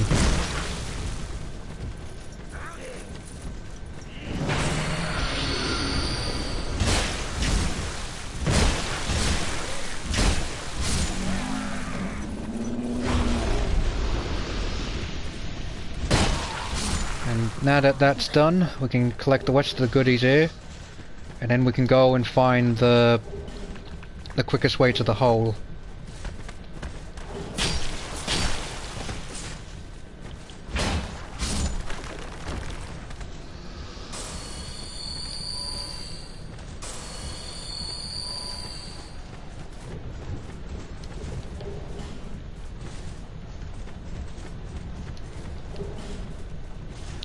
And the chunks that you find here are very useful as well, so this is kind of like a double thing for you.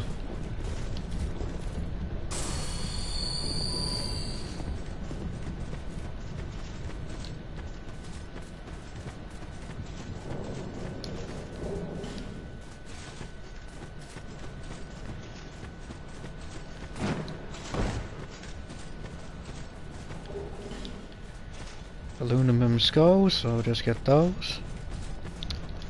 And Gavlan is around here too, so you don't have to worry too much if you feel like that it might be a pain to deal with all of the poison and stuff. You can buy some extra ones from him, plus a fragrant branch of yore. And Gavlan is around here, there he is. Let's just cure myself and heal myself too. With, oh, I didn't mean to do that, bollocks. I'm gonna use the regular flask, there we go. And now let's talk to Gavlan. And buy just one extra of this. And since we did get a few extra things, let's sell them to him.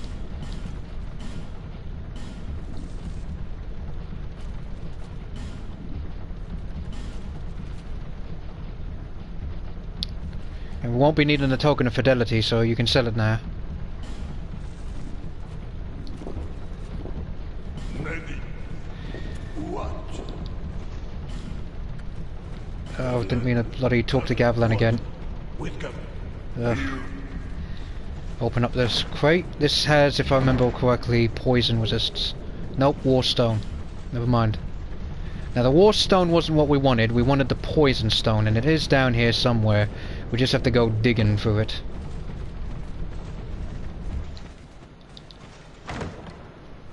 It's in one of these holes, and I do not fully remember where exactly, but I do remember it being somewhere here.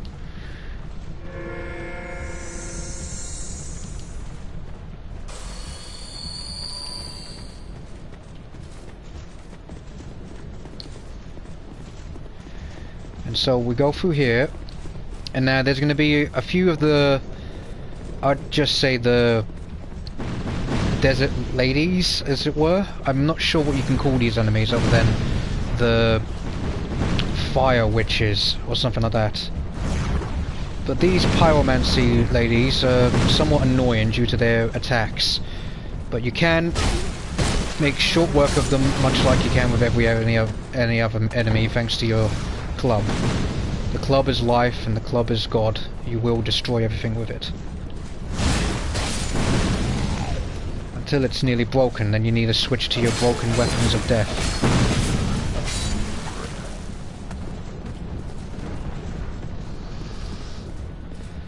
So there you go.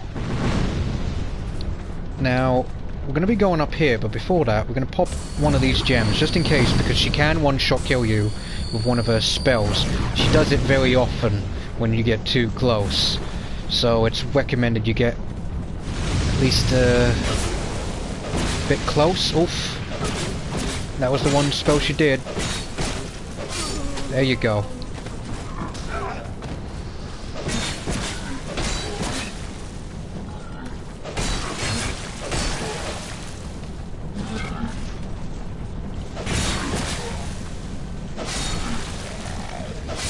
There we go. Now let's pop this down.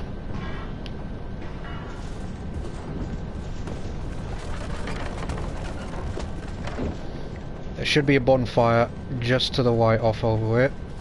There we go. There we go. Now, there's these couple holes here, and one of them has the poison stone. Now, as I said, you could farm the enemies in the gutter for them, but it's recommended not to, at least here. Hey there, Quiet, how you doing, dude? And one of these little guys you can kill, but the other one goes into the hole, and it's not really worth trying to one after it. Now, let's just go down here. Now, be careful though, because this place is a pain to navigate. That's not it. And we're in the wrong area. Need to go backwards.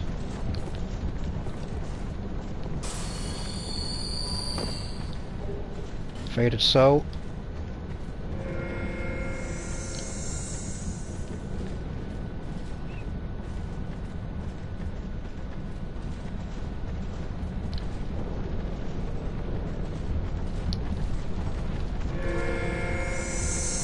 It's very difficult to see through the actual things here, but trust me on this, it is around here.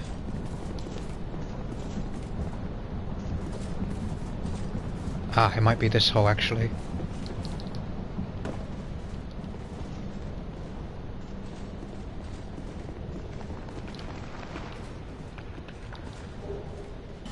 Nameless soul.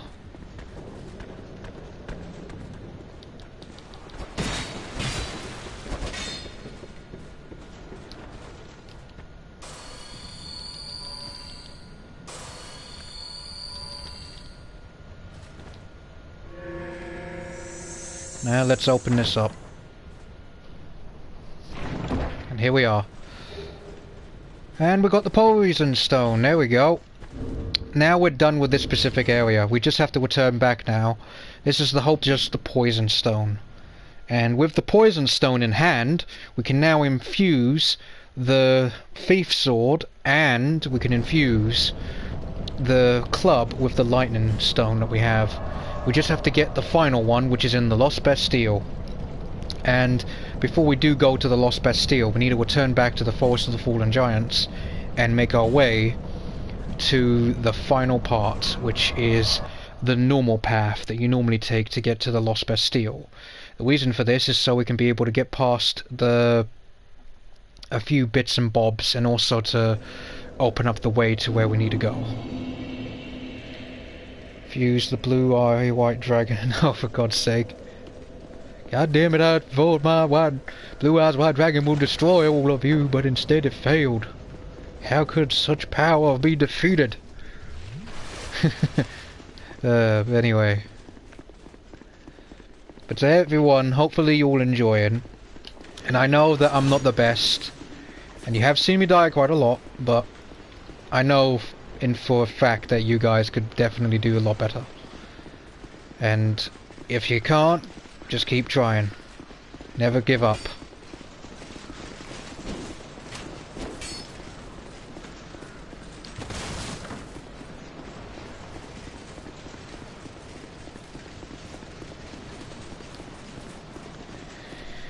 And now that we've returned, we're going to go up here now and go into the nest.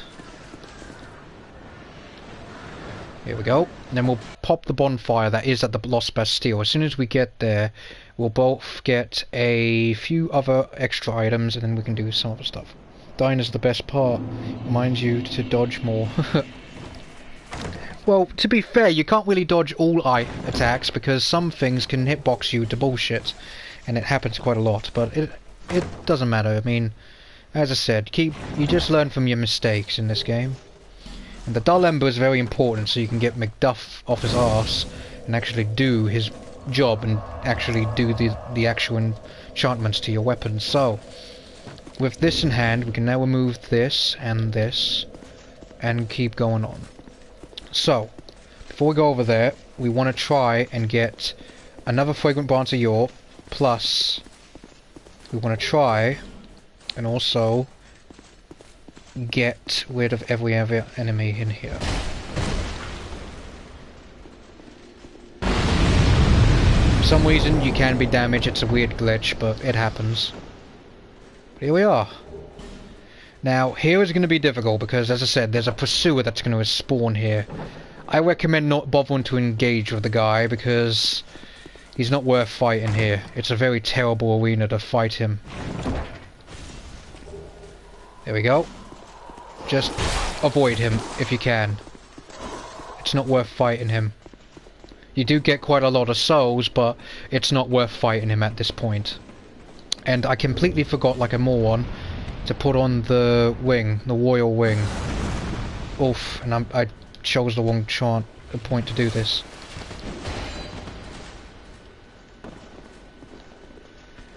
Now the mummy guy's going to come down here to try and... he's going to use a fireball.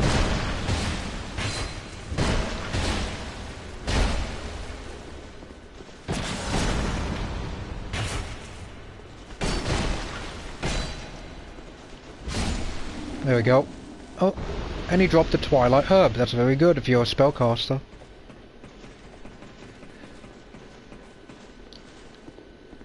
Okay, so once we're here, we can now go straight down here, crack this open, and speak to her until she's repeating herself.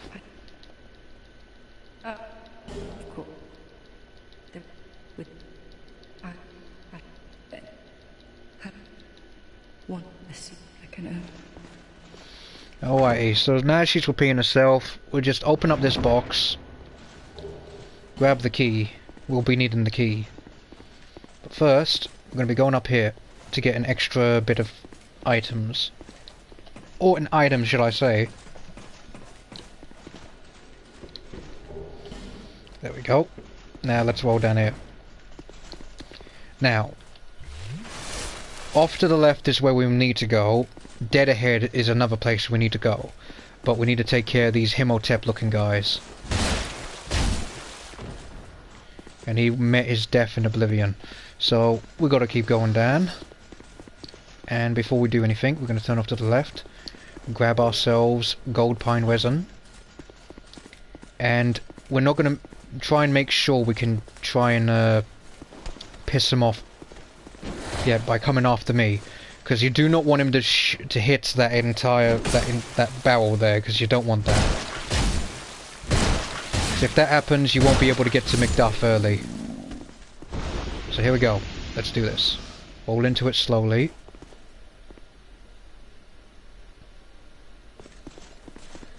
And if this happens, just take care of the enemies. And prepare to basically blow yourself up. We need to try and roll this crate into as close as we can.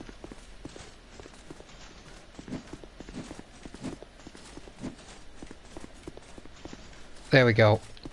Now that it's there, we need to try and blow it up. And it ain't pretty how it works, but we have to. There we go.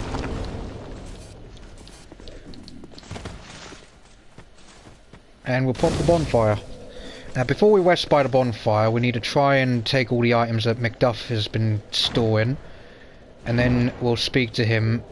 And then we'll have to fast travel to this point again. In order to be able to make him get off from his arse. So we can get to that crate. And to talk to him and use his abilities.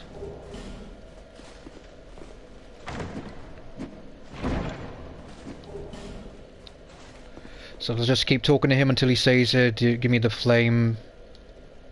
So, right? Give him it, and then you want to infuse your weapons. Infuse the club with lightning. That's what you want to do. And you want to also infuse your broken thief sword with poison. And I will show you the location of a bleed stone. Because so far I was lucky to get it in the beginning from the crows, but you won't necessarily get it like out of the blue. It's random chance from the crows. So I'll show you the quickest place to get a bleed stone very quick.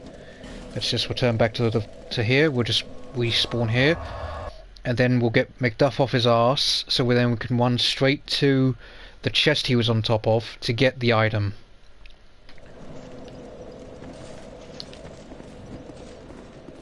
Oh, never mind. I completely forgot you need to actually light the torch. That's the only time he moves. I forgot about that.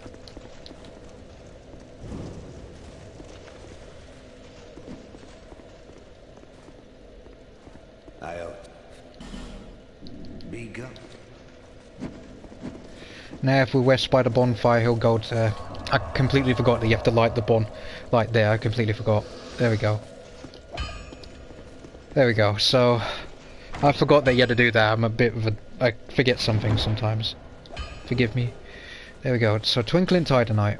Now we can level up our gauntlets again. So let's level them up. Oh, we don't have enough bollocks.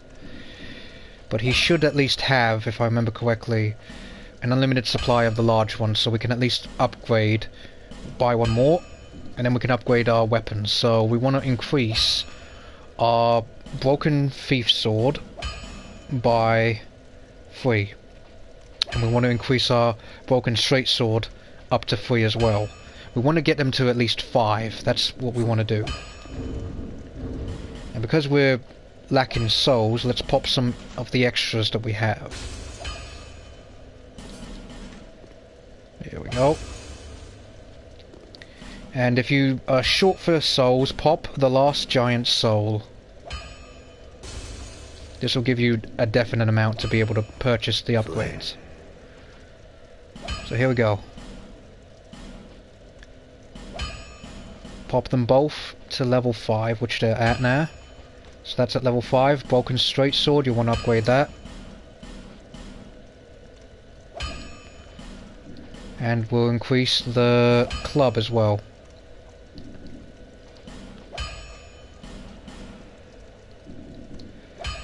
And that's it. Flame. And so, flame. And there we go. So now, with the poison broken thief sword, you'll be able to poison every time you stab with the blade like this. And it's good. You want to put bleed onto the regular broken straight sword, so you'll be able to bleed them out really good. And the club having the ability to have lightning is very, very useful. This makes it much more usable to kill things.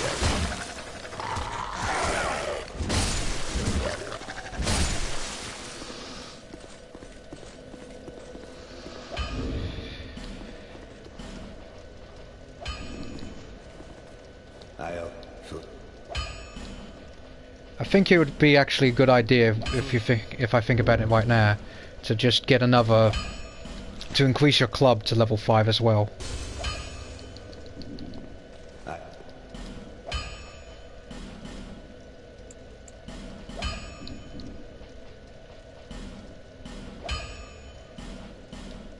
And there we go. Now that it's at level 5, just like your other weapons, it's now at the appropriate level it should be. So, with that being said, we're now going to get ourselves the final piece to the puzzle, which is the bleed stone. And it's near the Lost Sinners area, and I'll show you. But we will have to deal with a couple enemies. Most notably, the Pursuer and a few other extras over there. But before that... Oh, forgot about these guys. There we go. Oh, deal with this guy. Bollocks. Ugh, there we go. Okay. So, before that though, you're going to swap out your Wing of Steel Protection for the Royal...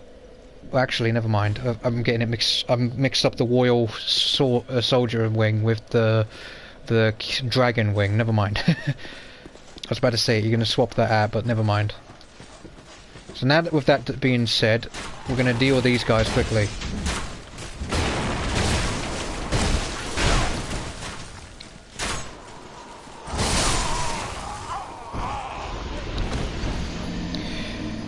So, being killed by the Pursuer here is fine, it doesn't matter, because you want to try and deal with the guys that are in those towers. You want to destroy it quickly, as soon as possible. As soon as you do so, you'll be able to get your hands on killing them as quick as you can, and then deal with the Pursuer, with just you and him.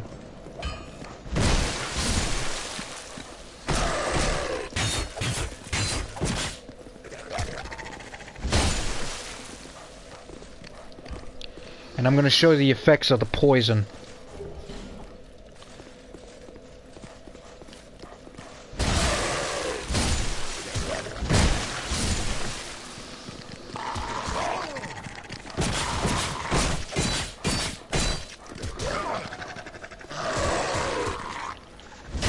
And that beast is dead, due to the poison of the little thief's sword. Because it hits very quick, you'll be able to poison things quicker. Bleed is very good on the thief's sword, but I think poison is a bit more effective. Because with the thief's sword, you can just quickly do that, and then use the regular straight sword to just bleed them out. Either they poisoned and died, or they died from the bleed out.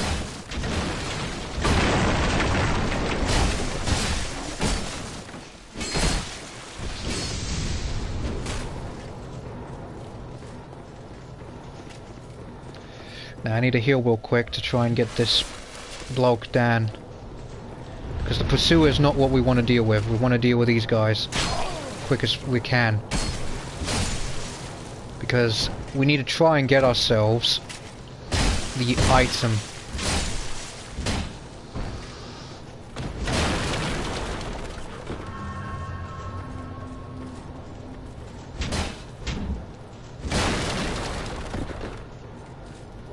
There we go.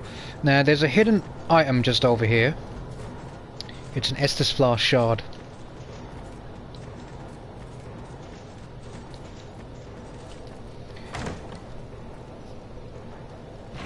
Here we go. Plus a large titanite shard. And with that done, we're going to heal.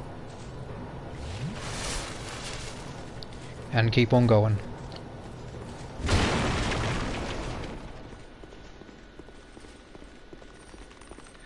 There's a guy here.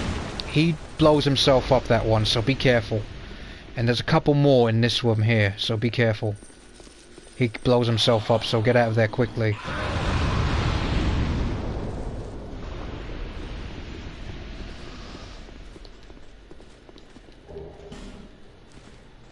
There we go. Okay, so once with that done, we're gonna open up this door and continue onwards. There's nothing but dogs here, so be careful.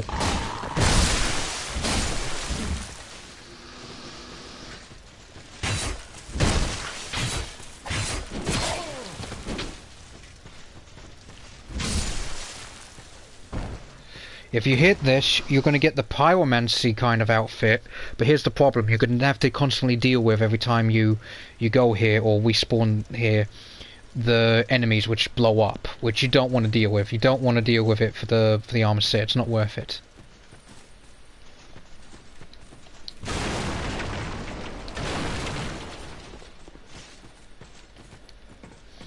Climb up this ladder here, and you can deal with this guy more effectively.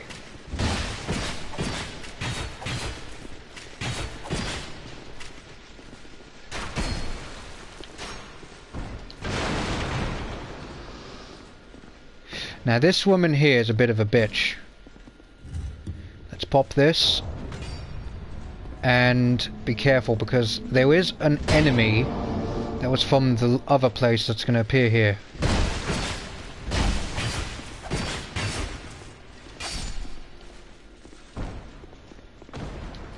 And here we are. Now let's open this bad boy up. We've got ourselves a soul vessel if you wish to mess about with your settings. If you wish, that is.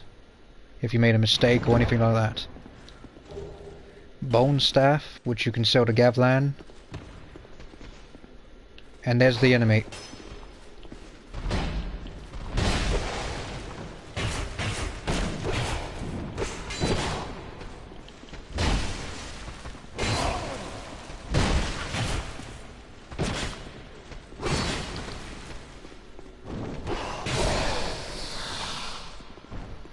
And there we go. So let's open up these bad boys and continue onwards. A Powian dagger. And, if I remember correctly, we get a shield. No, a twin blade, never mind. I forget. But now we're going in here. There's a fake wall here. If I remember right. No, never mind. There's a fake wall here.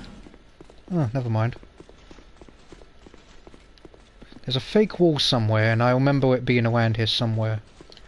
Ah, it's around here, I believe. It's on the right side, I can't fully remember. Never mind.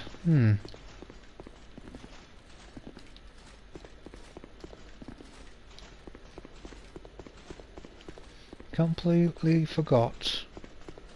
Oh well. No biggie.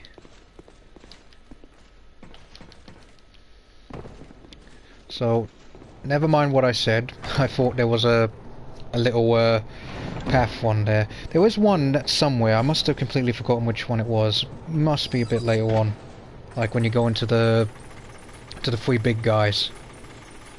That's fine. Anyway, we're gonna go straight to where the Lost Sinner area is, because that's the closest place that we can go to get ourselves the full armor set complete. Or well, not armor set, the full build, shall I say, completed.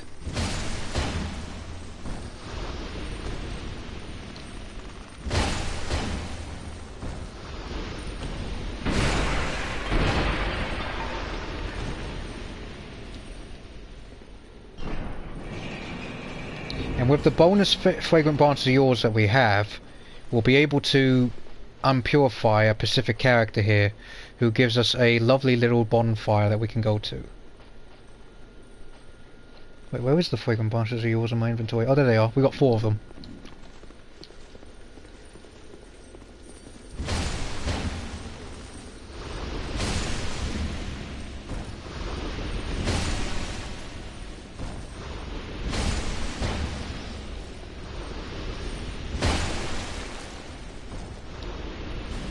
Here we go. Pop this real quick. Now, we just...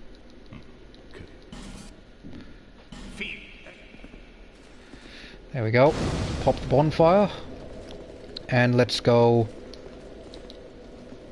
through here. We can't go through that way, but that's fine. We can just go through here. Which will be painful, but it doesn't matter.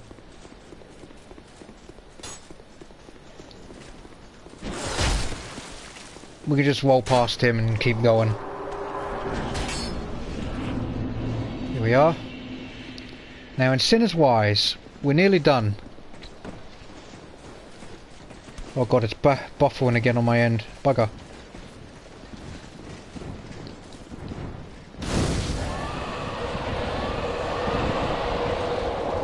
See that the gargoyles over there are trying to tell you that you need to go back? Oh, hello, hello, hello.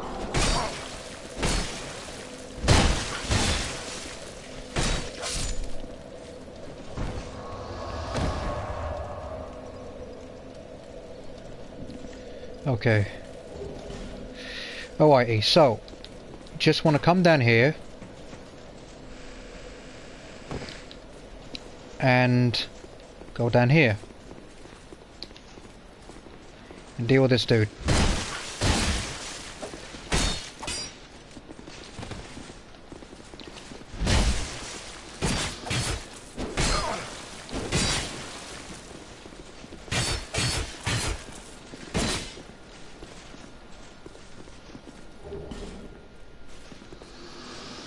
There we are.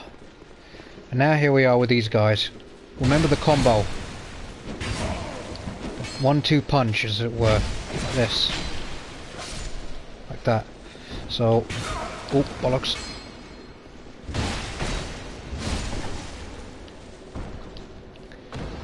Now we're not here for the Lost Sinner. That's what we're not here for. We're here for the secret wall that has a bleed stone. Now the secret wall is a bit of a pain because we have to go through somewhat big enemies, basically bosses that we've already defeated. But if you're fast enough, we can get past them and not worry too much.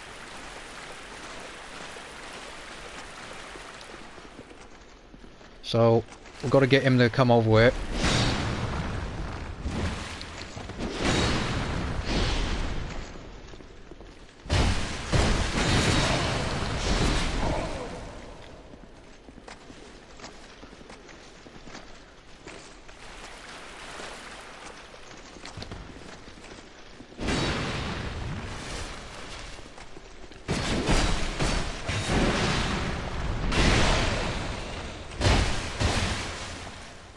Now you want to be careful here because you might end up having to use all of your Estus here, which is fine because you're not going to be fighting the Sinner, not yet anyway.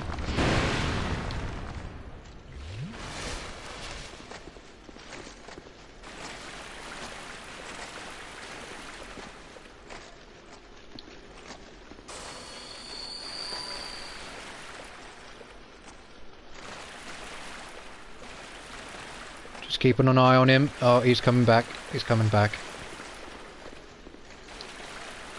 I don't know why his AI is bugging out, but hey, what can we do? So over here. Here we go. Oh shit. Over there is a wall you can interact with. Bollocks. Okay.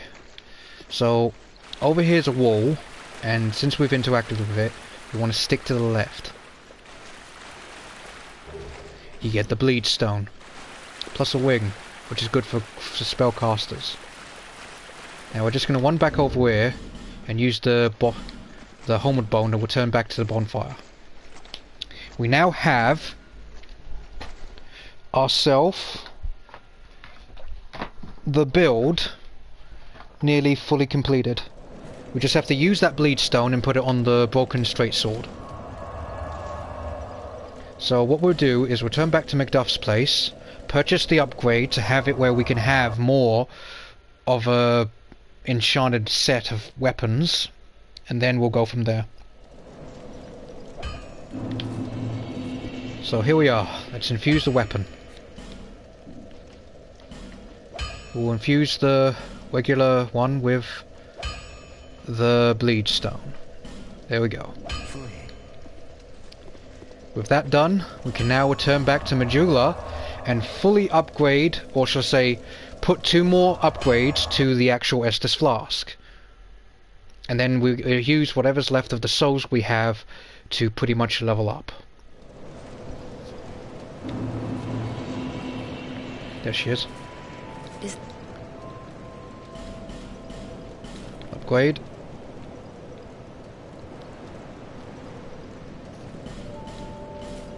And upgrade.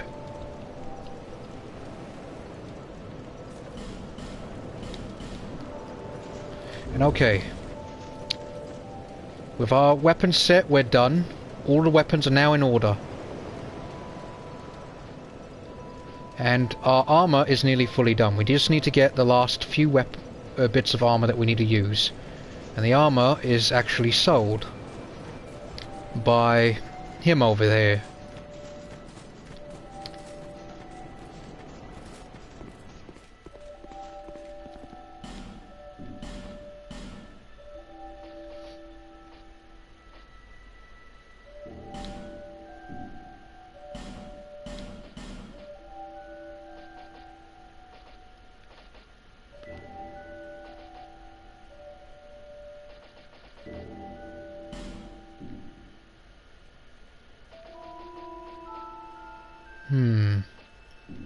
That'll do. So now that you've got the leggings, because I think this is the point where you get to have the royal leggings appear. They don't do as much stat-wise in terms of like defense as much as the regular Falcon boots. But here's the bonus. It's lighter, making it much more effective for you. That's the point about the leggings. And for the helmet, I recommend mostly sticking with either the royal one, or you can get the Falco one. I recommend going for the royal one. Thanks. So you look like this, and you still roll pretty well.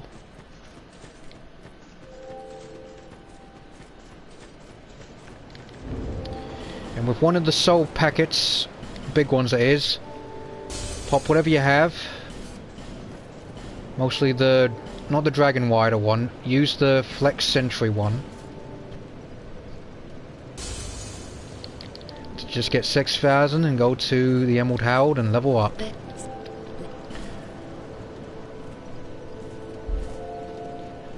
At level 20, and then the rest will be put into your endurance.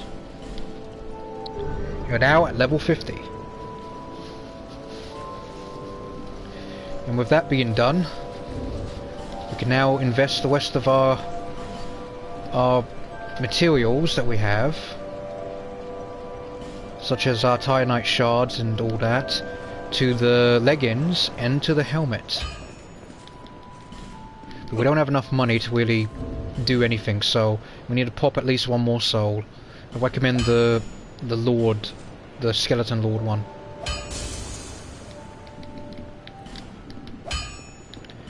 And here we go. We will refine the helmet to 2. No, actually, make it go to 3. And then we'll refine the leggings to go to level 4. Actually, make the helmet go up to level 4 as well. So there you go. I'll be. So right now, you should be at level 50 with the broken straight sword having had the bleed effect on it, having the thief sword with poison effect on it, and the club with lightning effect on it. Now there's a shield you can't get within that area in the Lost Bastille that increases your stamina gain. Now the thing is, I won't show that to you because I recommend not bothering with shields. If you really care for it, you got one that was worth a lot better from the actual dragon fight, which is the Watch Dragon Palmer. It's very good and it's really effective at blocking most things, and it's fairly lightish, so you can still use it like this. It's not the best shield, but it's a good shield to use. But with this setup, you can now pretty much do a lot of effects on an enemy at a time. And I'll demonstrate by going to the Forest of the Fallen Giants to demonstrate.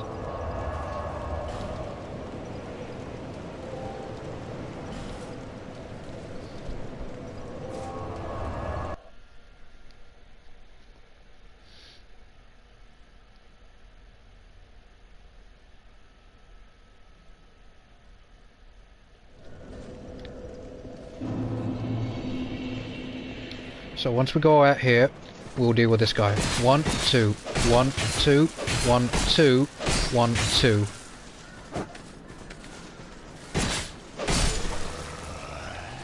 And as you see, he died from blood loss. And if the blood loss doesn't kill you, the poison will. You either get slightly ticked down from the poison, or you get ticked off by the actual blood loss.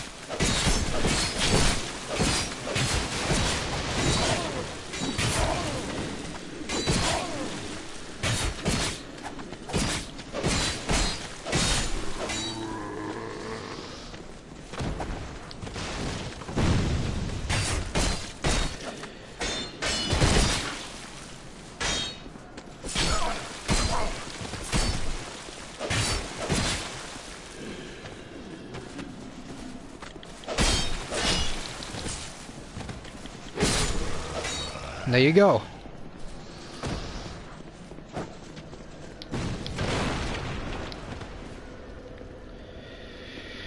And there you go.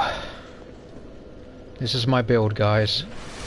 It's pretty much a broken straight sword with thief sword and club build.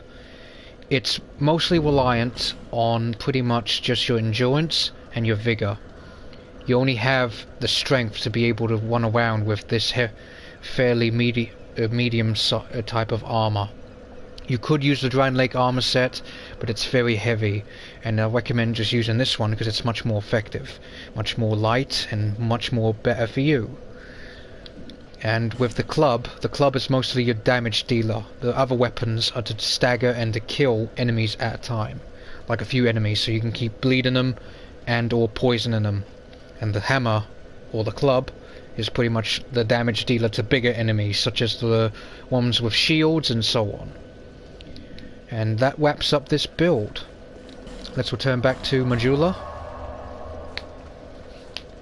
And with this build, you would have pretty much everything that's done. I'm sorry that this was a fairly long kind of stream to just demonstrate a single build, but the Deprived class requires quite a lot in order to do this kind of thing. But with this done, you should be good to go to either go to the Lost Bastille and continue onwards, or you can go to the Shaded Woods, because now you have on you, at this point you should at least, 3 fragrant branches of yours, so you can go to Lost Bastille and continue onwards to fight the big tall dudes, and then fight the gargoyles if you so wish, along with the Lost Sinner. And then from there you can go straight back to here and go to the Shaded Woods and continue on through there if you wanted to. Or you can attempt to go through Harvest Valley and continue through there to go and fight the Medusa boss and the Iron King and so on and so forth. It's all up to you at this point. But yeah, that pretty much wraps up the Deprived class. And I think it's one of the most effective types because you can do poison, bleed, and lightning. and you've got so much stagger power too. It's a stagger build, but don't expect it to be taking down god-like enemies, other than your club doing all the work for you. But yeah,